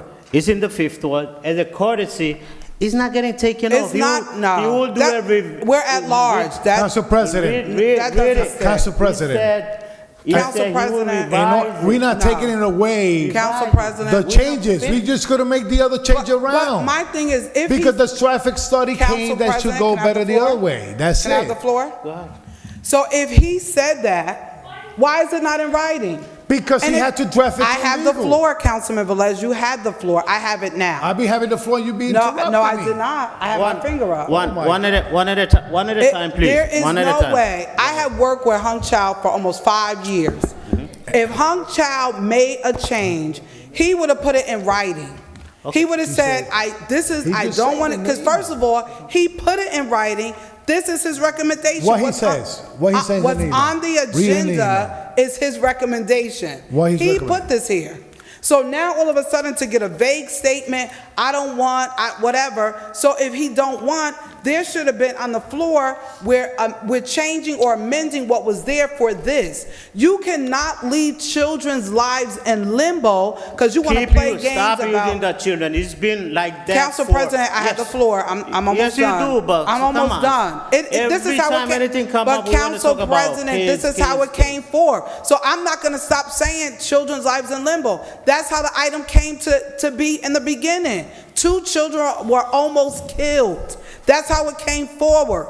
It came through the right way. It went through committee, and committee, Councilwoman Cotton, she realized it was a school. She said, I'm going to go there. She said, Councilwoman Mims, out of courtesy, I'm going to the area. She went there and said, and sent the email, this should go forward. That's what she did. Councilwoman. With his recommendation present. Listen, If Councilwoman. Hung Chow said, we don't want it that way, do it somewhere else, it should have been in writing. Council- This item should not be moved to keep, are we gonna wait and a fatality happens like No, on it's 26th not and gonna 9th happen. Ave It's not before it gonna gets done? We waited this It's not long. gonna happen. You know We why? waited this long. You know why? Stop making We things spoke- personal and do what's right. No, it's by not the personal.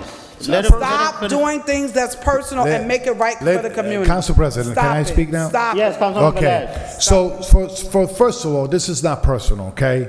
I travel through those streets almost every day, okay? That's why I shoot pictures before even the decision of you guys and before we Hung Chow there in present. Hung Chow say it's gonna go one way. The police say, I'd rather see it one way, the other way, because So it should have been here. they cannot draft it. It was Friday. They say they had to give. Listen, Councilwoman. No, This happened Council, Friday. This is getting out of control. Council President. You know why, Council President? You know why it's getting out of control? The DPW committee meeting was November the 21st. How was it out of all this time? Today is December the 13th. Okay, From 2 November, weeks. no, but the item 2 is. weeks. No, Council President. No, we discussed Let's this do it last this week. way. Let's do it this It's way. up for vote tonight. So do if it- there was let's an do it this issue, way. let me finish. If there was an issue from November the 21st, last Tuesday was workshop, there was no issue. How from Tuesday, Corporation Council, you know I'm telling the truth.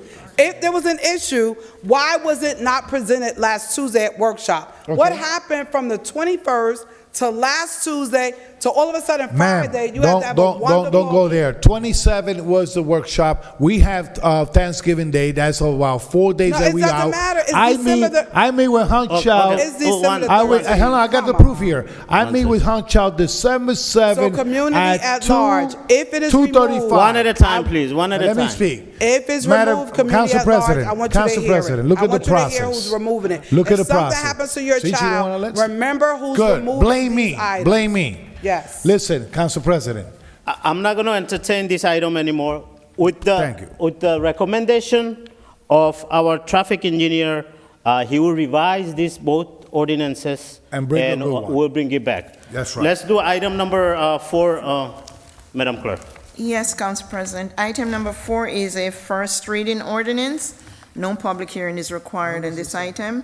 It's Item number 4. 4. Yes. It's an ordinance amending Paterson Code, Chapter 337, entitled Noise.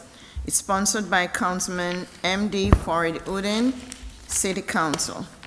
So moved. Second. Moved by Councilman Udin, second by Councilman Velez. Roll call on first reading ordinance item number 4. Yes, Mr. President. Roll call on item number 4 for approval. It's Councilwoman Cotton. Councilwoman Mims. So I just want to show how disparate this treatment is going on. This item never even went through committee, but it's here for us to vote on. I have no issue with it, but we didn't have the police go and verify that they were okay with it. Didn't come to Public Safety Committee, which I'm a member of. But this is what happens. It's nothing against the sponsor, because I agree this needs to be done. But this is what shows how disparate treatment is happening on the council because of the person that brings it forward. My vote is yes. Thank you, Councilwoman. Councilman Udin. All right, so thank you. Noise complaints is number one quality of life issue that we all council members know that in our city. And with the current ordinance that we have, it says that the police officer have to have a meter to make sure that it is 65 decibel, sound or more. And that we are missing. We don't have decibel meter to measure whether the sound is over the range or not. So I believe that this is why the change is needed, and I have to thank the Corporation Council to your cooperation, your assistance to reach out to the police department and all the departments to make sure that we can move forward with this. Besides with the current ordinance that we have mentioned that up to, if someone breaks the law, someone will be punished up to $500. And there is nothing, no, I'm saying the current one that we have now. So up to $500 fine. It does not say how much is the minimum.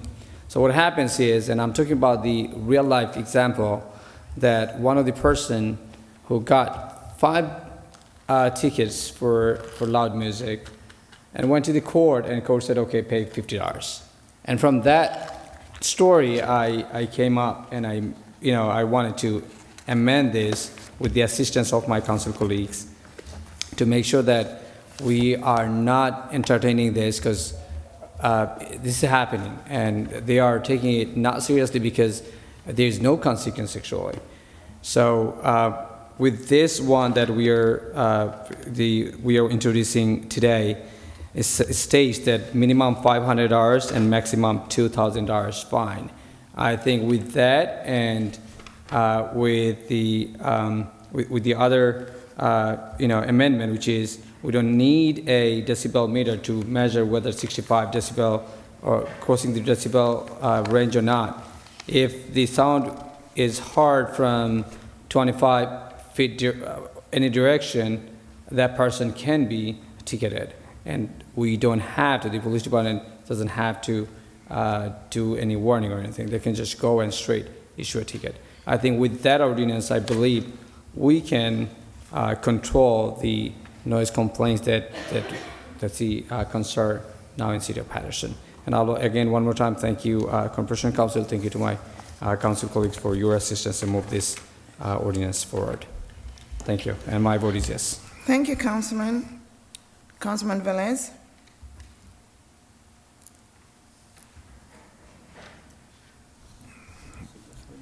No, it's that. So, Councilor Uding, I know that you contacted people to put this in the agenda. It's here. It's going to address quality of life. It's going to address police officer now could issue a ticket based on the judgment of the noise, not by a noise reader. That's a good thing. And the fines always was up to $2,000. Now what we did is put a minimum of $500. Okay, so that will address that. The only thing is that the system, the court system, had to look into repeaters, offenders on this issue. Saying that, this is a first reading. My vote is yes. I'll go to, Thank you, Councilman. Councilman Jackson? Thank you, Madam Clerk. So my only concern is that, is there an additional process that this needs to go through? Who's Eva? Council President, may I? Thank you, Councilman Jackson, for that question. It is recommended that once ordinances are passed regarding noise, that they be submitted to DEP for its review. Okay, so as long as you're aware of that, because no, that's the city now. from my recollection, the restrictions or guidelines, but you know making the recommendation that it's otherwise. So as long as the process in which the review from DEP is going to be upheld, then we'll see how this thing holds up. My vote is yes, Madam Clerk. Thank you, Councilman. Council President? My vote is yes, Madam Clerk. Thank you. The votes are 6 yeses, 3 absences. Item number 4 is approved for second reading, public hearing, and adoption will be at the meeting of January 7th, 2023. Thank you, Madam Clerk. Next item is item number 5. Item number 5 is a first reading ordinance. No public hearing is required. It's an ordinance establishing an always stop control at the intersection of 7th Avenue and East 26th Street.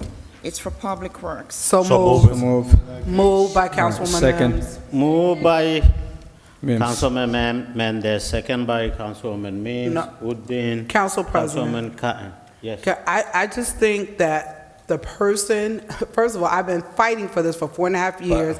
I should get the courtesy of getting this done. Okay. I have put It's this moved by forward. Councilman Mendez and Councilwoman Mims, second by Councilwoman Cotton. Anybody else? You should allow me to move it. It was my item. No. We have to do better. Thank you.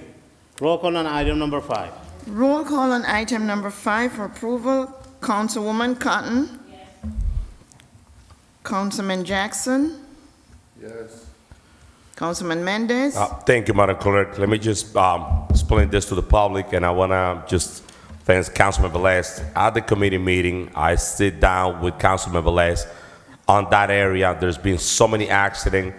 I send an email to Councilman Velez. We have a discussion with the director, and his weakness is there, and that's my item. I put it on the agenda, and I'm looking forward to have the forward stop sign over there on 7th Avenue and East 26th. There's another one on East 34 and 14th Avenue, and 15th Avenue and East 32nd. Many accidents happen in those areas. 7th Avenue and East 26th, it was submitted by Councilman Mendez, myself. Councilman Velez is a witness there, and those 2 more, they are on the way. So with that being said, Madam Clerk, my vote is yes. Thank you. Thank you, Councilman Mendez. Councilwoman Mims? I wish there was a beeper for every lie that happens behind this council. When this was first brought forward 4.5 years ago, Councilman Mendez wasn't even here. The only reason why, and I'm going to say it again, there was a fatality that happened on 9th Ave. That is why there are 4-way stops on 26th and 9th and 26th and 8th. Because of a fatality.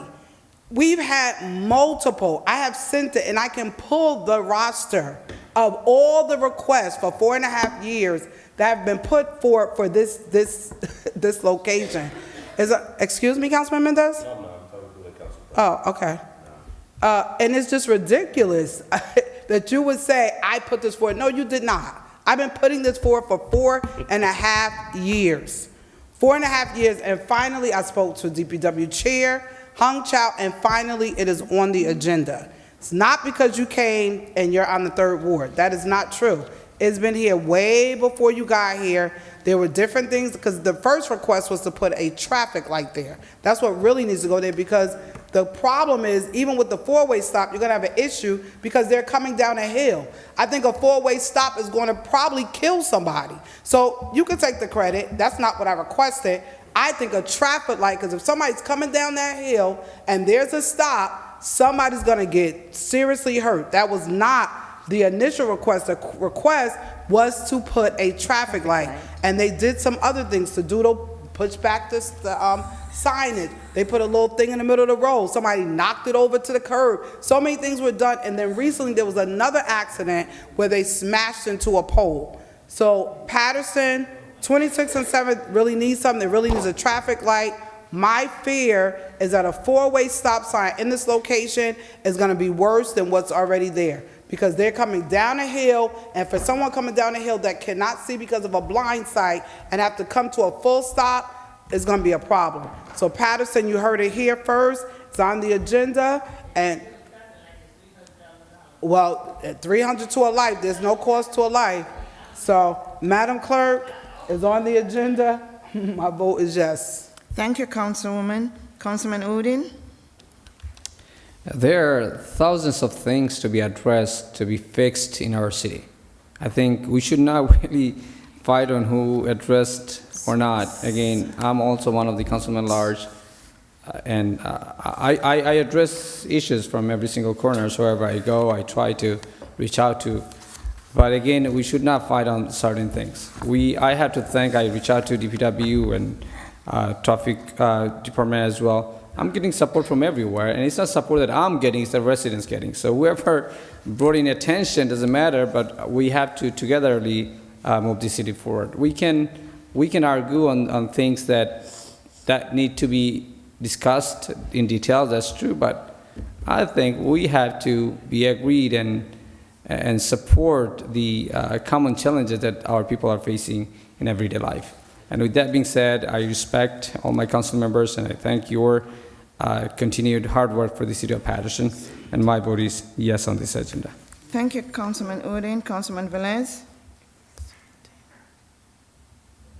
I don't know if the accident that Councilwoman Mintz is referring is the, Councilman, please.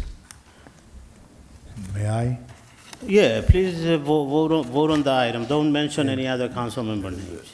Okay, so there was an accident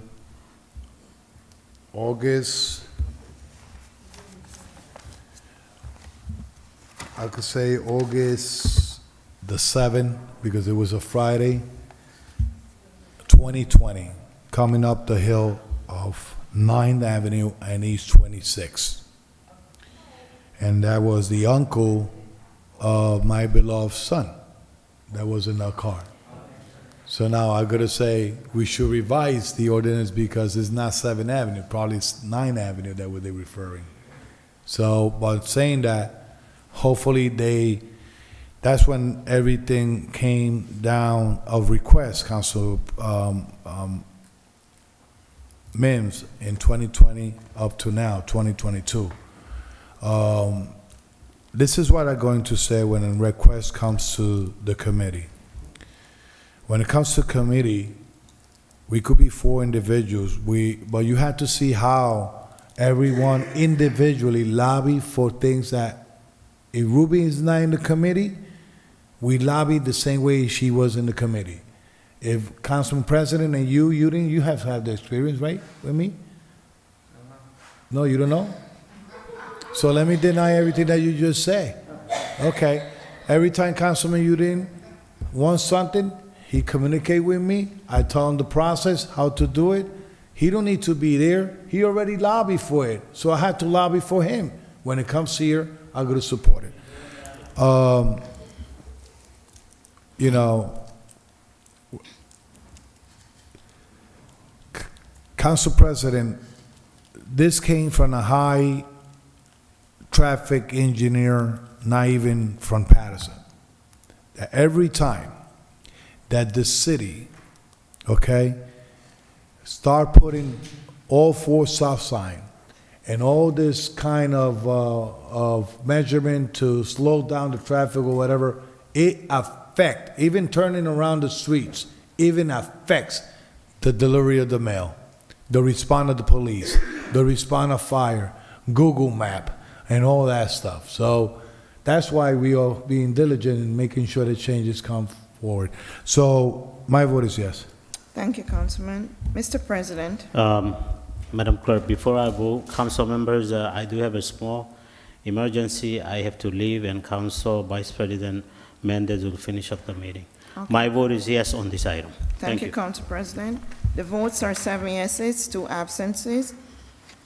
Item number 5 is hereby approved for public hearing and adoption at the regular meeting on January 17th, 2023. Thank you, Madam Clerk. Let's go with item number 6.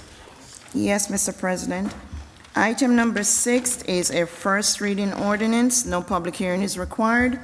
It's an ordinance establishing handicap parking spaces at various locations on city roads, a public works ordinance.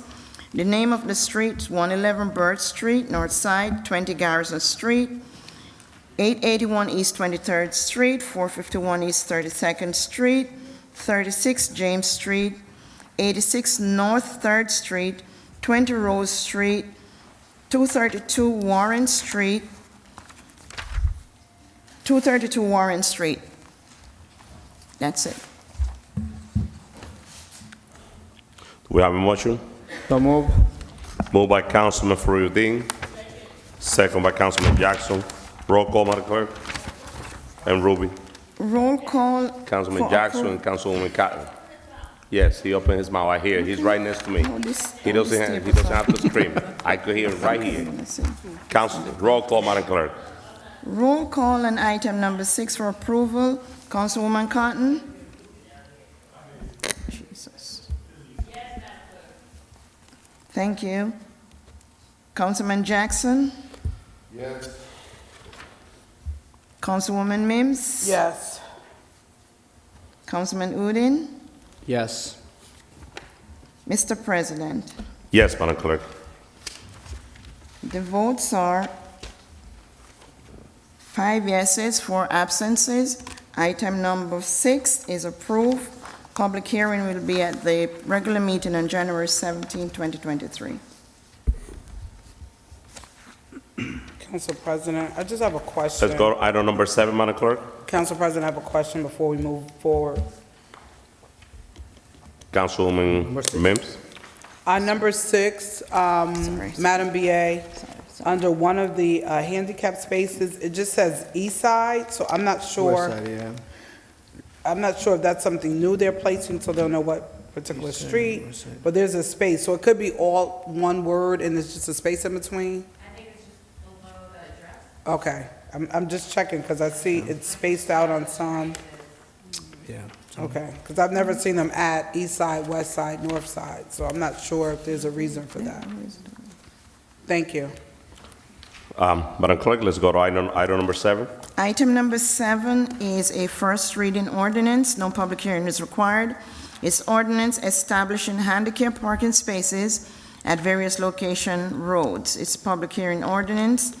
First is 82 Arch Street, 25-27 Cliff Street, 978 East 22nd Street, 576 East 26th Street, 970 East 28th Street, 238 Liberty Street, 88 Paterson Avenue, 106 Ryerson Avenue. Motion. So moved. Moved by Councilwoman Cotton and second by Councilman Fleury. Roll call, Madam Clerk. Roll call on item number 7 for approval. Councilwoman Cotton? Yes.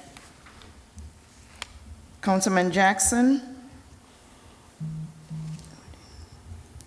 Madam Clerk, just want to point out a clerical, I'm not sure if it's important or not.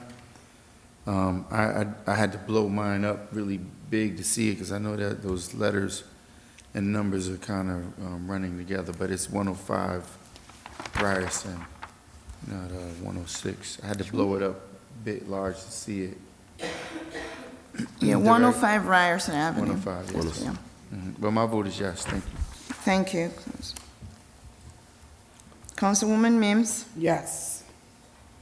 Councilman Udine, Before I vote, I just want to mention that recently some of the residents reached out to me that their handicaps parking are taken away. Then I called the traffic department and found out that they did not pay their, I think there is a quarterly charge, I think, so they did not pay that. So I called the department and I found out that once they pay the due amount, then the traffic department go and put this sign back. And I feel that there is no penalty actually. There is no real penalty of not paying on time. And our people are spending here, wasting their time and doing triple work for the same sign. Because if I own the sign, then it's my responsibility to pay the dues on time. And for not paying, what they're doing is the traffic department sending people to get the sign, then go back and put this back. And I feel this, we need to work on this to make sure that there is a punishment, consequence. Not really getting the sign back or anything, but I think there should be a monetary punishment. Not paying on time, there should be additional fee for not paying on time. So that's important. And those who are getting this sign, I would request you, please pay your dues, whatever need to pay on time, because this is giving hard time. So many people reached out recently. I think last week I reached out to the traffic department. They got over 50 plus signs back because of not payment receipt. And they are putting this back because the payment was made. And there is no real punishment actually. The punishment is department going through. That's all I see. So with that being said, my vote is yes. thank you, Councilman. Mr. President, My vote is yes, Madam Clerk. thank you. The votes are 5 yeses, 4 absences. Item number 7 is approved. Public hearing and adoption will be at the regular meeting on January 17, 2023. Thank you, Madam Clerk. Let's move to item number 8. Item number 8 is a first reading ordinance. No public hearing is required. It's an ordinance establishing handicap parking spaces at various locations on city roads. First one is 86 Butler Street, 811 East 23rd Street, 496 East 25th Street, 407 East 29th Street, 52 James Street, 201 North First Street, 170 Pacific Street, 109 Redwood Avenue, 3 Woodruff Place, and 195 4th Avenue. Motion. Moved by Councilwoman Cotton, second by Councilman Udine. Roll call, Madam Clerk. Roll call on item number 8 for approval. Councilwoman Cotton? Yes. Councilman Jackson? Yes. Councilwoman Mims? Yes. Councilman Udine? Yes. The votes, Mr. President? Yes, Madam Clerk. The votes are 5 yeses, 4 absences. Item number 8 is approved for public hearing and adoption at the regular meeting on January 17, 2023. Thank you, Madam Clerk. The next item will be item 11. Item number 11 is also a first reading ordinance. No public hearing is required. It's an ordinance designating Summer Street between Broadway and Godwin Avenue as a one-way street northbound. It's a public hearing ordinance. Second.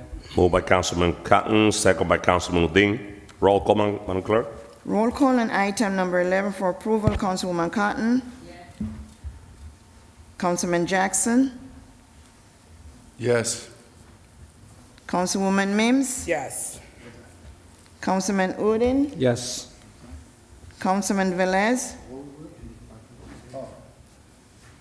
You know, handicap space, and I'm going to say this, we in committee look at all the handicap We're application. not our handicap. Huh? We're not our handicap. We're number 11. Where- We're voting on item 11, Council. That's what he told me. It's a one-way street.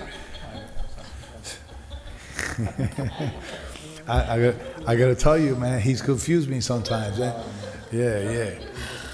So, Councilwoman Cotton, you know, is good turnout. We discussed this in committee. Are we looking into those narrow street to put it one way because you cannot have two-way traffic? But at the same time, Hank Chow is going to do the studies from the other side of Broadway because it's also had to be arranged. Yeah.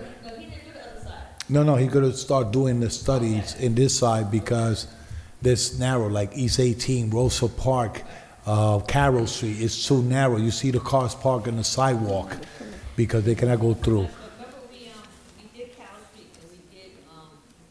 Correct, but we did the other side, your ward, but now they had to look into my ward because those three are real narrow. Yes, my vote is yes.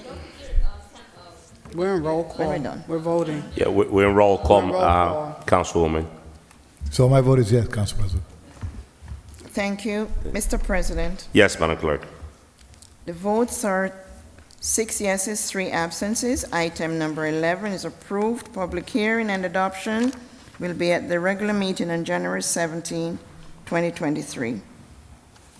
Thank you, Madam Clerk. Let's go to item number 12. Item number 12 is a first reading ordinance.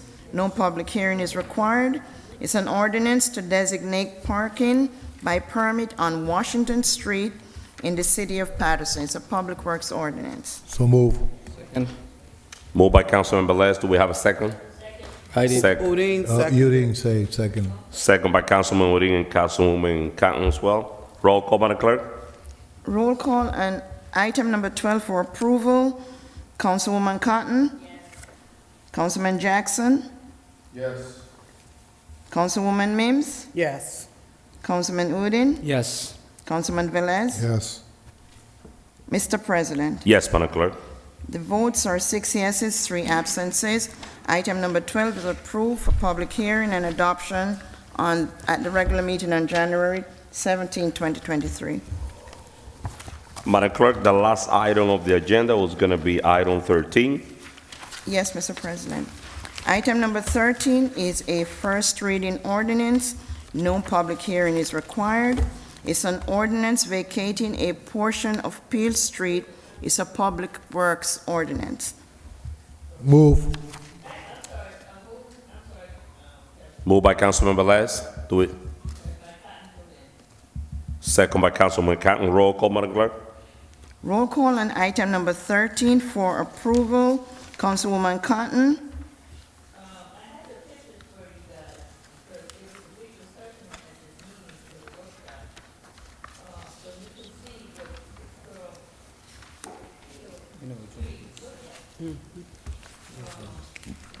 It's good.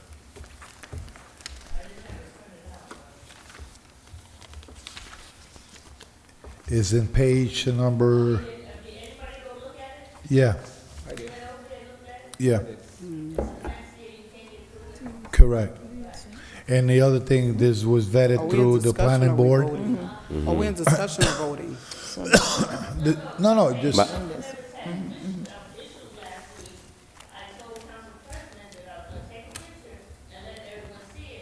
Councilwoman, we're in roll call, so We're in if you roll could make call. it.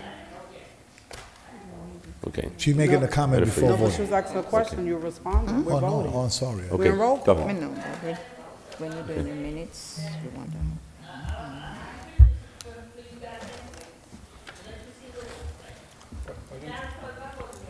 Thank you, Councilwoman. Councilwoman Mims? I'm sorry, Councilman Jackson, sorry. Item number 13. 13. Yes. Councilwoman Mims? Yes. Councilman Udine? No. Councilman Velez? This was vetted through the planning board, the request of vacating that portion of the street. It was approved by all eyes of commissioners. Now that we have to go and enforce the ordinance then to vacate it. My vote is yes. What's your vote, sir? My vote is yes, man. Thank you. Mr. President, My vote is yes, Madam Clerk. thank you. The votes are 5 yeses, 1 no, 3 absences. Item number 13 is approved for public hearing and adoption at the regular meeting on January 17th, 2023. Move to close. Thank you, Madam Clerk. The agenda is completed, so we have a motion to close. Moved by Councilman Velez. Do we have a second? Second. Second by Councilman Udine and Councilman Cotton. Roll call, Madam Clerk. Roll call to close the regular meeting of December 13, 2023. Councilwoman Cotton.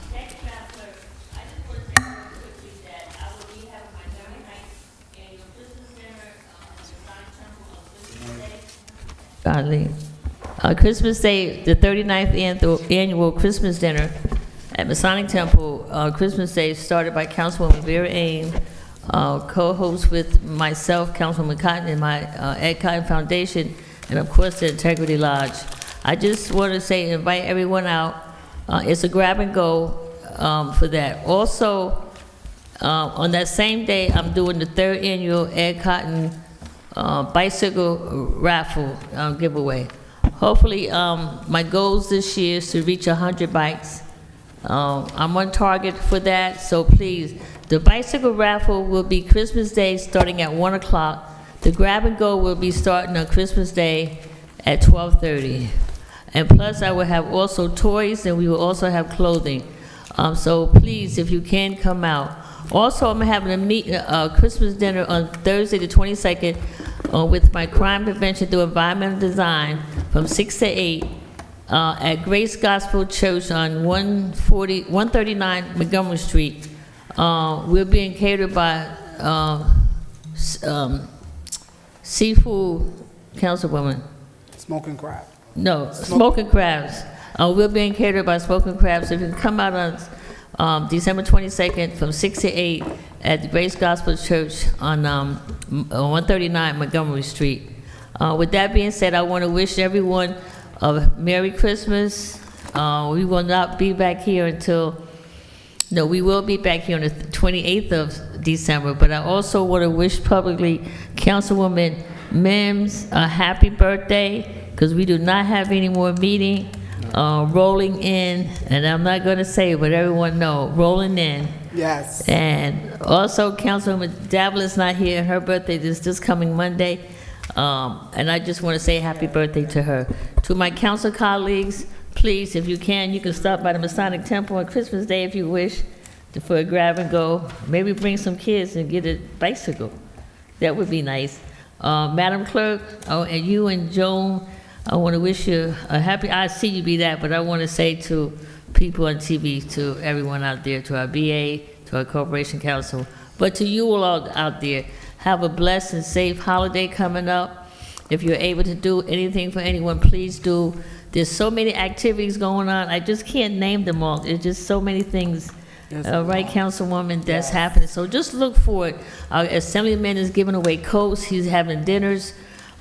He's doing the toy giveaway. So please, just come out to different events that's, look, just maybe look on everyone's Facebook page and see all the good, exciting things that are happening in our city. And with that being said, and I also want to say to my cousin Jeffrey McDaniel, he lost his wife, which is my really close cousin. The funeral, his name is Jeffrey McDaniel, which would be this coming Saturday. And I said it earlier in my meeting that when you sit around, there's so much death that's going around, that's around you, that we must do our best to be happy as we possibly can. With that being said, everyone, happy holidays. Look on our pages and see what events you can come to see. And also, I want to give my condolences again to Miss Wahida Muhammad on the passing of her sister. Everyone out there, God bless you all. Have a happy, happy, happy holidays coming up. Madam Clerk, my vote is yes. Thank you, Councilwoman.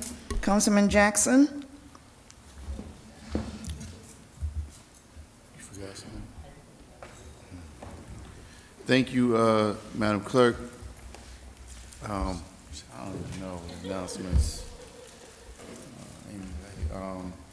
Well, I think there was some very good light that was shined on some critical situations today.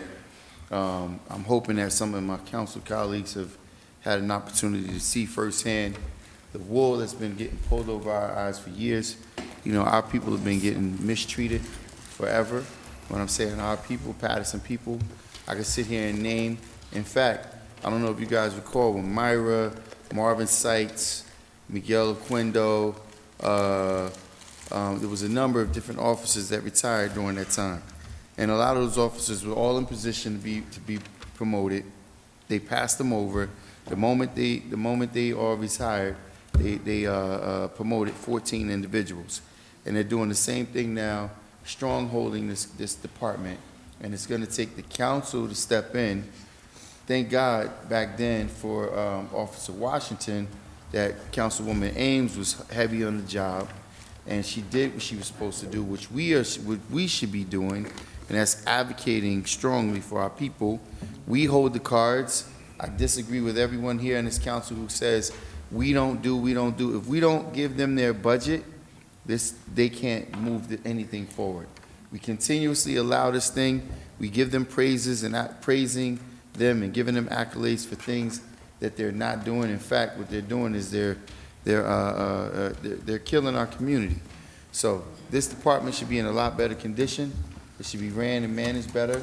It should be managed and ran by people who understand the dynamics of our community, and you wouldn't have all of the things that's happening going on as consistently as it is. Anyway, that's the gist of my announcements. I spend the time, you know, trying to make sure that I stay diligent on the people's work.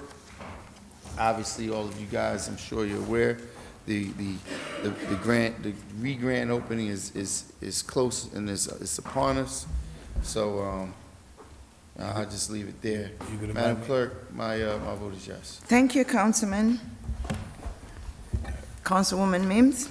So I said a lot of announcements earlier, but I just want to allow the community to understand that we're facing an approximately $18 million deficit in the city.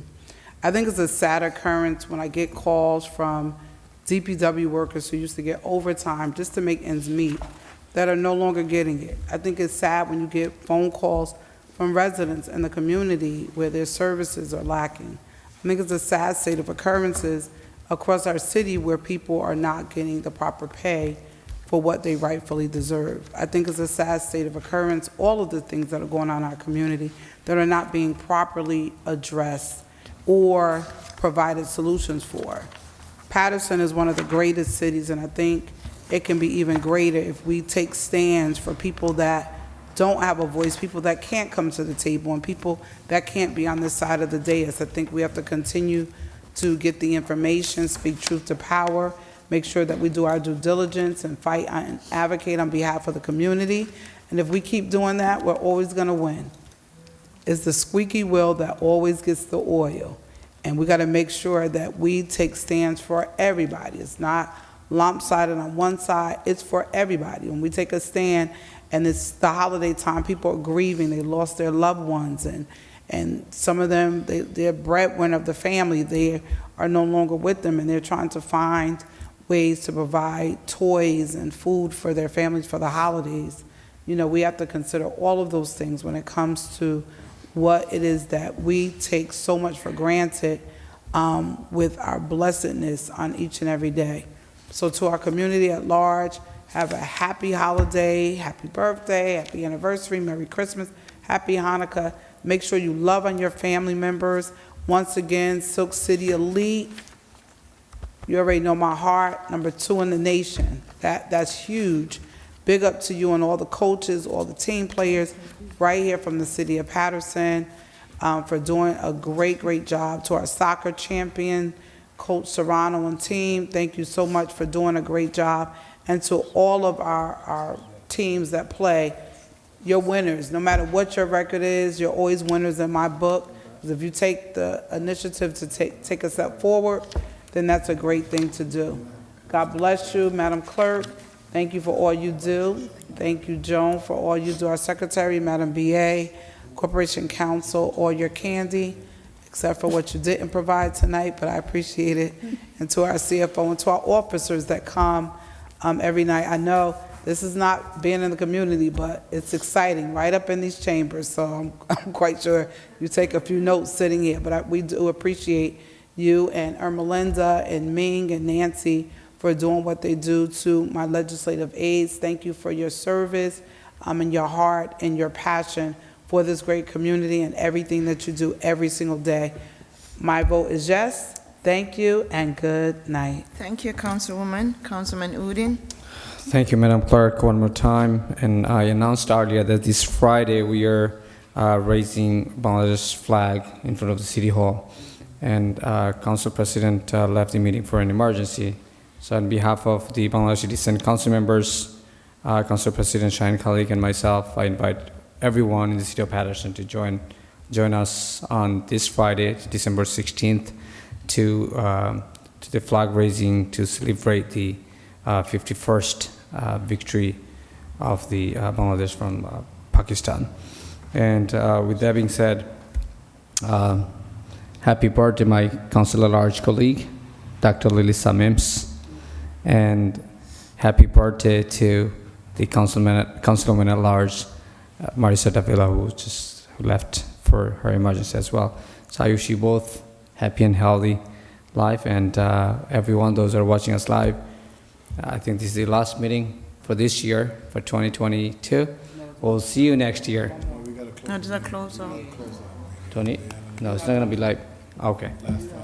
All right. All right, thank you, everyone. Have a good night.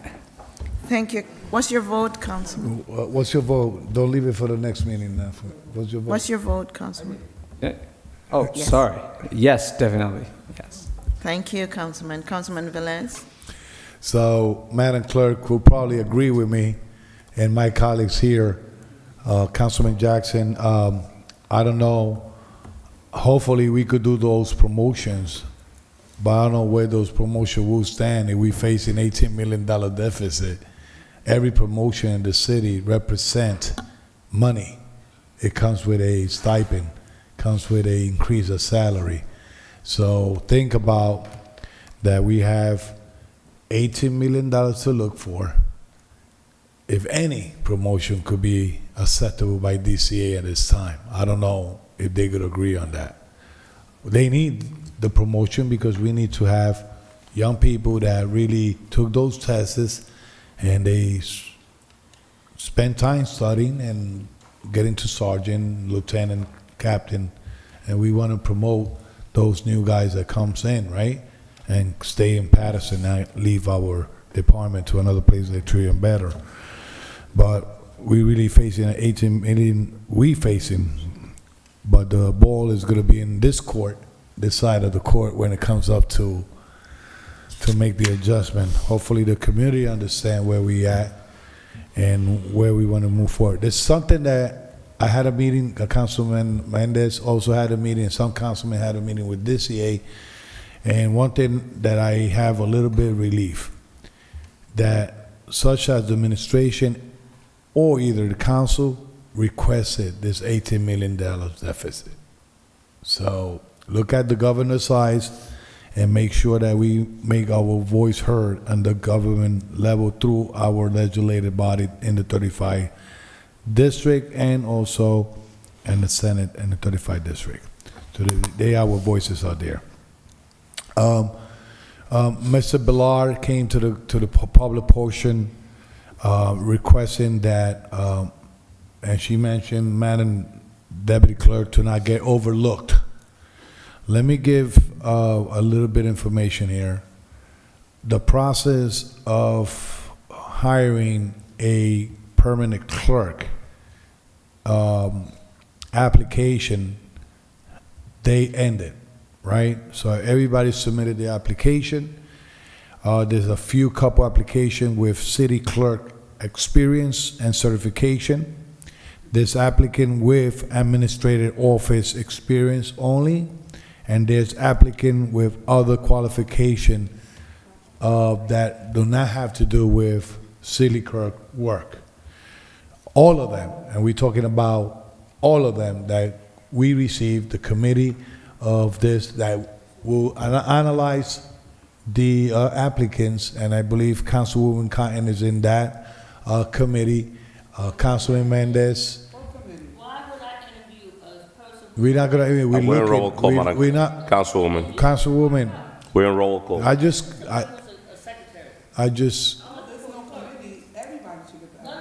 listen, it's going. Councilwoman, we are in roll call. Councilman Velez has the floor. Did you on the committee for that? Huh? No. I know, but it's a. Councilman that's what I'm Velez, saying. we closing the meeting. I Yes, know we're gonna correct. have a more Soon extensive as- discussion about that. Soon as it's. Sunny Lee. Then we're gonna bring it to the council. Listen, then we're Councilwoman, gonna. Councilman Velez has the floor. I just want to clear the wave of the community activists that came into the public portion saying to not overlook Madam Clerk. What we're saying is that we receive a numerous applicant based on the law, okay, and the qualification of publishing a position. We receive numerous applicant with city clerk experience and certification. We receive applicants with administrative office experience only, and we receive applicants with only other qualification. So we are going to look at those applicants. We're going to look at all the applicants, and after the committee discussed it, we're going to bring it to all the colleagues to make the decision. We're not excluding nobody. Councilman Velez. Council President is the one that created the committee. Councilwoman Ruby, Councilman, who received the package? You, Mendez, myself, and Council President. Also, all four of you are on the committee. Councilman, listen, Councilman Velez, council members, we are in roll call. We're closing the meeting. so- I know we're gonna have a very sensitive discussion with a Correct. workshop. All right, Councilman, can you close? The reason I'm saying this is because Mr. Billard stated that, in other words, if she was the only, if she only was the only applicant, it was another thing. But we have to look into all the applicants to do a fair choice. You're not gonna get overlooked like they trying to put out there, okay? You're not.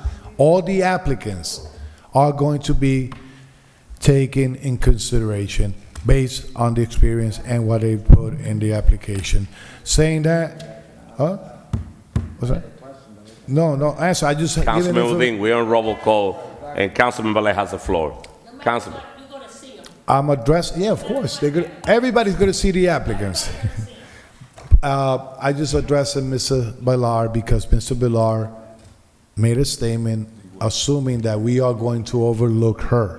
No, we are here to do a fair decision based on the documents that they submit for that application that already closed.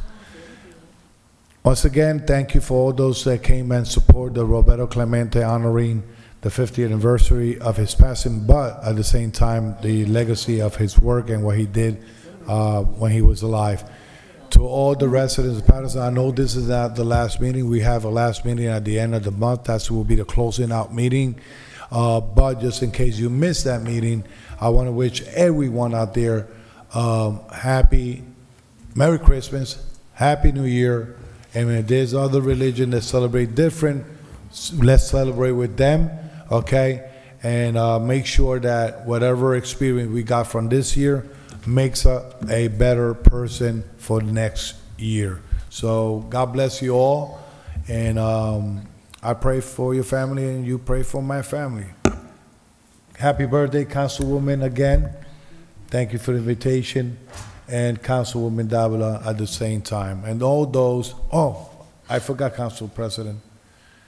Councilwoman, I don't know you're aware, and you know Cookie from Recreation.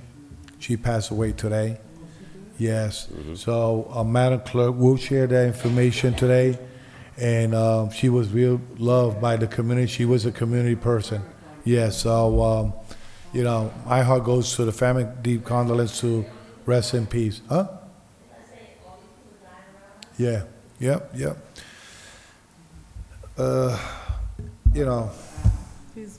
Council President, thank you for your patience. Corporate Council, we still got business to do in the legal aspect. Thank you. I appreciate it. My vote is yes. Good night, Paterson. Thank you, Councilman Velez. Mr. President. Thank you, Madam Clerk. I definitely, this is the last meeting of 2022. It's been an incredible year. Let me just answer to two of my constituents that sent me a text about something that happened a couple of minutes ago. This person is 34 and Fifth Avenue. They sent me a text that why I don't rebuttal, why I don't respond back. Couple of minutes ago, because of two legislation. First of all, item number 14, I basically was attacked because I vote no on this item. And let me just explain to the public why I vote no on that. I don't vote no for personal reason. I always make my decision based on what I believe that is better for Paterson. This improvement district is $315,000 budget. Fact is that they have to come in front of the council to get the approval for that budget. The owner of those buildings in downtown, they pay an additional funding to cover those $315,000. I spoke with the director and I told him, listen, I would like to see off-duty cops bring safety to our downtown because, you know, I didn't say it. And in public portion, we have multiple people in the public portion that came in and spoke about how dangerous downtown is with drug addict, panhandling, people inside those ATM machines, inside those banks. I'm not the one saying the people are crying for safety in downtown. I make that recommendation on the last budget. Never pay attention. Out of the $315,000 budget, most of the money goes on salary, including the director's salary, which is a very hefty salary. I'm against that, and I told them I would like to see changes. And based on that, I say no. And I'm almost got attacked for a couple of council members. That's number one item. And the other one, for a four-way stop sign, they calling me liar, and I've been attacked for a council member. I never mention any name. I respect all my colleagues because I respect myself and I respect this position. And you will never see me calling people's name, calling people back, bashing people in this council. I have one vote, and that's the power that I use it. And I use my vote based on my knowledge and based on what I believe that is good for the city. Any council member, they could vote the way they want. You will never see me attacking them, bashing them, calling them liar for a vote or for a four-way stop sign. It's sad because I got a multiple text telling me why that's very disrespectful, why you don't rebuttal. You answer it on East 34 is that's the way I am. I base my decision. I only got one vote, and I respect every person because I respect myself. With that being said, this is the last meeting of the year. Let me invite all the Third Ward residents and the entire city of Paterson to our annual toys giveaway. It's been many years. We're starting in 2009, and every year we have is getting bigger and bigger. We're gonna be on Fifth Avenue complex across the street from Home Depot. It's starting at 4 p.m. We have a lot of toys. We're gonna have Santa over there. Parents, get ready. Take your children, take a picture with Santa. Let's celebrate Christmas as a family because that's what we are in Paterson. We are one family. And also, once again, this past Friday, we have an amazing event, and we're going again with this food distribution. Brilliant Avenue at the Amistad Park. It was incredible amount of people that we got there. So we're gonna do this every month in different sections.